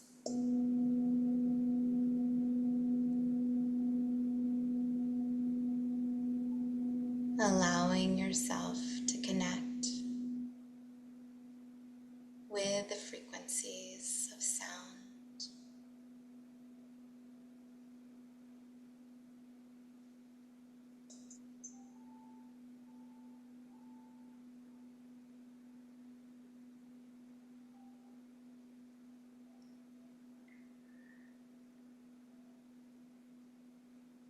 And as you're breathing, just beginning to bring in this golden diamond plasma light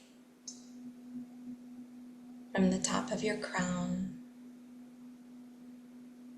all the way down and through each and every cell of your body.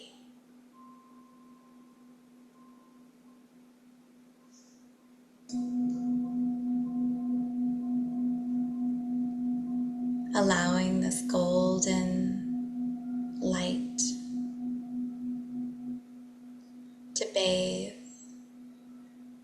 to nourish each and every one of your cells.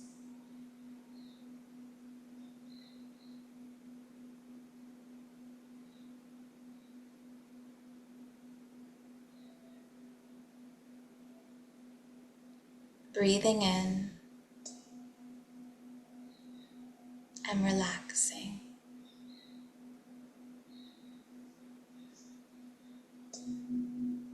Exhaling and releasing.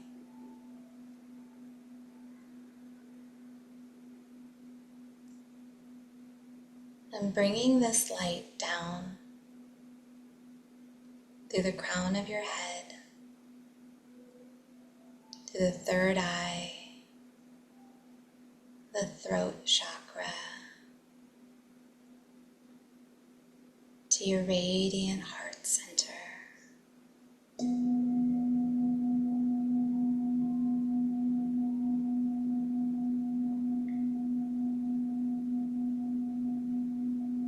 Bringing this light down through your solar plexus, sacral, root chakra, all the way down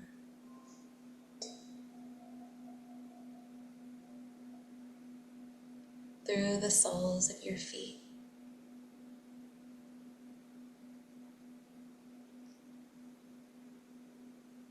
Imagining roots that extend from the soles of your feet all the way down into the center of the earth.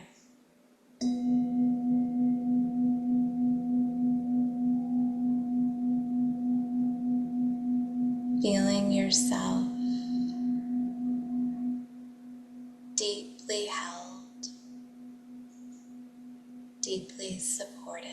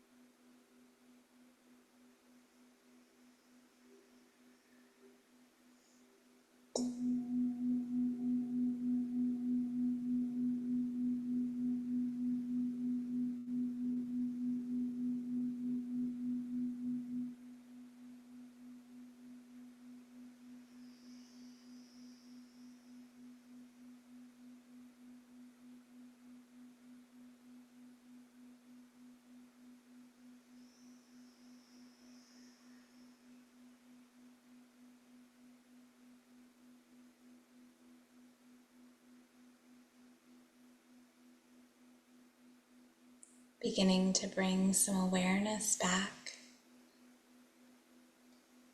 to your physical body. When you're ready, just gently, lovingly bringing yourself back to this present moment. Opening your eyes whenever you feel ready.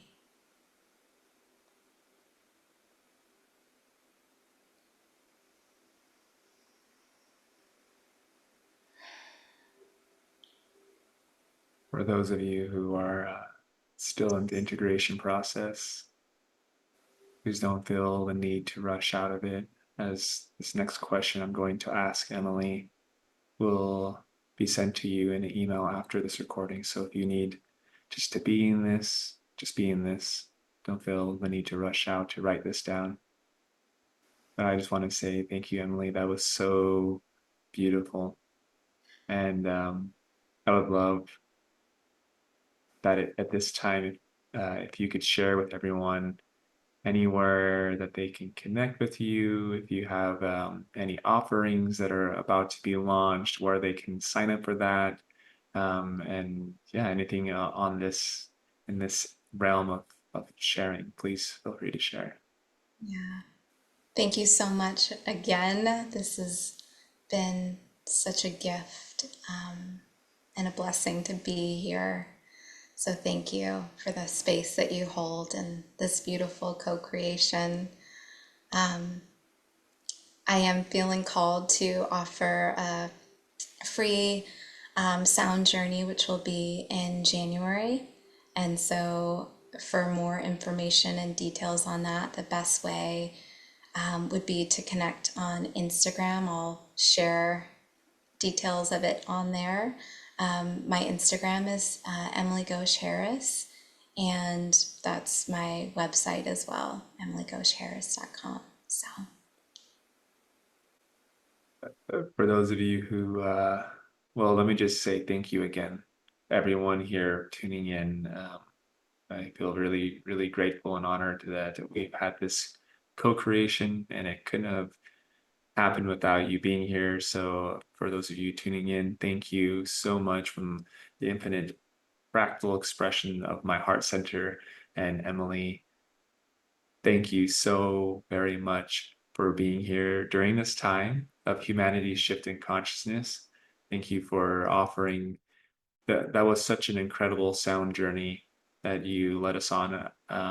There is so much more inspiration that ignited through it, and I'm curious. I'm looking forward to another conversation about sound with you. But again, thank you for being you, and thank you for being here and sharing your beautiful essence. mhm. Thank you so much. Such an honor. Thank you, everyone, for tuning in, and I'm wishing you a graceful, integrative next moment. If you have water nearby, I definitely suggest you to hydrate and continue to drink water throughout the day, as So much can take place, and even in any amount of transmissions. So, with that being said, I just want to say to everyone, I love you all, and I'm wishing you an amazing rest of your now moment. And I'll see you soon. Hi, everyone. Thank you so much for tuning in today. I am so grateful and honored to be speaking with this amazing, immaculate, profound being who I've come to know through our breathwork time together. And I'm just so honored and excited that we're going to be having this wonderful co-creation. And again, thank all of you for feeling a calling and a resonance, for tuning in. As I might have mentioned previously before, everything that is coming through the speakers and the questions that are coming from me, it's all our higher selves came together and we orchestrated everything that's in flow today. So really, this is even though you are just tuning in and watching, you are playing an incredible role in this beautiful manifestation of this co-creation. And so I'm so excited to, well, let me just say her name is Kayla Casey, and I would love to have her.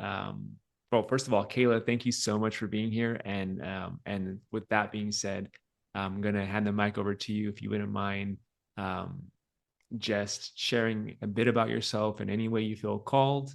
And before we get into the topic of I am fully human and fully divine, this is a beautiful conversation. All right, thank you. Thank you for the introduction. And definitely embracing the paradox of that as I sit here totally aware of my human self as we're talking this container, which is just so amazing. It's so needed. I'm so grateful, to be invited. Um, it's magical both personally and collectively right now.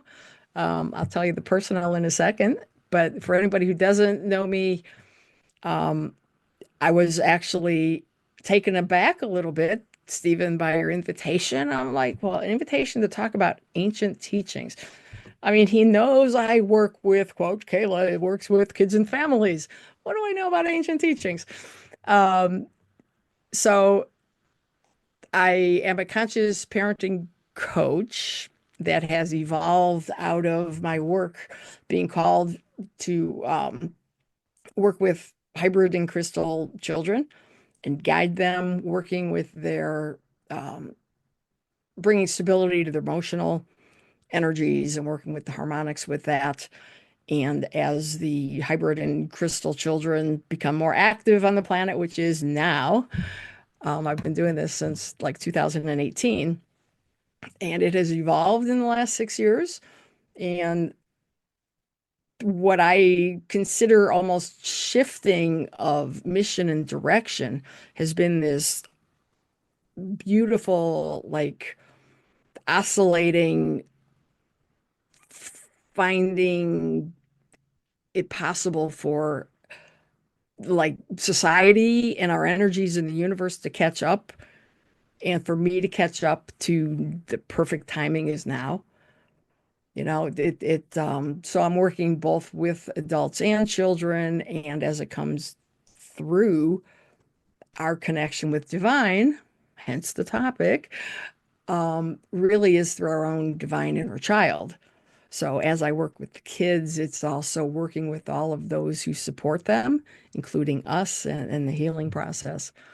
Um, and my voice right now it's really interesting because it's this throat chakra that toning and light language and things have been like the most recent online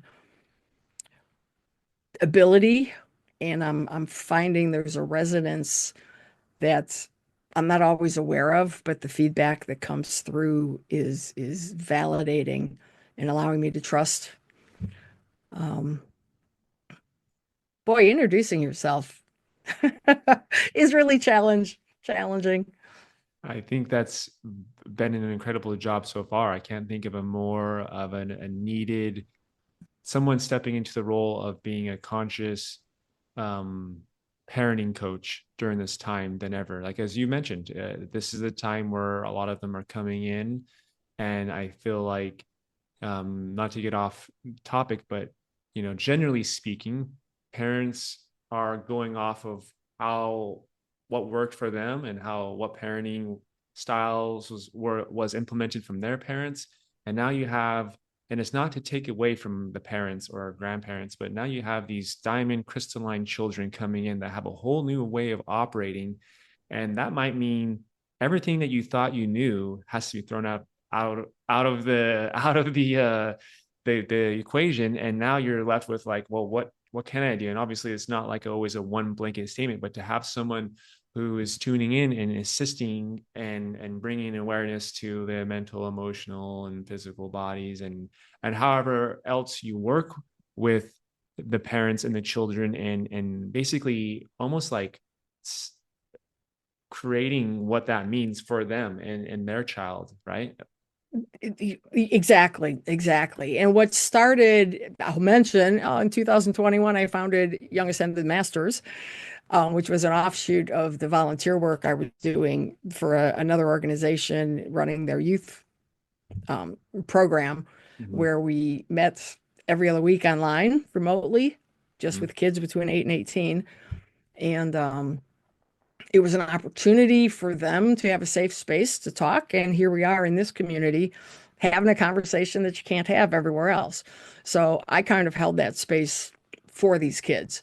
And in the process of learning and really witnessing their gifts and Mm-hmm. abilities that was just natural to them.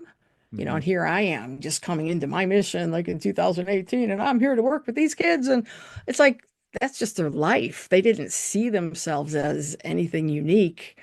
So I had to pull the reins in and like not fall out of my chair when they're blowing me away at their abilities and their consciousness and their awarenesses of past lives and other planets. And yeah, Kayla, if you go all the way out and you take a left at this planet, I'm not sure what it is, but that's where I know I'm from, you know. And I'm like, oh, okay. So it has been this amazing journey of learning through them on just how I am here to assist them in acclimating. And as we talk about parents, um, and many of the people that may be watching this are the not my generation. I just hit my Medicare 65 this year.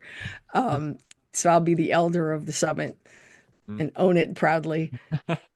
Maybe not the wisest, but well, it's why compare. So, um, okay, I just went through a planet off to the left. So, it was a natural growth to work with the parents. Mm-hmm. And just as you're saying, the challenge and becoming the conscious parenting Mm-hmm. guide for them is that child is their teacher. Teacher in the way of triggering and triggering and triggering to help them open up that pattern that we all carry of Mm-hmm. past Mm-hmm. pains and traumas, and um, just recognizing that chipping away to become the best soul that they are, and in their getting more in touch with their divine self, they're going to be able to really nurture and nourish the kids that are coming in today who are much more aware of it consciously than we ever, well, not everybody, but many of us, as kids, it took us a lot of human experience coming here to have as many experiences as possible, and burn off all the karma we can early so we can get on to the Mm-hmm. business of like right now. Mm-hmm. Yeah, I and before we get into the topic again, I just want to say like I recall correctly, I can't think of another amazing person to be stepping into that role, because as you've been coming online with your divine, you also had a pretty significant human role that set you up for this, right? Didn't you have a certain degree in education? Didn't you, haven't you been working with the kids for quite a bit in different ways? Yes. Well, okay. So the decade review. First decade, family turmoil, dysfunctional, all the many challenges that we all can identify with, many, um, to going through some really, really dark places as a teenager, and mentioning that mostly to say whatever we've been honed to do in our life is really the gifts that we are here to help transmute in others. So, as I mentioned, working with balancing emotional heart chakra energies for these kids who may be hybrid from various um, galactic families, or if it's, again, maybe not as cosmic, but it's still that split uh, equilibrium of their own nature bumped up against, their high vibration in this more dense planet, and just the disruption that that does. Um, oh, just don't tell me I lost my train of thought on this. Okay, so my own emotional, quote unquote, traumatic life experiences of ups and downs has given me a lot of experience of finding the tools and what has worked and what hasn't worked. And to be honest with you, it's these kids and the words that I hear myself saying to them that on those days of darkness that still are a pattern in my life. Um, it's like, now, if the kids could see you right now, lying in bed, not wanting to get out of bed, what would you tell these kids? Are you going to really choose to stay suffering right now? And so it's, even when they're not present, they're still present, calling me to be the best version of me. So it's an awesome mission. Mm. It's just very, very cool, which I guess kind of gets me back to what you were saying. Um, those first 20 years of my life was figuring things out, Mhm. breaking away from family, breaking away from church. I was raised Catholic, and it was not any experience of God that was nourishing to me. And as I left that aside, started growing more into the metaphysics. This was back in the 80s when the scandal was, um, I Am God. How Shirley MacLaine's book, groundbreaking book, that she was the first Mm. that claimed she is God, and what that was. It was awesome. I didn't know what it meant back then, but that was my generation. And so as I was in the corporate world through my 20s, um, took opened up. What am I not saying? It was very many years of deep, deep depression and not wanting to be here, and yelling out to God, the God of my understanding that wasn't the church's understanding, but more a source of, look, I didn't ask to be born. I mean, I don't know what we're doing here. And Jesus became known to me in a new way, which is where this topic even emerges from. Um, and for another podcast, a conversation, I ended up following Jesus and the ascended master brother companion that he became. And it grew into a curiosity of who was he on this planet. And in that exploration, it took me right back to the Catholic Church, meeting women who were just amazing and joyful and loving and in ministry, nothing to do with the religious aspect of the church. And long story short, I became a nun when I was 32. I entered the convent, stayed for 10 years, was living a vowed life for 10 years, and it got to a point where the integrity of not wanting, nor could I be a witness for the larger institution. And thank goodness. So at age 42, I left and started all over again. I left my job. I left, so all my friends were different. So it was kind of like the equivalent to divorcing after a 10 or 15-year marriage and starting over. And I went into teaching, and it was through that experience of what would you want to do as your mission if you're going to wake up in the morning as a nun, not get paid, where's your passion? So the beautiful opportunity in that church environment was to really explore and get in touch with seeing the spark of God in these kids. I shadowed a nun at a detention center. So I saw the worst of our quote unquote throwaway kids, which is another whole beautiful conversation someday. Um, and went back to school to become a teacher for emotionally quote unquote disabled kids and behavioral challenged. And it was while teaching that I then in 2012 came across an energy medicine healer, and my life hasn't been the same since. All the years of counseling all in one Reiki session, which I didn't even know what Reiki was. I didn't know Ascension. I rejected the 2012 just because it was a bandwagon that everybody was getting on, and I didn't want any part of it. And here this guy just like blows me away within 4 Reiki moves on the table. Mm. And it started this journey, tough journey. And I guess I am getting into the topic. Um,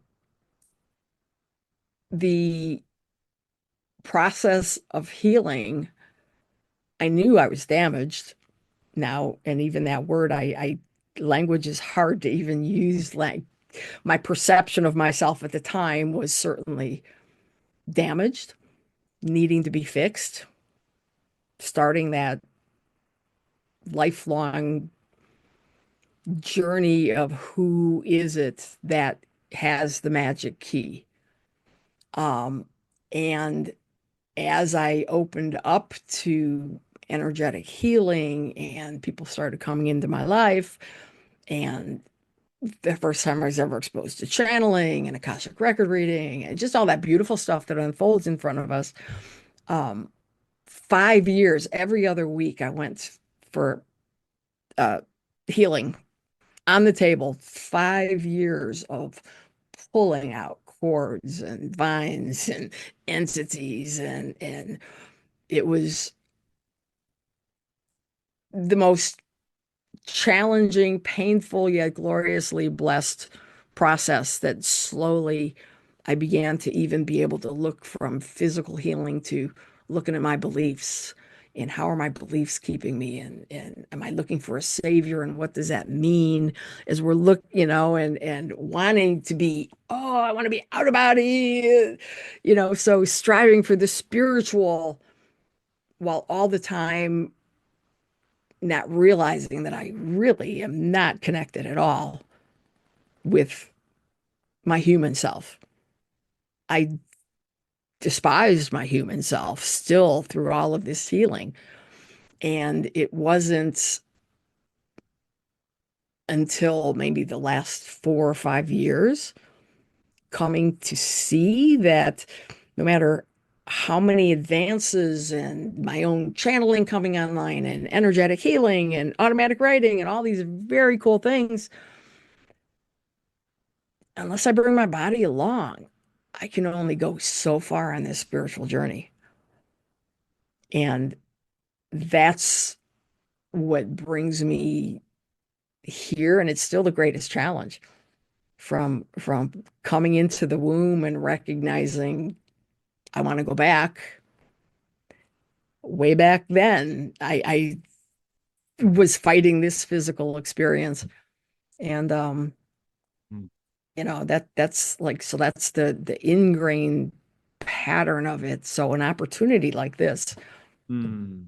I hope I'm making sense, because this is nowhere along the journey that I had seen this, but It's really beautiful. You're painting a beautiful picture of your journey leading up to what touching on the question or touching on the topic of like how you became in your basically a conscious parenting coach, and simultaneously touching and diving into the topic of today's conversation, which is embracing the paradox. I am fully human and I am fully divine. So it's been you are doing a marvelous job.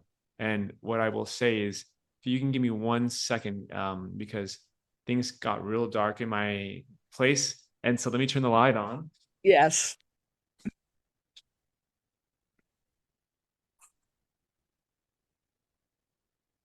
Everyone, thank you for that brief pause. Yeah, Um, I was wondering what was happening on your end, if it was your camera. yeah. So, I'll kind of pivot back to like getting off the bio part of this. mhm, Um, if yeah. oh boy, yeah, we all have our story that it's so important to tell, though. Each of us, not my saying it's important for me to tell my story over and over and over again, but it just keeps intertwining. When you invited me, I alluded earlier to, it's like, gosh, he had to have made a mistake, because what, and my knee-jerk reaction of all that doubts and all that, it can't be me, who am I, blah, blah, blah, um, went back to, okay, if Yeshua, Christ Collective, ancient teachings, well, heck, there can't be any more fertile ground in practicing the relationship that I've been in for the past 10 years. So sit with that a moment. And that's when, seek and you will find, and all this abundance, and all these other messages. And then it was like, hello, backtrack a little bit more. In 2016, I was reading Anna, Grandmother of Jesus. If you've ever read that book, it's channeled, gives Mhm, that metaphysical twist on the Jesus story. mhm, Knocked my socks off. I keep going back to it, and not only working with the kids, but my own pattern at the time and struggle with perfectionism and self-doubt and fear and all that stuff, and hating it really, really, not, heck, wanting literally to escape my human self most of my life. Um, and I'm reading in this book that Jesus as a child, yes, as unveiled as you could possibly incarnate with that high of a vibration, but still into a physically dense body. Um, there's stories that Anna tells about his childhood needing teachers and mentors and Joseph to guide him into how to deal with the energies in his body. And he'd probably be classified as ADHD if he was around today. And the explosiveness and the outbursts, well, not Jesus. He's divine. Well, no, there was the human. And when I realized the story of Joseph would send him off to a cave somewhere, and you're on your own. As emotions come up, figure out what to do with them. He wasn't there to fix them. He wasn't there. So he let it come, and he'd temper it in, and he'd learn that whole process of accepting, allowing, let it pass through. And I'm like, well, if Jesus himself had to figure this human journey out, well, who am I to start complaining? I'm in really good company. And seriously, it was in that chapter that I just let down and found this piece of, okay, it still is a struggle and it's still hard, but okay. And it's all about energy. And this is where I go back to um simultaneous to your invitation. I was going through a really rough spot. Um I started doing companion care to a 90-year-old in August, and it's my mother. They're on a walker. She never reached 90, but I'm recognizing the discordance between the daughter and the mom who I'm befriending, and I realize, okay, I'm redoing my mom here, and all the healing and all the patterns and all the mother-daughter stuff, and resisting. I thought I was dealing with it, but the resistance all the way through. Um, I'll fess up. I've put on 18 pounds since August, and this journey of self condemning and belittling and the self talk and the stuff that I thought I was done with and being in my body. This is hilarious, Stephen. I mean, we're talking about literally being in my body is a chore every day. And it wasn't until God is good, sources, I mean, being gifted by a friend calling up and say, "Hey, Kayla, I was woke up thinking about you. Can we do a session? I want to give you a session." And this is, we know, I'll do a shout out to Lisa Pitt.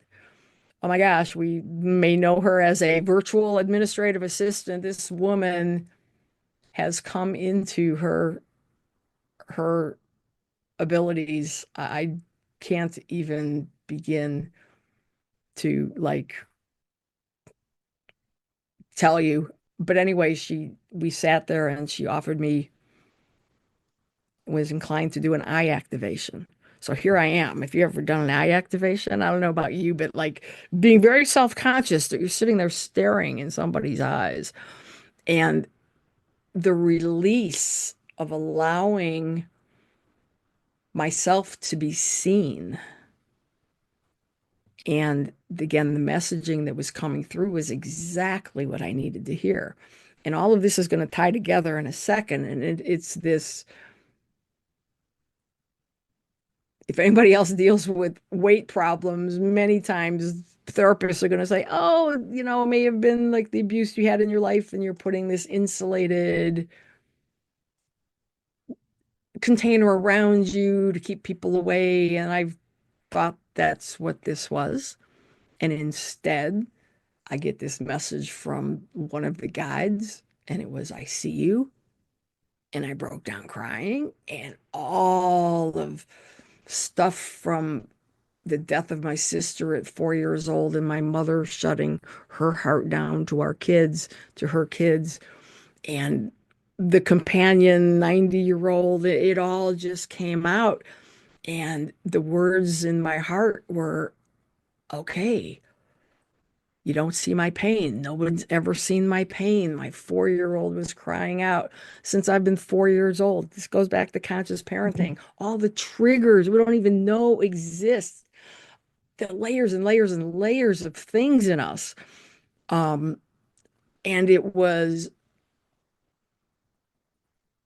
somebody, "I'll make you see my pain because I'm going to get so big you can't not notice me." And I'm like, oh my gosh. Like we're amazing on how we survive and the subconscious, and how all of this just unfolds in its healing if we allow it, and sometimes it takes an intervention from someone else telling a story or giving a session that it's just like it pops up. And those times, even after all these years of being on the path, when my life gets so chaotic, I go back to four basic principles like it's my basics 101, and it's all about energy. Um, there are no coincidences. You'll see it when you believe it, and we are spiritual beings having a physical experience. And the weekend you invited me to this, I literally was immersing myself in those basic four, because everything can be held for me in those four principles. And I'll pass this on as a tool. Um, it was a day I didn't want to get out of bed, and here I am, immersed and overwhelmed by the emotion and the identification with the emotions of feeling bad, of suffering. And again, like I mentioned, it's like, okay, what if someone could see you right now? You got to use these tools that you teach others. Come on, you got to use them. You can't just think it, you know? So this worked for me, and it's worked since. I literally was laying in bed and started breathing. Okay, start with breath. And I envisioned the human suits, and it was definitely one of the scuba diving type skin tights. You know, I was the suit, and I allowed my breath, and I envisioned breathing in, and in that breath it would just a fraction of an inch of air between my heart and the human suit of all the emotions. And then I'd breathe, and just a fraction of space of my mind and all these thoughts that were like exploding my mind. And it took a good 15 minutes. So I would breathe in, and I'm saying, I am divine. I breathe in, I am divine.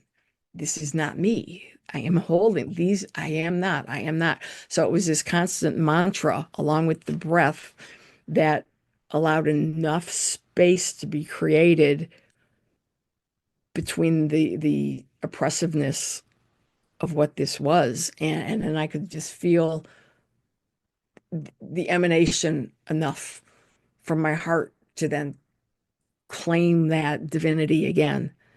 And this need not destroy me, you know, but it's that constant being brought back to, this is work. I mean, this inner journey is work, and it's exhausting sometimes. I don't know about you, but it's just, it's exhausting. But it again, and goes back to the principle. It's about energy. It's about breath.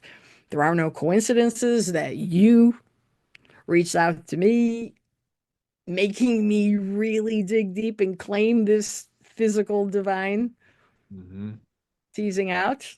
And I just think it's hilarious, isn't it? I mean, the divine timing of all of it is, Mhm. keep a Yeah, sense of humor.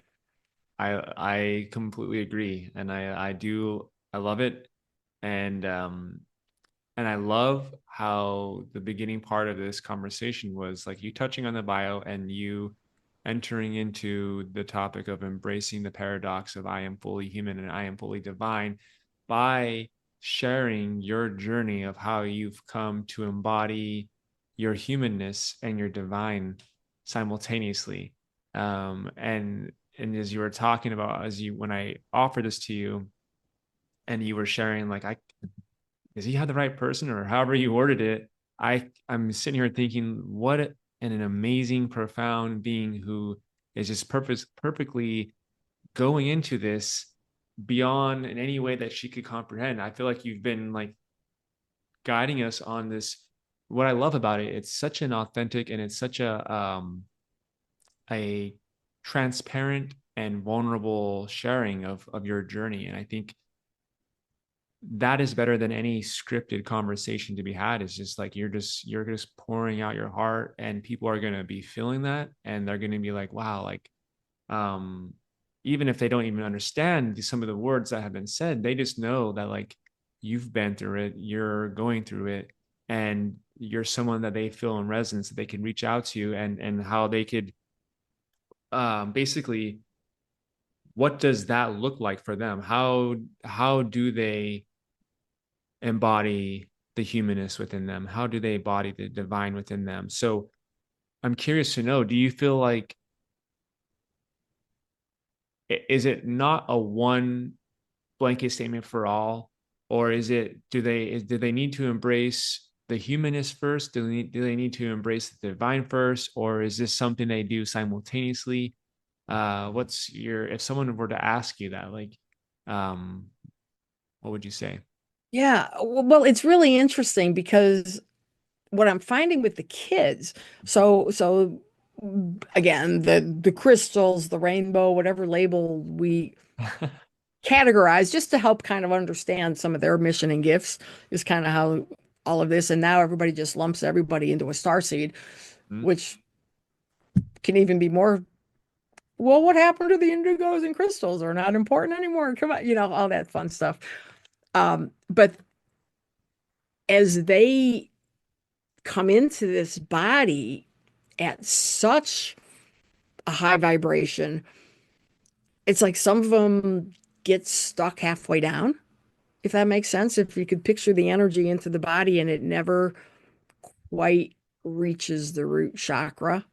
Mhm. So a lot of the struggles that some of today's children are having is really rooting into this human self. Mhm. So they're more attuned, the divine, boom, they're in it all the time. I mean, they're aligned with their oversoul and are picking up Akashic record and are telepathic and like they live in this space. The struggle comes is rooting and grounding here. Now, what would you, I don't know, it's not the struggle, the same kind of struggle that I'm talking about. Um, and the kids that are coming in often have less karma that they're bringing. Mhm. So they don't have the ancestral, emotional type of patterns that I'm talking about. Mhm. Um, so I'm not exactly sure. Like when I'm dealing with the parents, a lot of it, they initially find me, you need to do something about my kid. He's becoming a teenager and he won't listen to me and da la la la. And I talk with the child separately, and I'm just enthralled at the kind-heartedness and the love and the generosity, and like it's not the parents' experience at all. And then we talk, and then it's like, okay, let's just breathe and tell me more about what's just happened when he said that, and really walking with someone. And it's a perilous journey if they don't know this is where I'm grounded. And I've learned a hard lesson in making assumptions. Even the most spiritual person, there's still a consciousness of recognizing we carry our past with us. And in order to heal that, it needs to be touched. And it's going to spark a pain and it's going to spark a knee jerk reaction. And it's easiest when it's a family member that triggers those things for us, whether it's a spouse or a child. And you couple that with then what we do to ourselves when we are grown up and take on the role of parent and all the expectations and the assumptions that I have to be in charge. I'm responsible for my child. I have to teach him. I have to shape him. What will he be? And then we lose touch with our own inner child. Mhm. And some of the greatest healing and insightful consciousness I can offer to a parent is to say, hey, you remember when you were 7?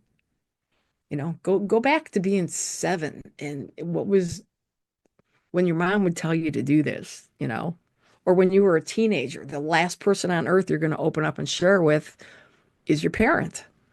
So when you're feeling rejected from your child, it's not personal. It's go Mm, back to your memories of that and find the commonality and the compassion. And yes, it's going to irritate you and it's going to break your heart that this child that you love so deeply is now pushing you away. And, so it's really gently mhm, walking in that space.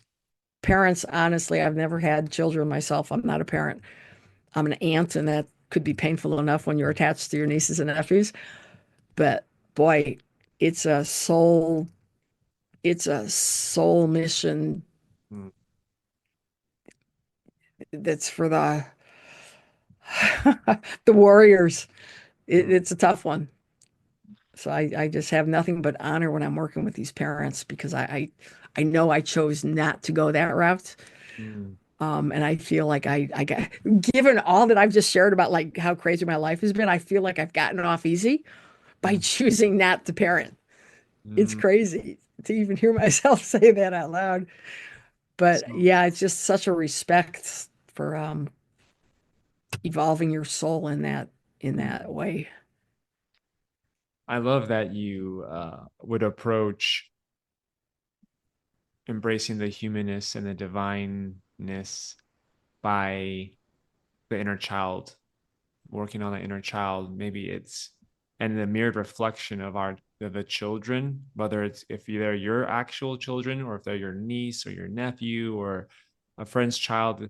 I find it very there's no like you said, there's no such things as coincidences, right? So if you're involved with the child, regardless if they're your own child, that can play as a mirror as to where you're being triggered within your own inner child and the healing and the integration of that leads to more of the embodiment of the human and the divine within. Is that correct? What I was kind of feeling into when you were sharing that?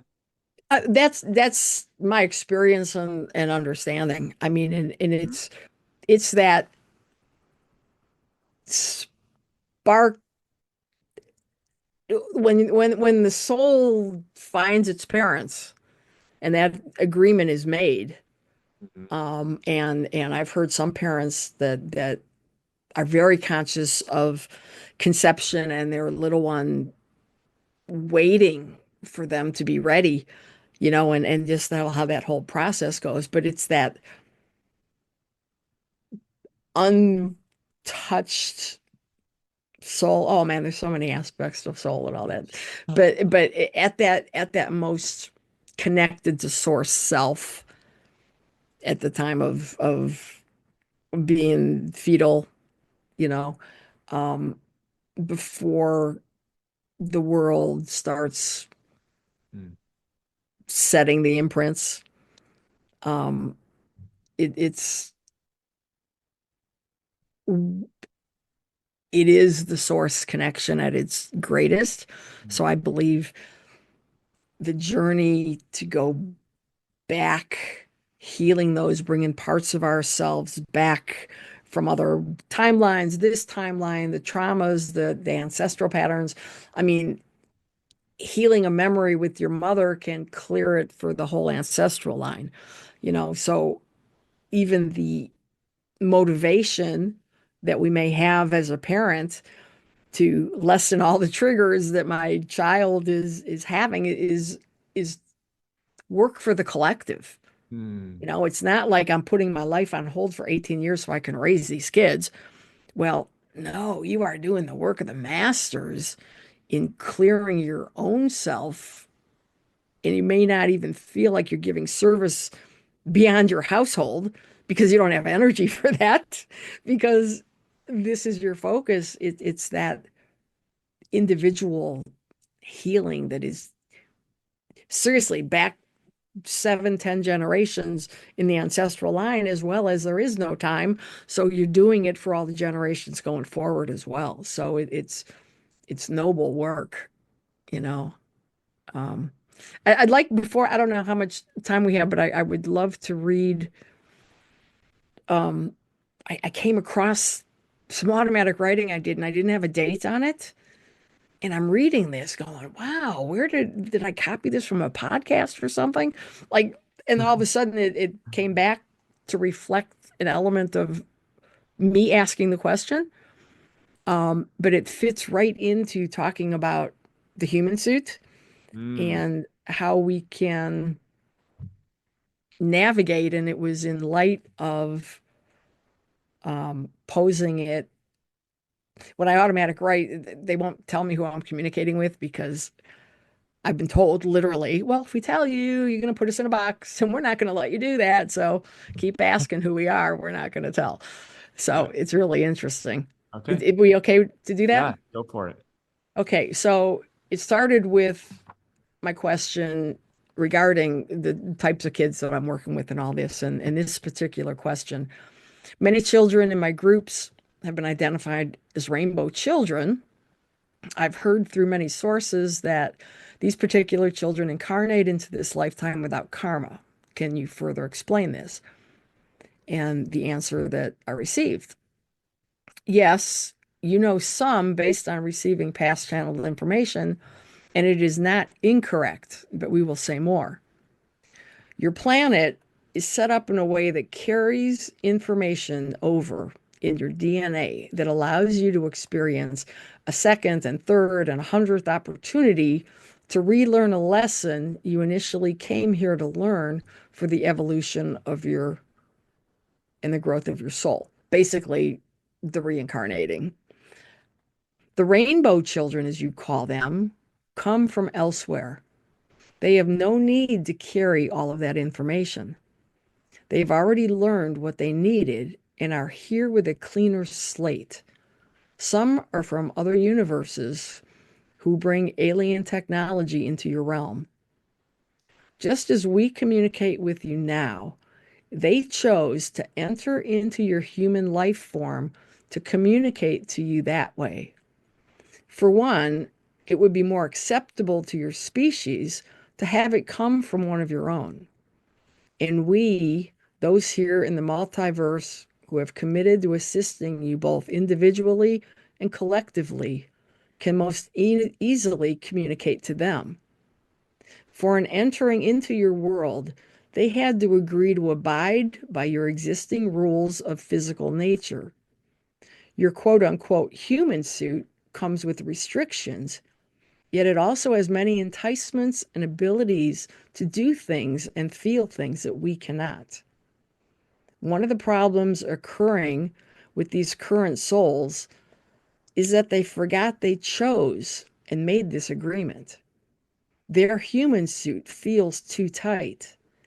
They need you and other awakened humans to teach them ways to loosen their suit, to expand while still in it. Many of you know this is possible, for you are doing this for yourselves. An example, just as you may enter into a religion to initially feel its limitations, eventually you recognize the options available to you when you decide to choose differently. Similarly, you're entering into your human body in order to recognize its limitation and what options you have to then choose differently.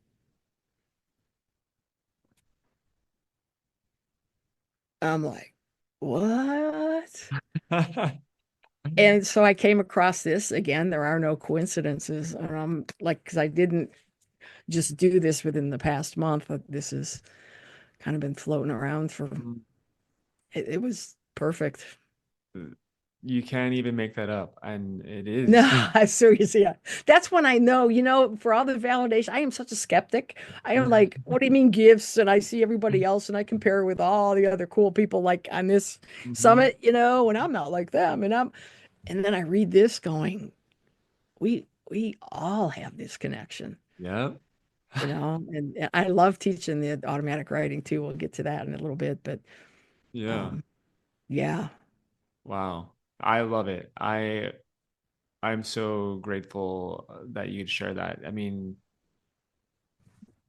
the flow of the conversation beyond the way you could even that you could have created it has come through in such a magical way. I hope that if you do watch this again, you're going to see the magic in what has unfolded here. And I think this is a beautiful opportunity to segue if people are feeling called to further work with you and to get that conscious parental guidance and to tap into future offerings, what is the best way that they can connect with you and or find out what you're up to? And also, if you have any offerings that you are coming out with, this would be a wonderful time for you to share that with everyone here. Okay, great. Yeah, I've got a website, Mhm. youngascendedmasters.com, Okay. coming straight from Jesus. You know what, parents? You may have a young ascended master who thinks he's Spider-Man, ADHD, and all over your living room jumping around, and this could be the new Jesus, you know? Good. So youngascendedmasters.com. I've got a place if you wanted individual sessions. There's also a place for courses. Um, I am haven't picked a date yet in January. Um, it's going to be activate your channeling superpowers. It's going to be a 7 week smorgasbord of real time. I love teaching. I love seeing people's aha moments. And I found a way to take this class originally had to do with automatic writing and channeling through that vehicle, and it just expanded. So every week we're going to touch on a modality through which one might channel automatic writing, remote viewing, animal communication, mediumship, and do exercises that will stretch you and totally challenge and hopefully crush the beliefs that you hold that I'm not a channel, because I held those same beliefs. So that, and it's coming in January. You can go to the website to find that out. But what I'd like to offer this group is a promotion code. We call it Ancient 25. Take a discount, 25% discount off of any course or private session through 2025. It's like, whoa, isn't that cool how that ties in? So if that course is something that is of interest, you could just apply that going on to register on the site. And then there was another thought. Oh yeah, all this talk on the inner child, like that's my next course I'm gonna put together. It's just would be way too much fun to like do all these. But I would also one of the courses that I continue to repeat because it's just magnificent in my own discovery of automatic writing, is a introduction 2 session automatic writing class, where you'll be guided. You don't even have to believe that you can do this. And I have yet to have anyone who wasn't successful in somewhere in those 2 weeks to say, hey, I don't think I just made this up.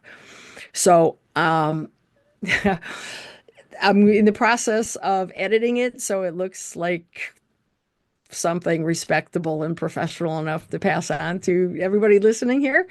But when I do that, I'd like to offer that for free for anyone to download. It's a 4 hour course. It's live. You'll see me interacting with other people, but it's helpful remote as well, from what I've heard the feedback. So yeah. Wow. Incredible. Thank you. Wow. Thank you so much, Kayla, for that generous offering and this time that you've spent with me in this co-creation.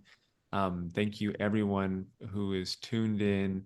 And at the end, don't worry if you didn't catch the emails or any of the course offerings. Everyone's going to get an email after this recording with all of the links clearly labeled to which offering is what and the website And so don't worry if you didn't get the specifics down in this conversation.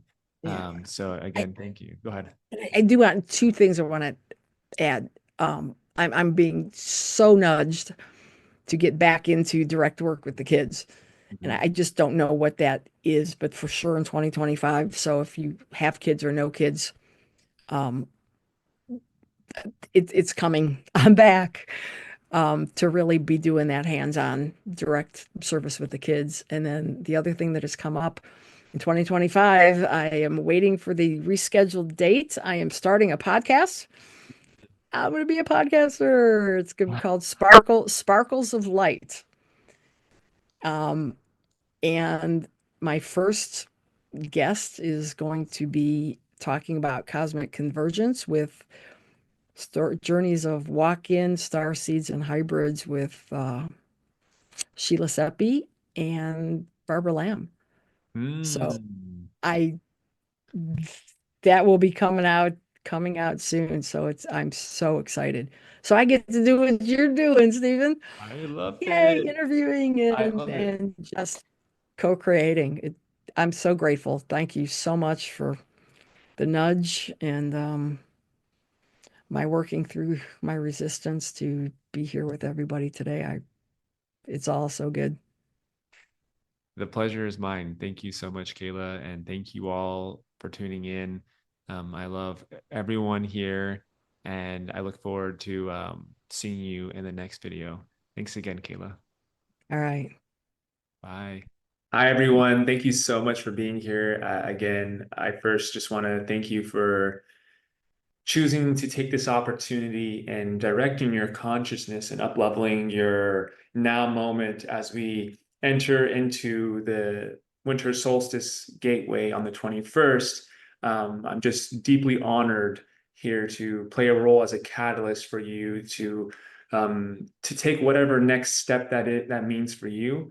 And as I just barely mentioned, this wonderful, potent portal that's coming on December 21st, the winter solstice, as that would greatly assist us in really honing in, embodying, and clarifying everything that we're wishing to desire. So the fact that you're here just goes to show to what degree you're wanting um, to to come home with, and two, I'm so grateful that you felt a calling and a resonance to participate in this because, as we know, this is not a linear experience. So as soon as you felt the yes and you signed up, our higher selves got together, and everything that comes through the speakers, through the questions, all of it is a divinely orchestrated co-creation, higher self, playful journey.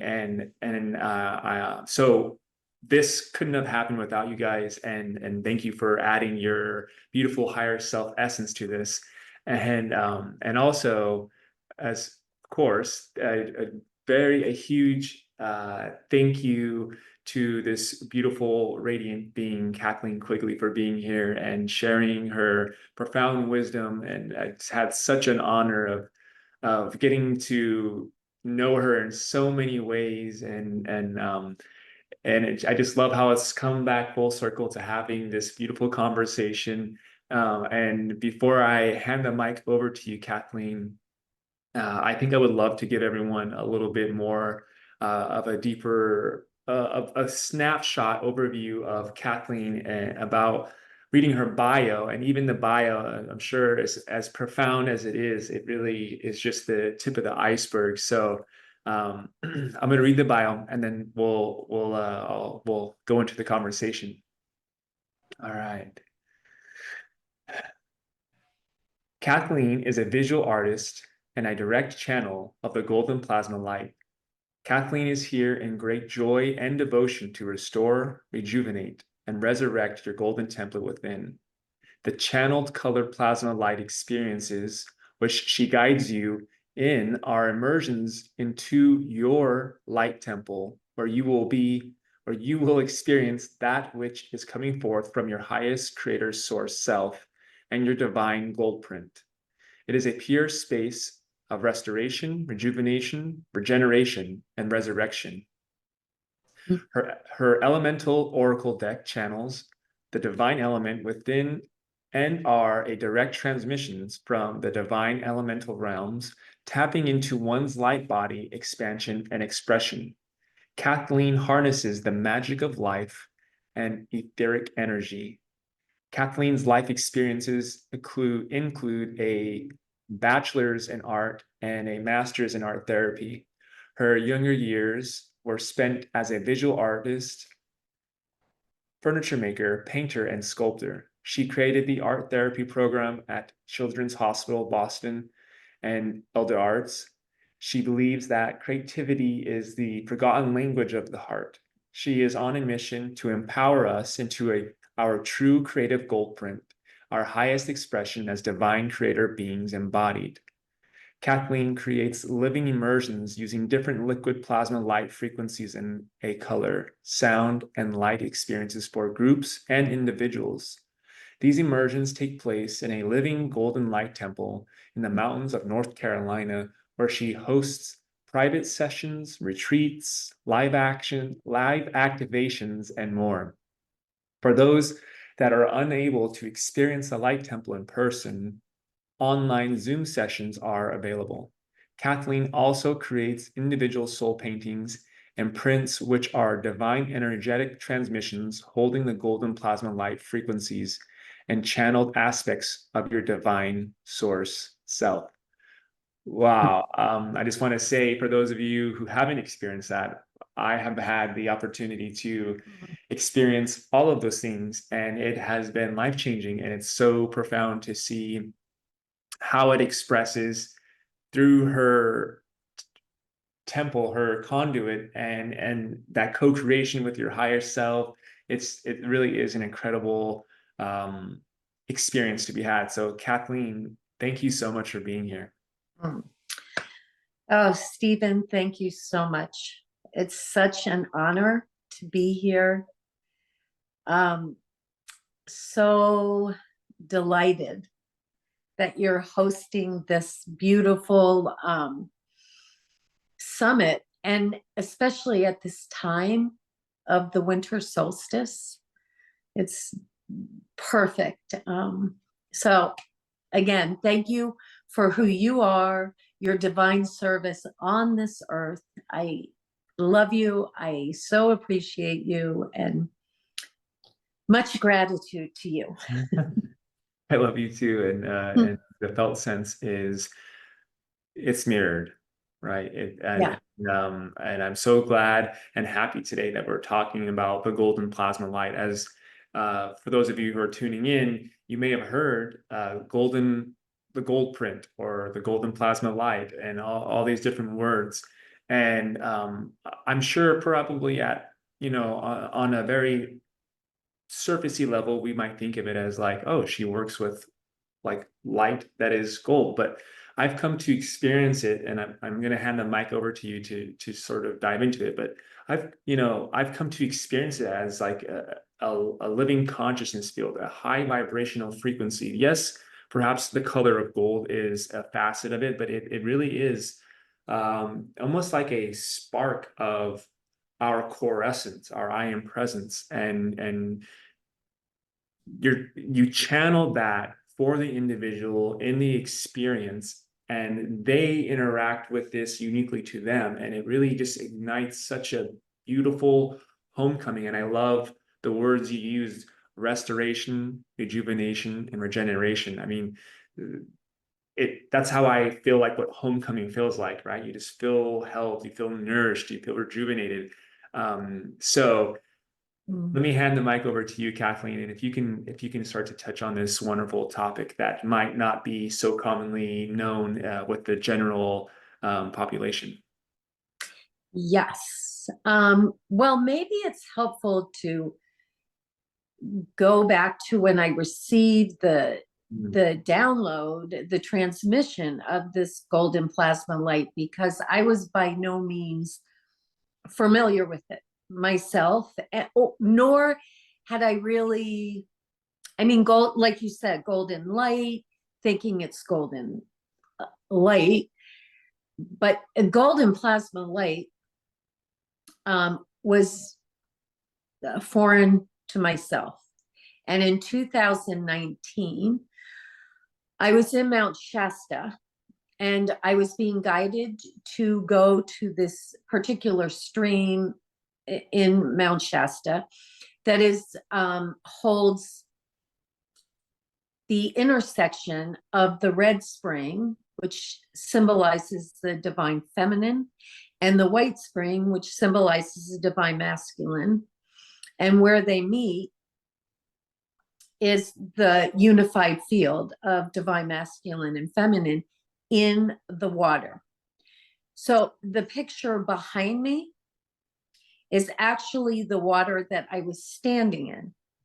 However, the water was not gold. And I was guided to this stream. I was guided to stand in the water.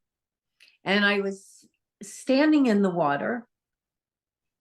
As I began toning.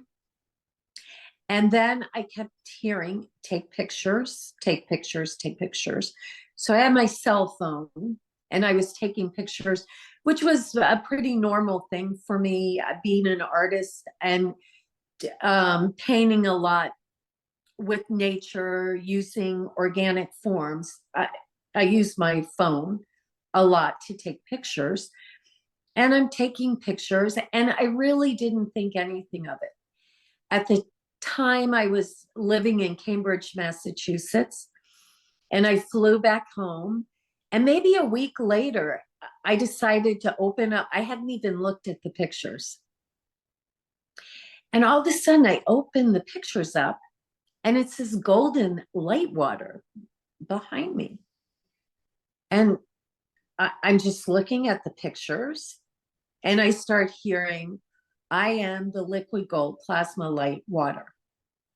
And I was guided at first to just start printing out some prints, putting them behind, like in my bathtub, at my kitchen sink, any place that had water. And then being guided to build a box to put my supplements in. It was lined with the golden plasma light, and put supplements in. And I'm going to say maybe 3 to 4 months later, I'm being guided to build a cube that I can sit in of the golden plasma light and meditate at least an hour every day. And, at first this was really quite strange to me. It wasn't something that meditation wasn't, but sitting in a golden light water box and actually having to design it and come up with something that I could actually sit in and meditate and have in my space. But as I sat in this golden plasma light water, I began to realize that it was mirroring my highest source self, I am. And that I am, and we are, golden plasma light. Now, I would say, fast forward to today, it's come on board in such a beautifully divine way that I now live in North Carolina in the mountains and have built a golden light temple where not only I, but others can sit in the mirroring of this light. But what basically the light is, this golden plasma light is emanating, is it's mirroring our golden light frequency, who we are, why we're here, basically our gold print. And actually energetically helping us to come more online with who we truly are, on board with our golden plasma light. And the most interesting thing I found out is that our plasma in our physical body is actually gold. And it is the oxygen that turns it into red, that oxygenate, you know what I'm saying? the plasma to red, but our plasma is gold. It's golden. Yeah. I'm going to stop there. Yeah. Okay. Wow. Okay, that's incredible because I can't help but to feel the divine timing and perfection of when you were downloaded to take a picture and have this be shared with the collective as, as we are shifting collectively to a higher vibration. It's like now the perfect time for us to tap into this liquid golden plasma light within is sort of like, I can't help but to see it, the connection with the heart center, but also just the connection with our highest expression. And as we are shifting vibrationally to the higher vibrations, now we are having access to the golden plasma light and all these different elements. So have you had any downloads or like what's your felt sense as this is coming in and as we're navigating this time? Like how has this assisted you? Well, it's assisted me in so many ways, but I keep hearing that it is helping to bring us into the golden age, which we are all being called to. For me, I would say my divine devotion is to the restoration, rejuvenation, regeneration, and resurrection of this plasma golden light within and without. It is the divine gold print, which we all carry, and it is the seated light of resurrection, which I feel like at this moment now, and every moment now, we are being guided to the resurrection of our highest source self, I am. And this is divine nourishment, divine guidance, divine light. It carries the frequencies which enable that which is no longer in resonance with our physical body, our mental body, our emotional body, or our spirit body to unwind and dissolve. It's almost like this is so funny. It's like a golden dissolvent. I almost see it as being like this golden shimmering dissolvent that with such beautiful ease allows us to unwind that which is not in alignment or frequency with who we are anymore. So if everyone let's say if everyone in this world saw this recording and they were able to tune in and tap into their golden plasma light self, like what kind of a world do you see us living in if everyone embodies that? I feel like it is the golden age of resurrection. I feel like we are so divinely close to this space and place internally. And as we internally take our rightful place on our immaculate throne of source self, I am presence, it mirrors that in the world outside of us.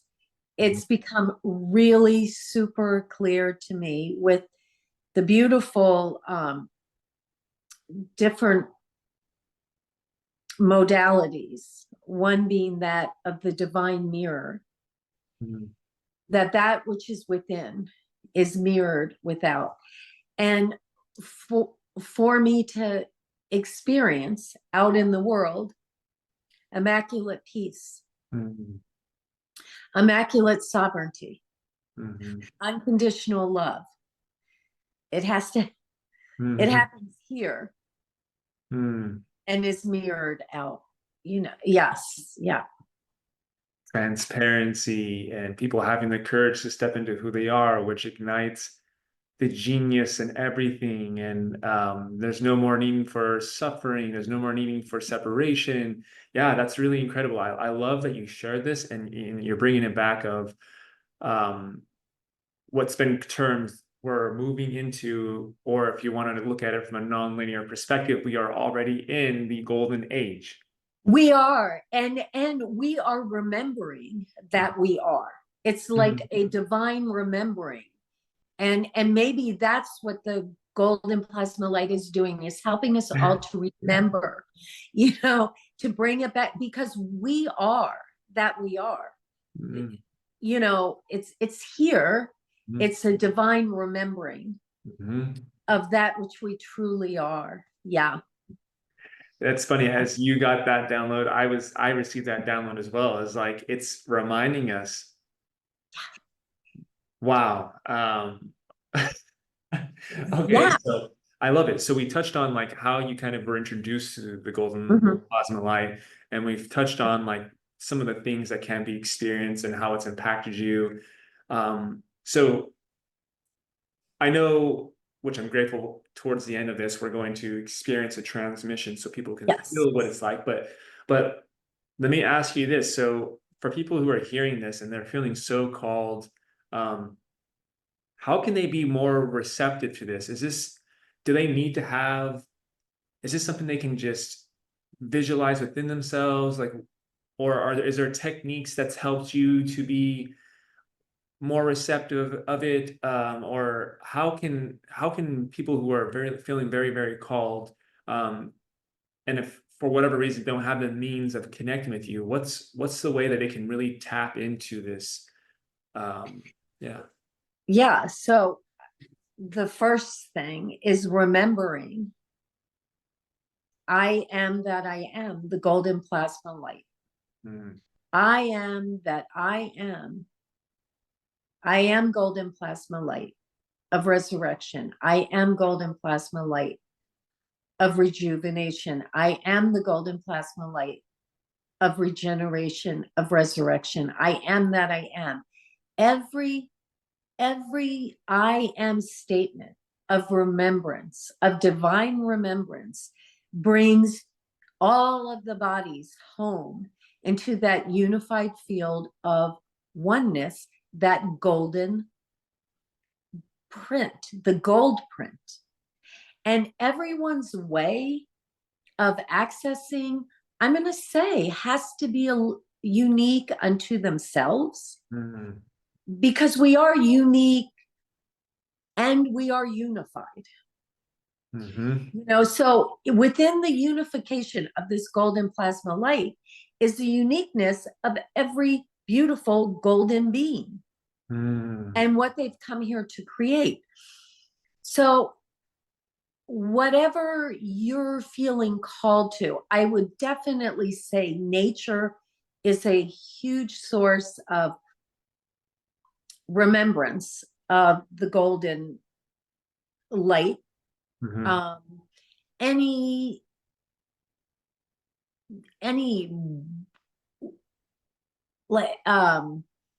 sourcing with the divine sun, being in water, taking a hike, being with the trees, being with the plants, being with the consciousness of the golden light in nature, because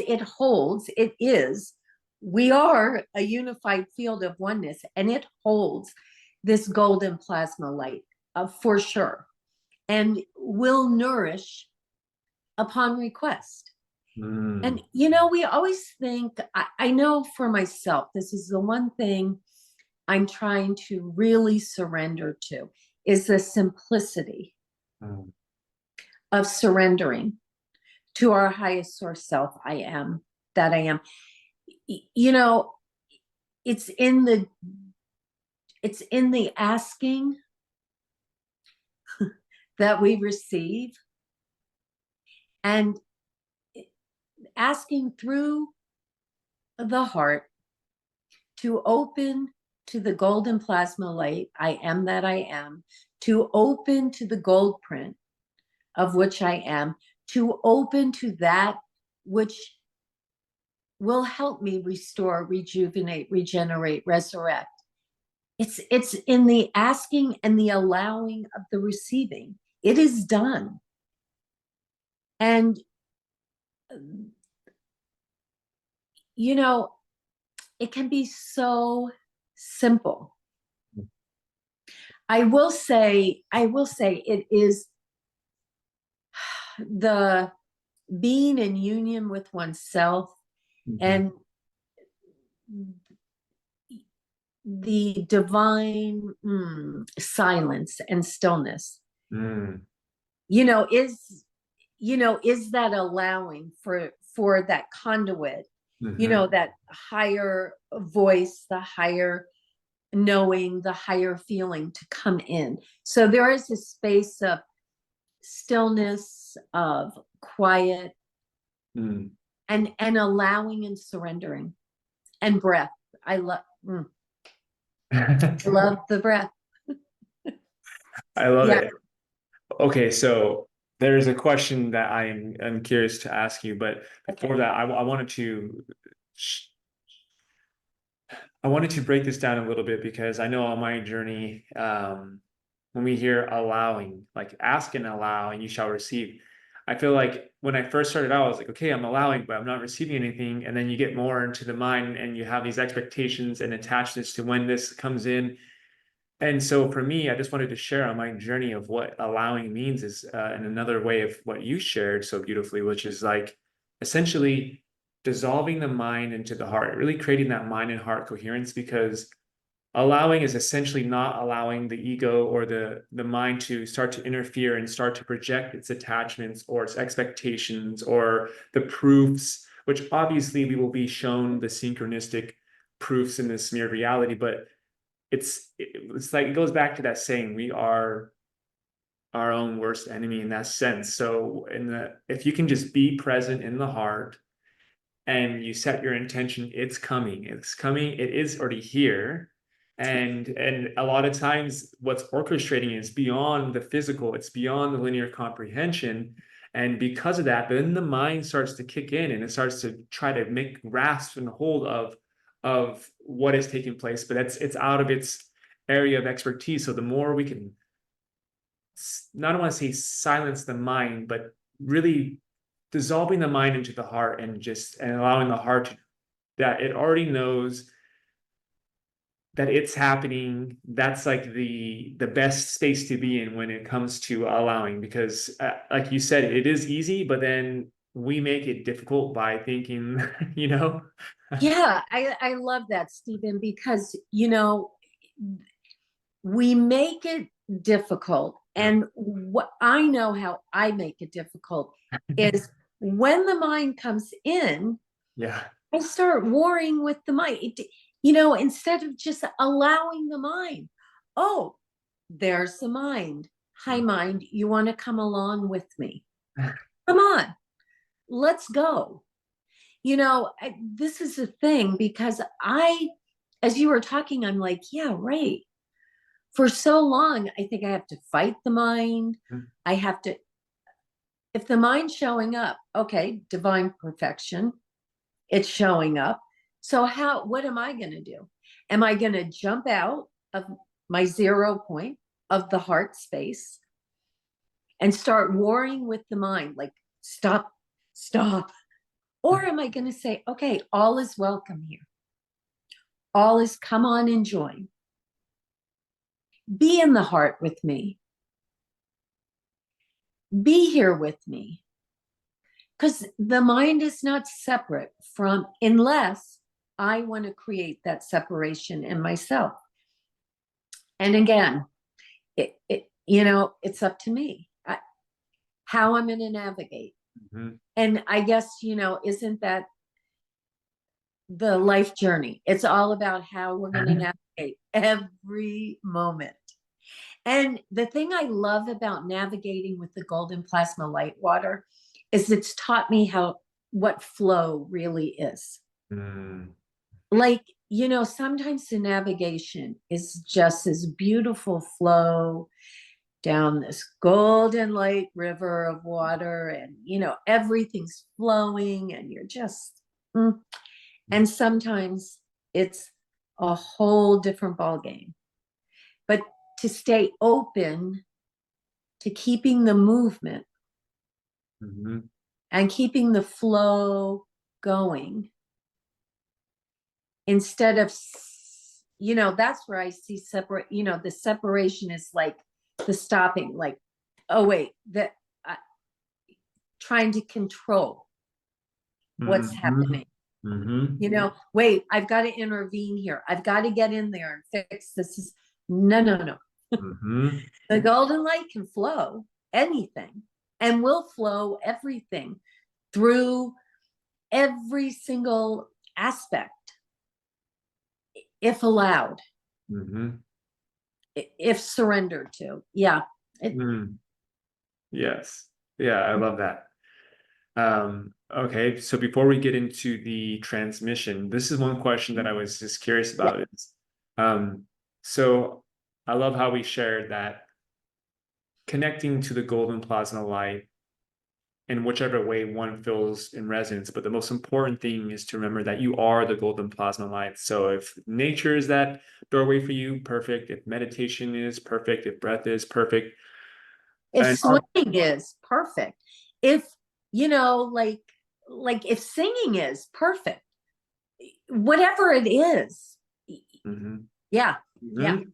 Yeah, Mhm. I agree. Thank you. Because there really is the once again going back to the mind limits to what Yes. is a pathway, but everything is. Cooking can be Yes. everything. Yes. Yes. Um, Numbers can be. yeah. Yeah. Yeah. So obviously when someone's connecting with this, it's already in their field, and just by nature of who we are, it emanates outwards. But for some reason, the question that's wanting to be asked right now is this something that people can channel? And let's say, like, if they're out in nature and they want to bless their water, or if they are wanting to send golden plasma light to something else, is this something that they Yeah. can tap into and send out as well? What a beautiful question, Stephen. And I feel the golden plasma light going, yes, yes, yes, and please do, 100%. Because it is who we are. It is our divine nature. Mm. And we are nature.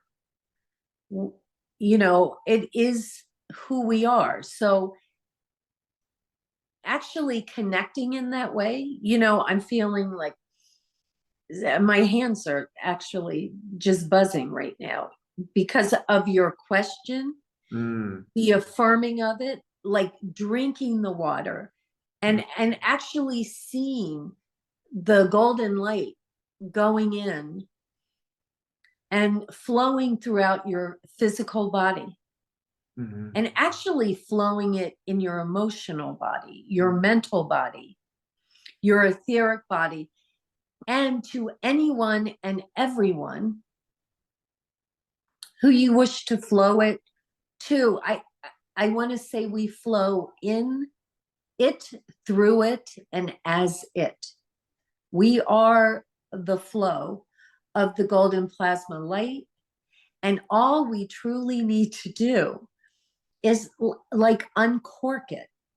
Mm. I am getting this image of there's this cork and just pulling out the cork and letting it begin to flow. Mm. However, your divine, unique self wishes to flow it. I love that. I almost saw when you were saying you can imagine it through your mental body, your emotional body. I almost saw it because it's such a pristine column of pure source golden plasma light that, let's say there's many ways you can use this, and I'm sure we'll get into this when we get into your transmission, but let's say your intention is to work with why you're feeling anxiety, and then you bring that into your emotional body, and it almost like acts as it illuminates everything that is in polarity to that pristine frequency. So it's like it shows you, oh, I'm feeling anxiety because there's this fear that's been because of this, and it assists you. And then not only does it assist you in bringing clarity to it, but then it washes it. It washes it over. It helps dissolve it. I'm getting chills saying this. I'm curious to know if this is what it's like from your perspective, and then it dissolves it, and then it's that rejuvenation, restoration, right? Yes, yes. And I've been shown that we are actually rejuvenating beings. We can rejuvenate anything within our physical body, our mental body, our emotional body, our etheric body. We can regenerate anything. We are regenerative. This is our gold print, as is all of created life on this earth. It's regenerative. It's the gold print is the gold print of resurrection. It is resurrection, and it's all that's who we are designed to be. And when we begin to step into our true design, that's when, for me, the magic of life on earth and the heaven on earth begins to be apparent, begins to reveal itself. And I don't think it stops. I think regeneration, there's no end. We are eternal beings. I love that. I love that. We have about 9 minutes left, and so I want to jump into the transmission. But I do want to say quickly, I love that you're using gold print as a term, because I know like often we hear about the blueprint, but we're talking about the gold print, baby. We're talking about the high vibrational source template that you are. That's it. And every time someone will say blueprint, what outside, my higher self is like gold print. It just changed. I can never hear that word blueprint without hearing gold print. It's the gold print. It's no longer the blue. We're not going for the blueprint anymore. We are in the process of resurrecting our gold print. That's what's happening in the golden age of the unified field of oneness that we are. I am. Yeah. All right. Wow. Okay. So everyone, I hope you're ready for this beautiful transmission. I'm going to hand the mic over to you, Kathleen, and yeah, I'll let you take it away from here. Okay. So, let's all begin to close our eyes and relax our bodies, our physical body, our emotional body,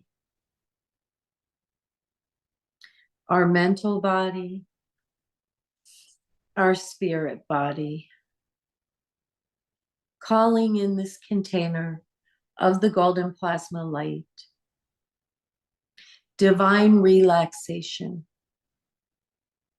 Divine relaxation as we begin to breathe with the breath of the golden plasma light in through the heart of the nose and out through the heart of the mouth.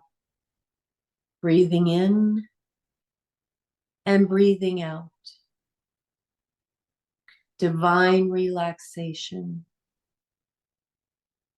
Letting go of any thoughts.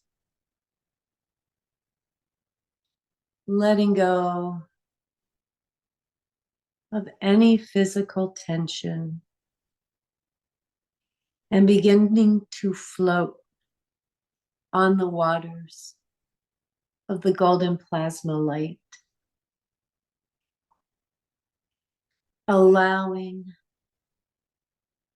the bodies to begin to surrender to the golden plasma light water. I am that I am. Beginning to feel the flow of relaxation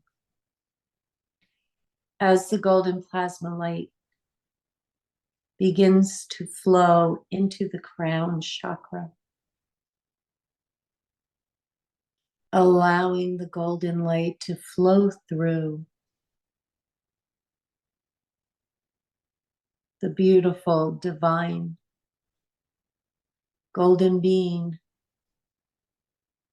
that you are, I am, flowing in through the crown chakra and circling now through the third eye, the golden plasma light, beginning to open the third eye to the divine colors of the rainbow, and beginning to see the color through your third eye that wishes to reveal itself.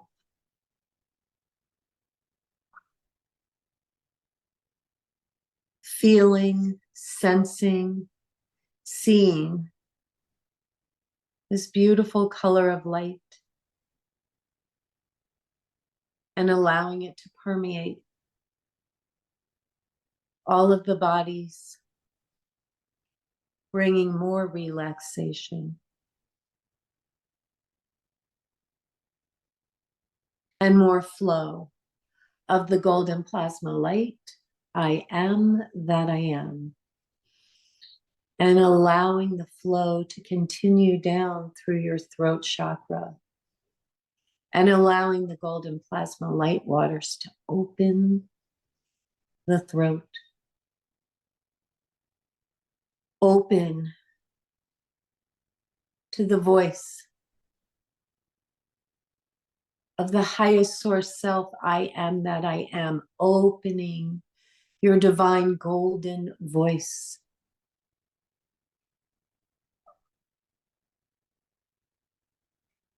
Opening and allowing, surrendering to the golden plasma light, I am that I am.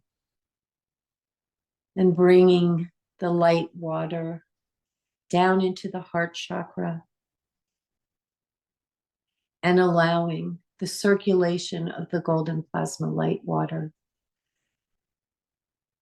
through the 0 point, through the divine heart, allowing one to begin to see through the eyes of the heart, to hear through the ears of the heart, to speak through the voice of the heart,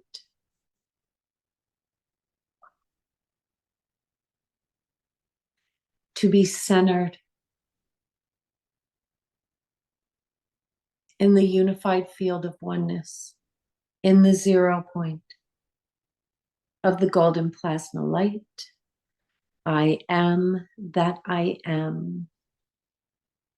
And following the plasma golden light down, down and around our solar plexus. I am divine sovereignty. I am. I am the golden plasma light waters of resurrection. I am. I am immaculate courage. And I flow the golden light waters of resurrection. I am that I am.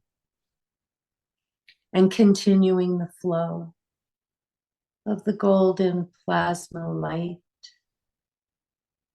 with the breath in divine relaxation into the sacral chakra, allowing for the golden plasma light water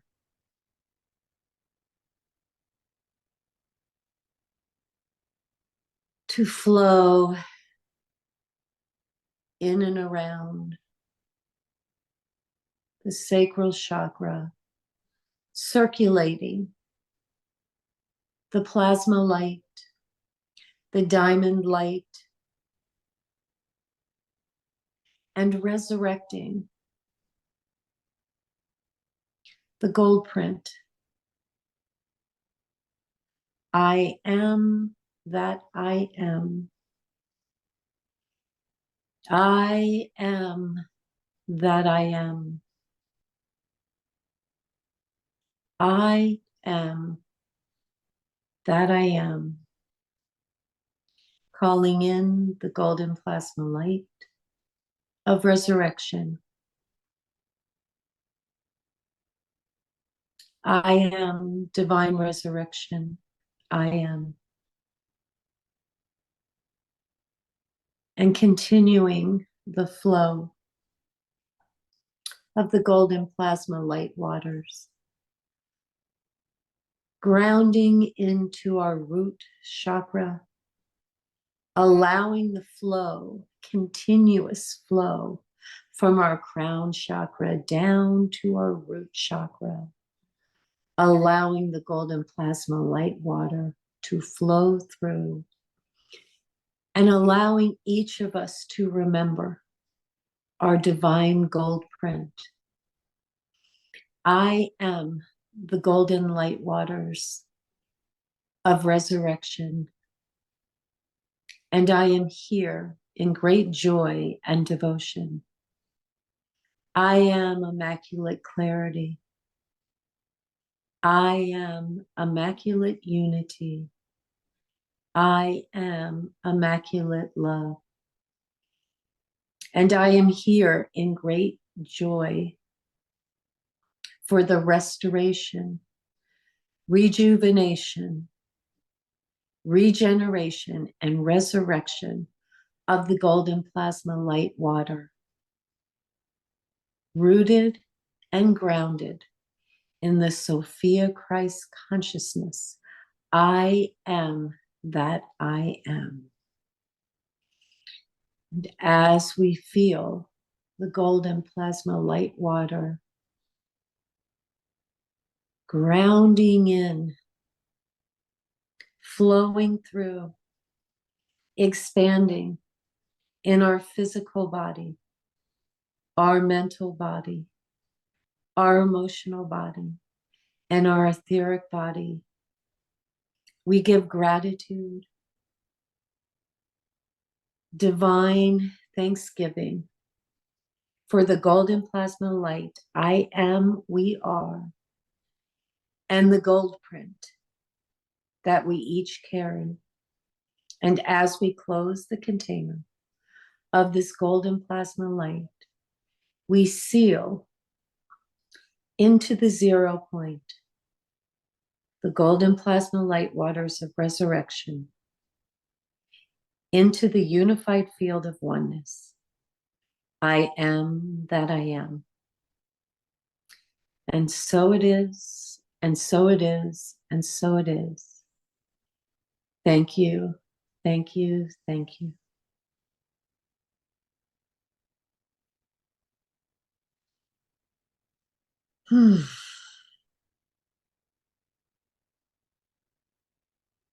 And in relaxation and divine gratitude, coming back into your physical body and rejoining together as we celebrate the golden plasma light.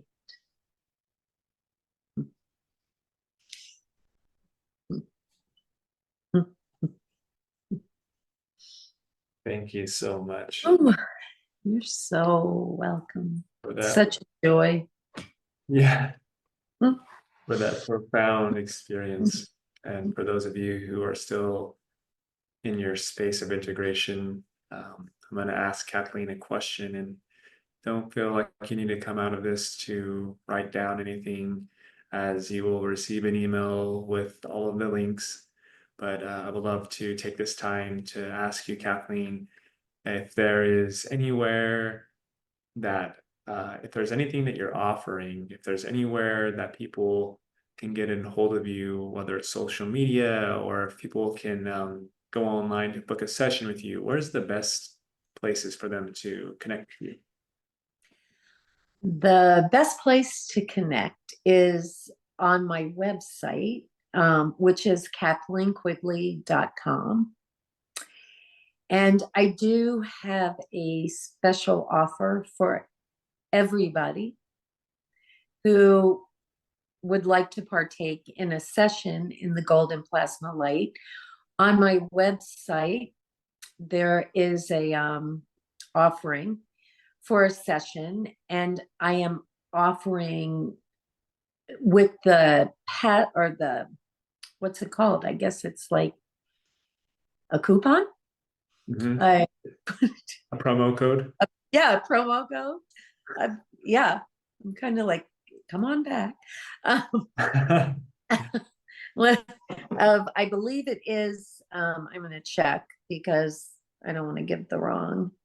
Yes, it's Golden Light is the promo code. Mhm. And usually a session is $200, and this will be a session for $100 with the code Golden Light, and it's all capital letters. I don't know if it makes a difference, but it is coming through as all capital letters, Golden Light. I am on Instagram and Facebook as Kathleen Quigley, but I believe my website probably has the most information furthering about the Golden Light Temple, and also that I am now beginning to offer retreats in the Golden Light Temple, which you will be able to sign up for online, and to make the space available for others to hold retreats in the Golden Plasma Light. I will say the Golden Plasma Light just wants to spread out everywhere. So, yeah. Wow. Yeah. Kathleen, thank you so very much from the bottom of my heart, from the infinite expansion of my heart. Thank you, thank you, thank you for your time, for your wisdom, for your beautiful presence on this earth during this massive collective shift in consciousness, and everything that you're doing to bring forth the golden plasma light. And thank everyone for tuning in, as again, I have to reiterate, all our higher selves co-created this beautiful experience. It was so heartfelt, and I'm so honored and grateful. So thank you to you viewing, and again, thank you, thank you, thank you, Kathleen.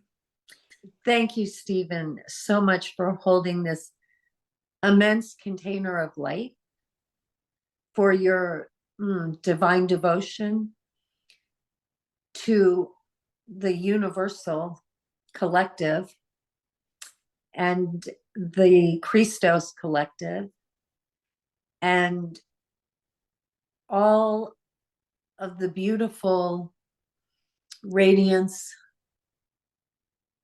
light, and that you hold and you are. And I so appreciate this, and appreciate all that are taking place in this container, and all that will be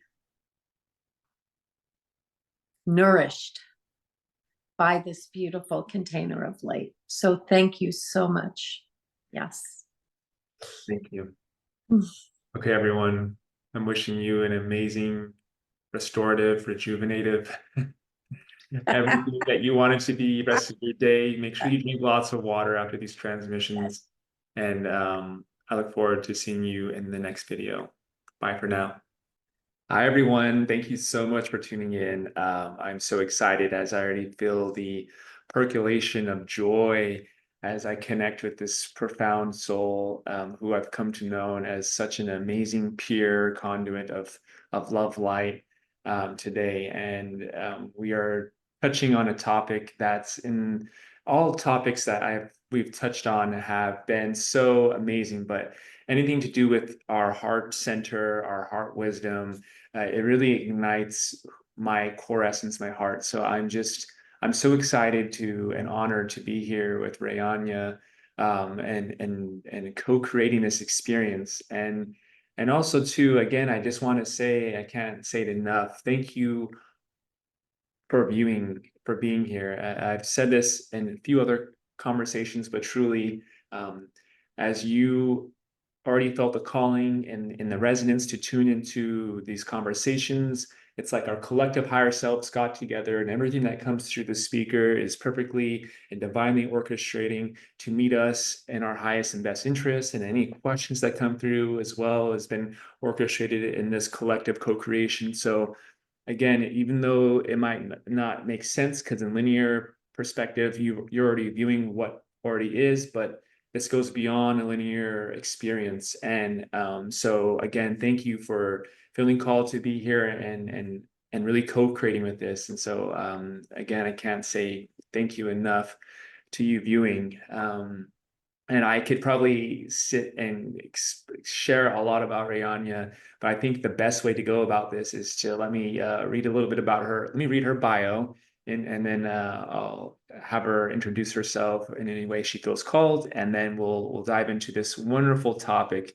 Again, the activating your heart wisdom to divine abundance. Like right there, heart wisdom and abundance is just like beaming with joy because these are such amazing topics as we're entering into this collective shift of consciousness that we are all going through. So, Rayanya Cheyenne, known affectionately as the People Whisperer, is an intuitive channel, energy healer, and galactic retreat host.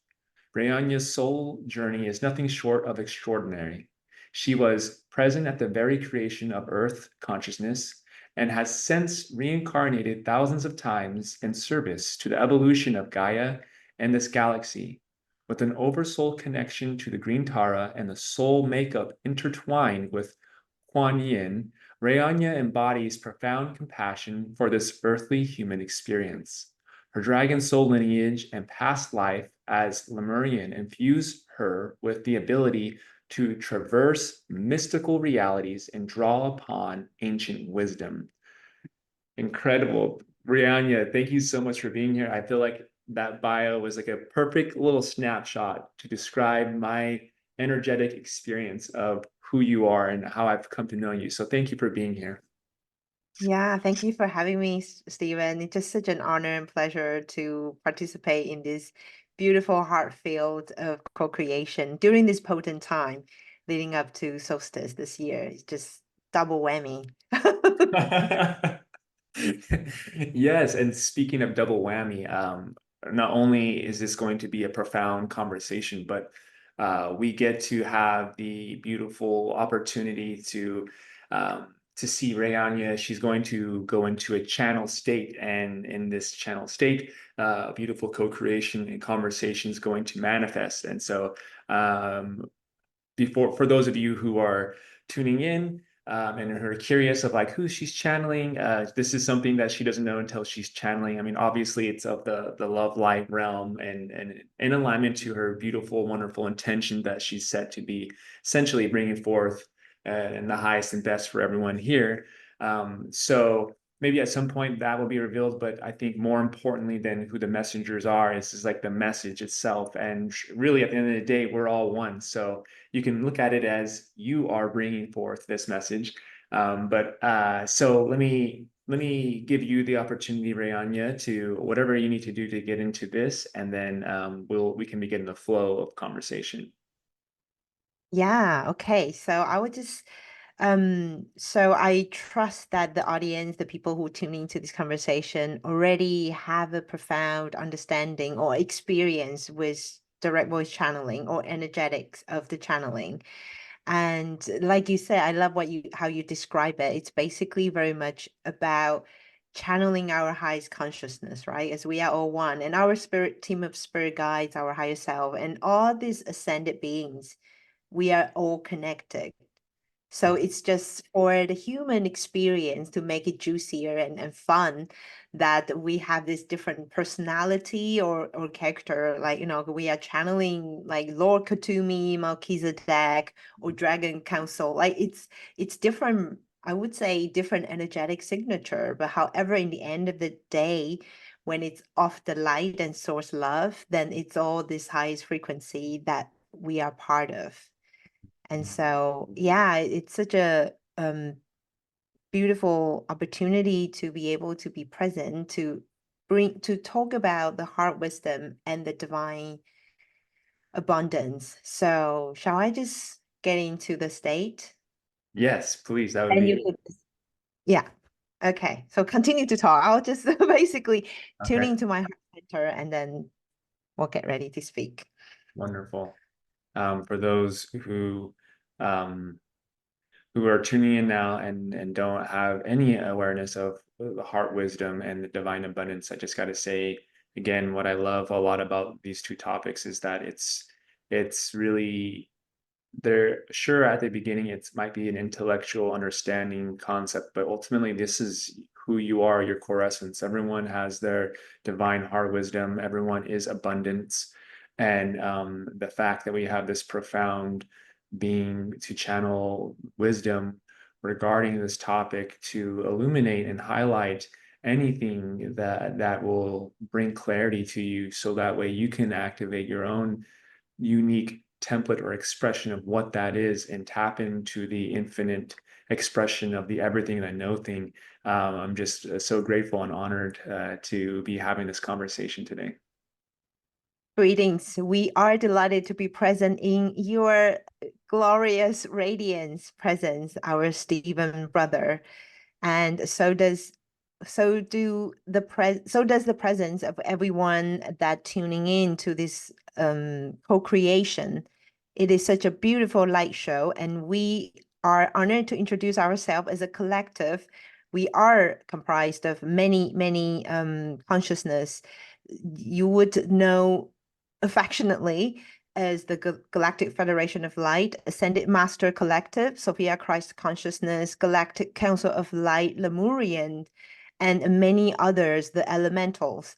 So we understand traditionally, or more commonly, a lot of individuals connect to one specific collective when they bring through the message. However, moving on to 2025 and onward, a lot of portals are now be opened to more of the receptive for the higher consciousness. So a lot of beliefs are shall we say, the boxes are being broken. And in terms of a channeling, we also wish to bring through the new idea of that when you channel, when you are in the shall we say, the right energetics, in alignment to your own source love light frequency, you have access to more than just one collective. And of course, it depends on the personal agreement, who you agree to work with and to bring through the energy and the energetics.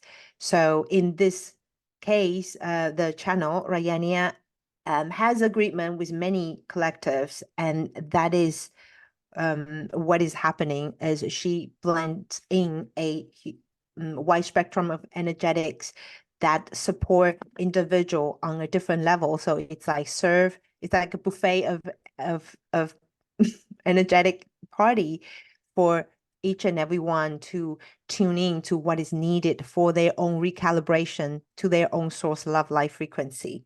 And so we are delighted to bring through the information about heart wisdom, ancient wisdom, this beautiful subject that you tune in so beautifully, Stephen, our soul brother. It is the time for many of you who have been on this path of awakening, who have been deep in the healing and clearing of your, shall we say, first chapter, first part of your life cycles.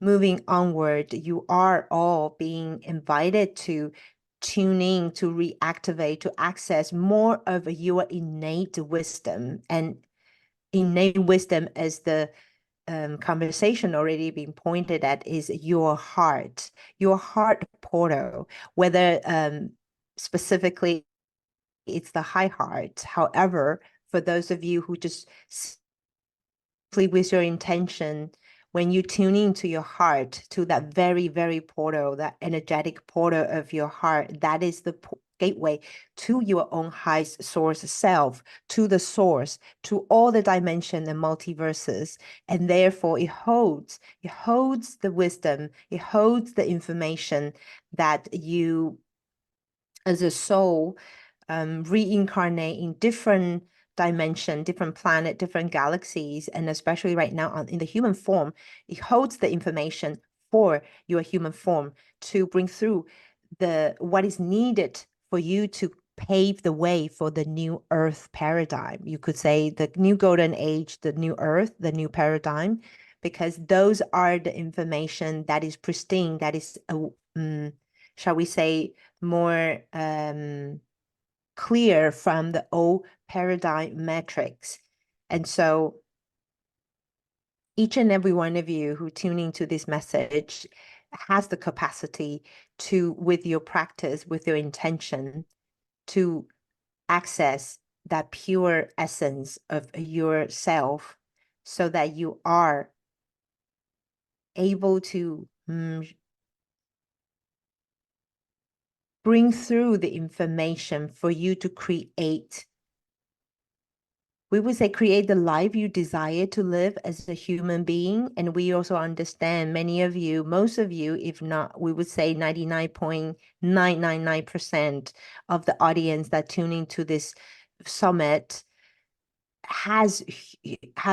feel the huge urge to step into your truest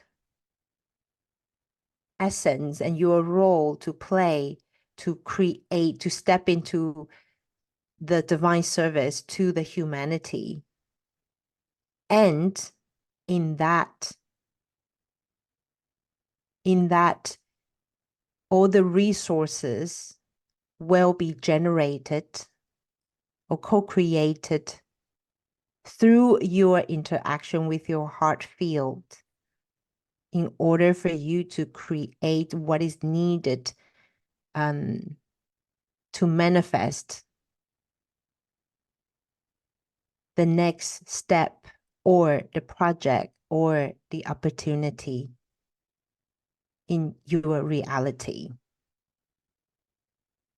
And many of you heard this from different sources and know that you are meant to live in abundance. You are meant to be well provided. You are meant to be well resourced, as you are source reincarnated in this human form. You are meant to live as, you are meant to prosper and thrive on your journey to be of service, on your journey to self-actualize your full potential. And so we would love to talk a little bit more about the divine abundance. But before that, we will pause and ask, do you have any question you wish to ask or elaborate? Well, I thank you so much for being here. This is a beautiful, dear topic to me, and I'm really grateful to be having this conversation. I can feel the joy and the love. And one thing that I am curious to know about is maybe this is something you were going to tap into when tapping into the abundance, but I do feel like right now in this time that we're in, there's so much frequencies and energies coming into and assisting us and really in being able to further activate our high heart centers and step into what you just so eloquently just shared. So I just wanted to see if there's anything further you wanted to share about the energies that are coming in, but specifically, if there is maybe if it's, I know there's probably infinite answers to this, but maybe if there's one low-hanging fruit of how one can be more receptive to these energies, so they can further ignite and embrace these energies coming in for their activation, the further activation of their heart centers. Beautiful. We love the question, and we would love to share the image that is rising in Rayania's mind's eye is simply allow yourself to step onto the imagine or visualize that there's this pathway that is lying ahead of you. Even though we know every moment is present, you do have the capacity to visualize the path ahead of you. Allow yourself to really see and sense there is this flow of energy, like a river of the flow of energy that is just running in front of you, opening up your pathway, and see yourself stepping on to this current of energy flow. We see that, well, she sees that as golden, silver, iridescent, maybe with rainbow light to a certain level. Allow yourself to rise onto this level of the energy flow. And then know that you are moving forward. You are moving forward to truly open up to your new chapter, your new beginning, and your new journey of this next part of your life. And we understand you are asking, how does one receive that energy to activate more of your heart center? And we would say this practice is also is helpful when one tunes into the heart and ask yourself, the human self and your heart self, what is it that you wish to experience? We understand there's a huge desire to be of service. However, your service, part of your service, yes, is in the project you are creating or you are co-creating. It is also part of your service also in the frequency that you choose to experience more of yourself. So we will make that an example. If Ryania's choice is to create more of the joy, to experience more of the joy, the playfulness in the co-creation with other like-minded soul star family, and for the project that she's here to in her mind to realize as the soul mission, it is the energetics that she embodied that is also part of the service that she's here to share with the world. And so it is so for everyone. In order for you to receive or to activate more of your heart center, it is also tuning in to more of what you desire to experience and allow yourself to direct your awareness more to that frequency.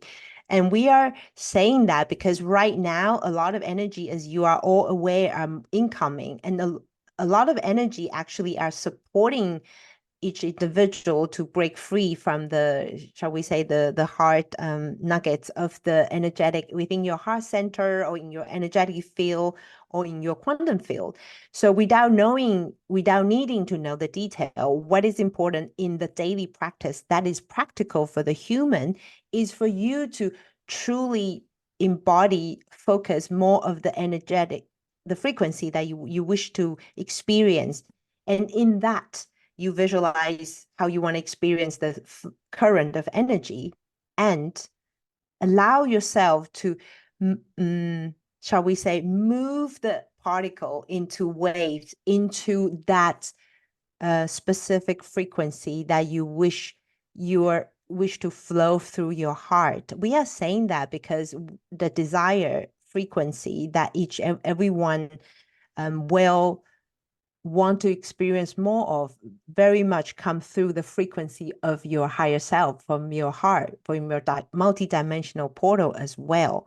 So in order to activate more, to leverage the energy that is incoming, it is about you embody or practice more of that frequency. So allow yourself to, during, even when you are in a very mundane 3D life moment, queuing in the supermarket for checkout, truly allow yourself to activate your heart center and calling in the energy. So what if, allow your mind to play. What if how does a joyful, or how does a playful experience, how does feeling a frequency of connection could manifest through my heart right now if I'm so bored right now queuing for the checkout? So it is truly not so much for the esoteric practice, but it is for, we wish to bring it to the practical application for each individual. So that is how you activate more of your heart center and receive more of the energy, is to command the use, the direction of the energy toward that which you wish to experience more of. Mm. And we would just throw in, a lot of you wish to experience more of the, shall we say, the freedom of the resources. And typically people would say, oh, that I wish to experience more of the abundance of the monetary resources, maybe bank account, maybe opportunity, maybe resources for my children, for my family. And that is also connected to the frequency that you allow yourself to open your heart and open your mind and just command to be supported, to co-create. How does that frequency of feeling so well nourished through the monetary or the opportunities feel like in your body?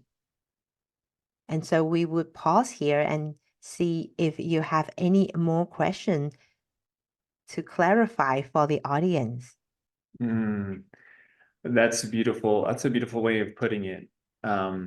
So I guess my question would be, so as you already sort of leaning into this already, but so what is the connection between the heart center and abundance? Does one need to be, the more in your heart, the more abundant you are?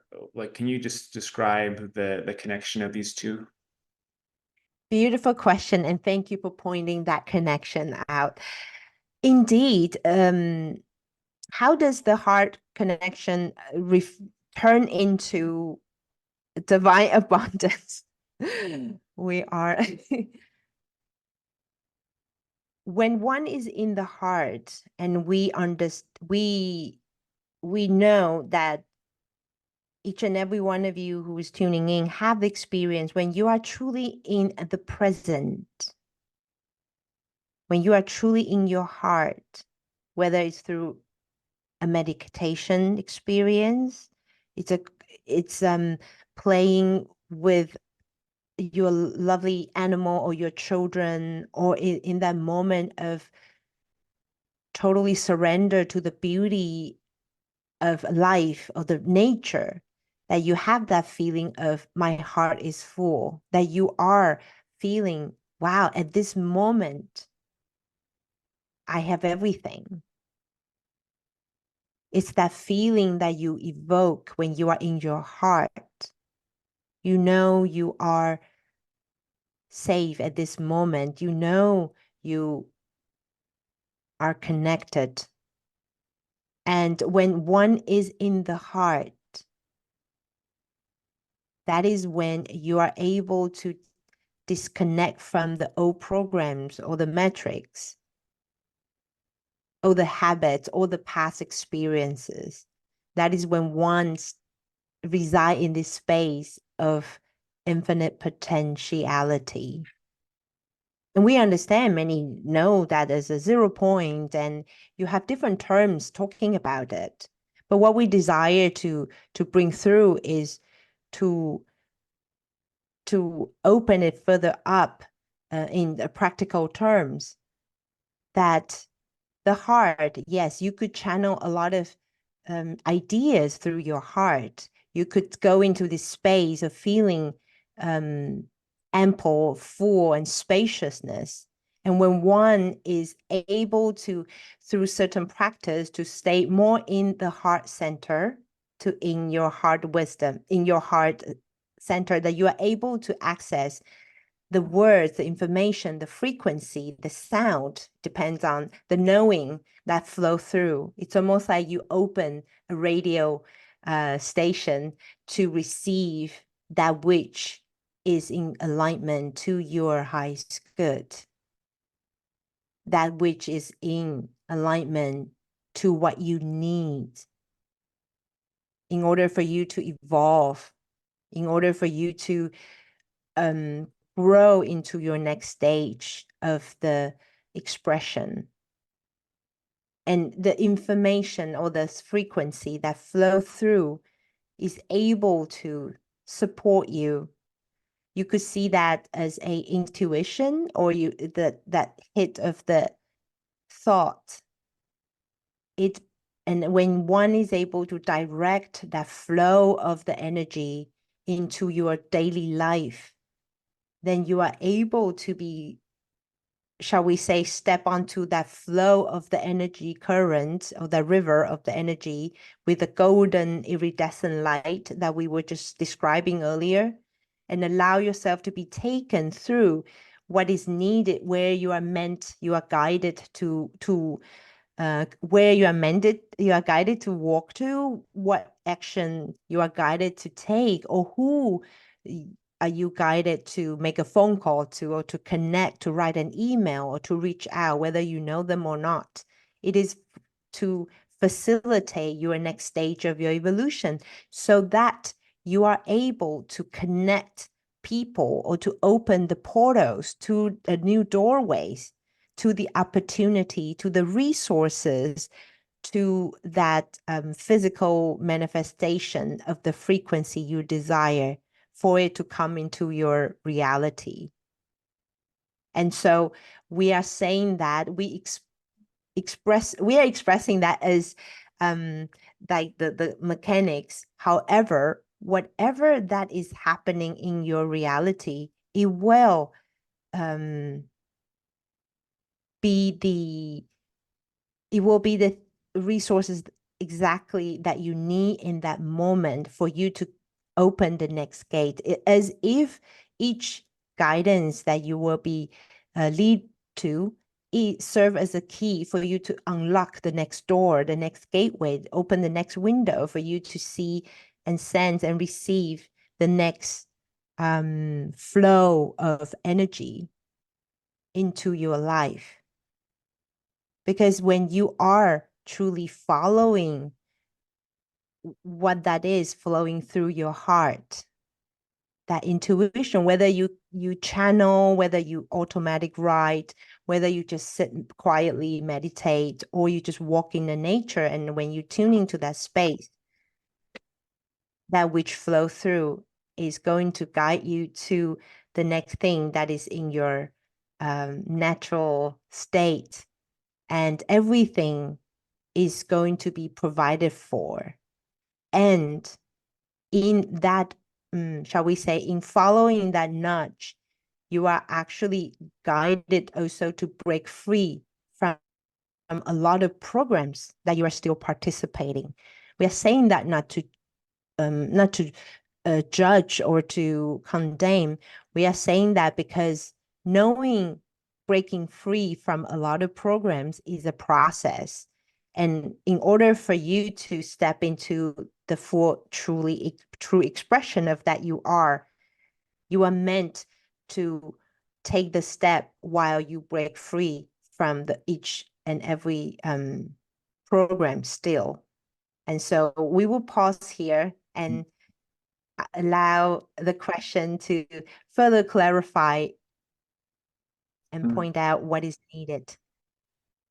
Yeah, thank you. So I do have a question, and before I share the question, I would like to try to do a simple overview of what I've received from what has been shared so far, and you can tell me if there is a good sort of synopsis of, or a overview of what has been shared. So the accessing the heart center in this time, we are not only able to access our true potential, but we are accessing the higher vibrational frequencies, which is what we are all shifting to as a collective. So in short of that, the more we can be in our heart centers, the more we can start to experience what we've referred to as abundance and synchronicities. And next thing you know, the right person comes at the right time. And next thing you know, someone purchases something from you or donates something for you when you needed the money, and you start to experience all of what we would refer to as a magical nature of just things happening in a more effortless flow. And as a result of not only the abundance you're magnetizing, but your overall inner well-being is just at an all-time high, because you can't help but to, since you're resonating at a higher frequencies, you're naturally in a state of joy and love and compassion. And not only does it affect you, but it also emanates out to those who encounter you, and therefore sort of holds a field for them to tap into that within themselves. And it really is like an amazing gift in and of itself. Is that like sort of a short summary of like what has been shared? We love your summary. Brings about such a different energy and congruent to the message. Yes. And we would love to add on the part of the ancient wisdom as well through the heart. When we talk about heart wisdom, yes, that is exactly what you just described. And also, when at this, shall we say, through different portals that we are moving on to, we, each and every one of you, whether you resonate with star seed or however role, source, representation you identify yourself with, you have the access to bring through the wisdom through your different lifetimes in different dimension and different planet, different multiverses.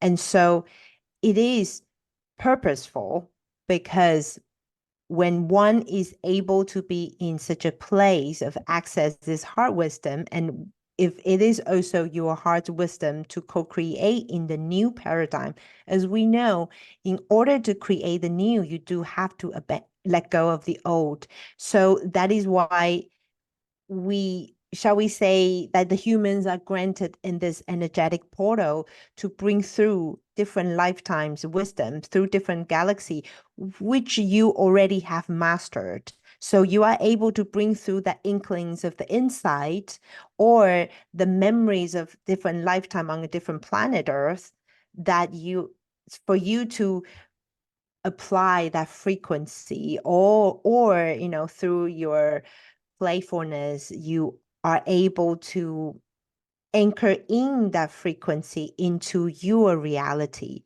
So yes, it will, the synchronicity, the magical, the mystical experiences will happen. It is also important for you to be aware that how can you bring through the new frequency into that which you desire to create, not to regurgitate what has happened or what is available on the planet Earth, but also to allow that which is new, that which is different, that which is spaciousness, allow that to flow through you so that you can create things and project that is new and uniquely you in this earth plan in the time to come. And that is why each and every one of you is so important in your unique expression, because each and every one of you has very distinct soul history and your lifetime combination. So you are able to bring through, some could say, a different codes, different geometry, different frequency, vibration, a different tone, different sound into this plan, and allow that to be joyful, creative, and playful in your day to day.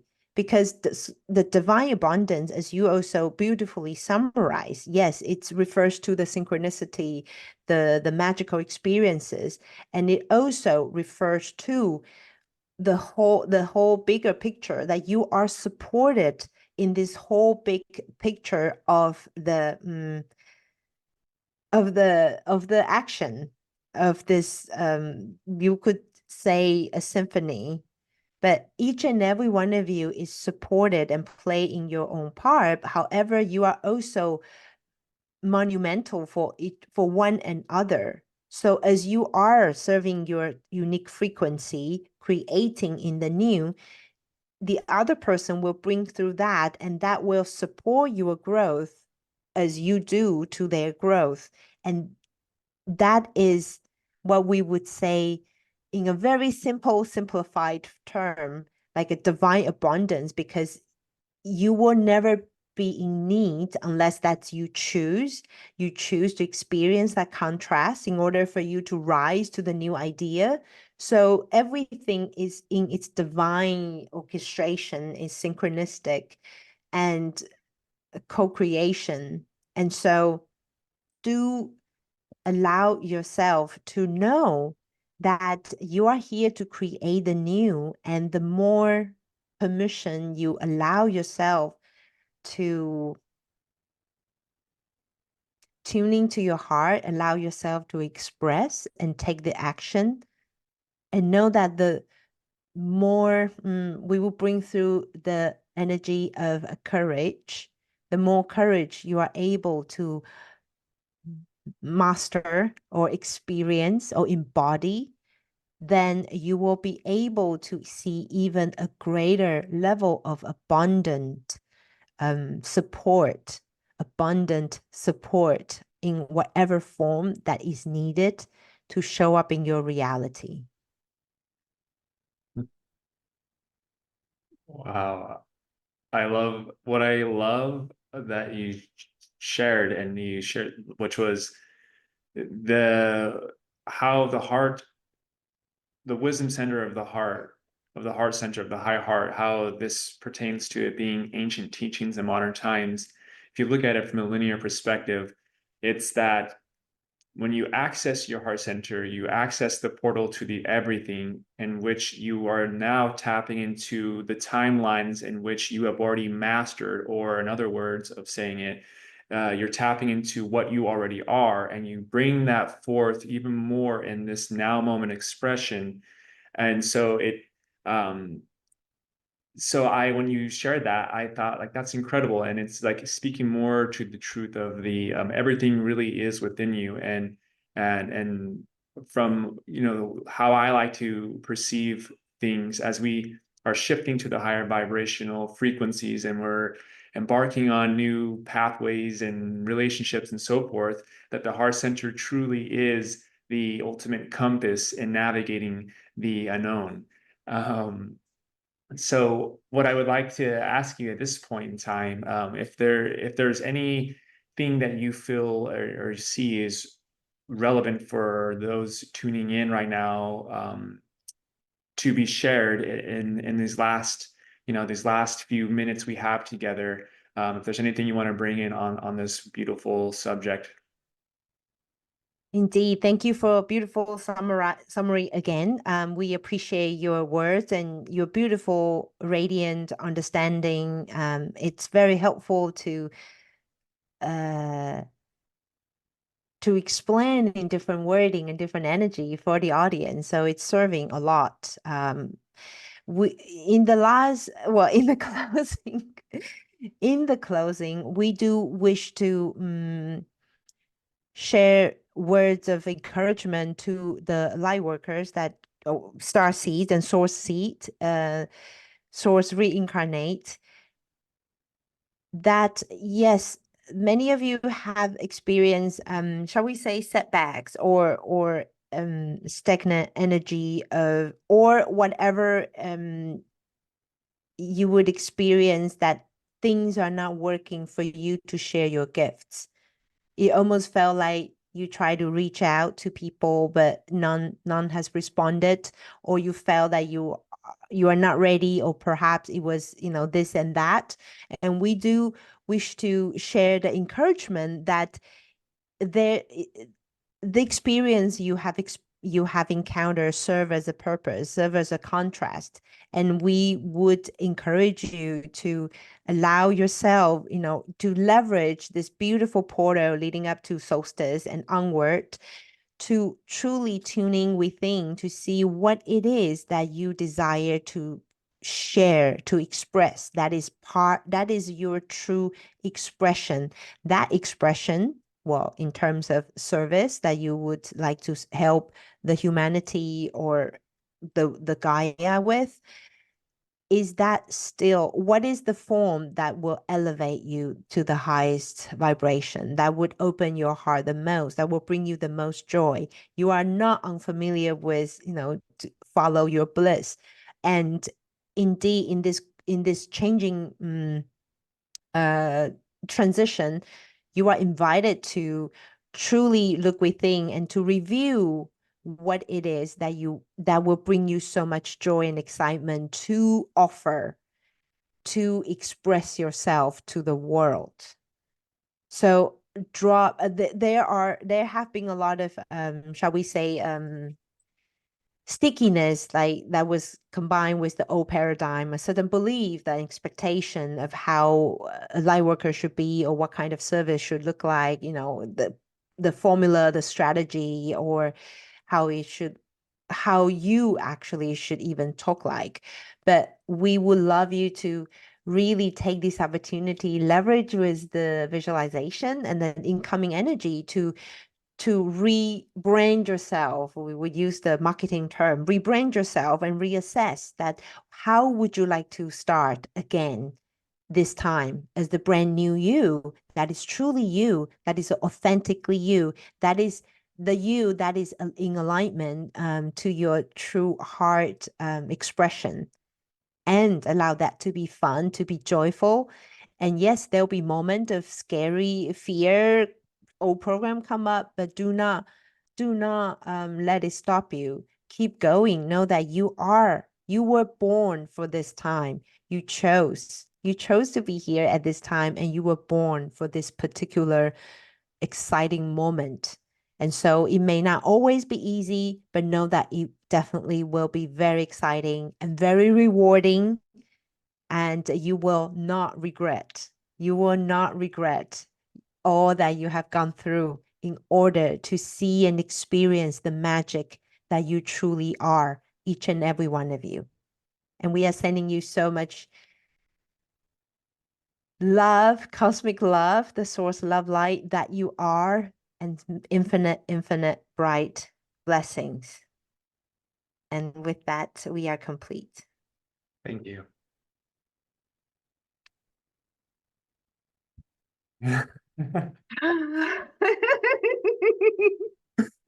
I love it. Thank you so much for that amazing co-creation there, for bringing through being such a beautiful channel.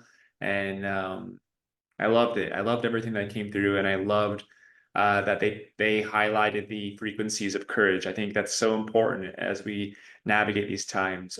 So what I would love for you to do, if it's okay, if you could share anywhere people can get a hold of you if they wish to connect with you.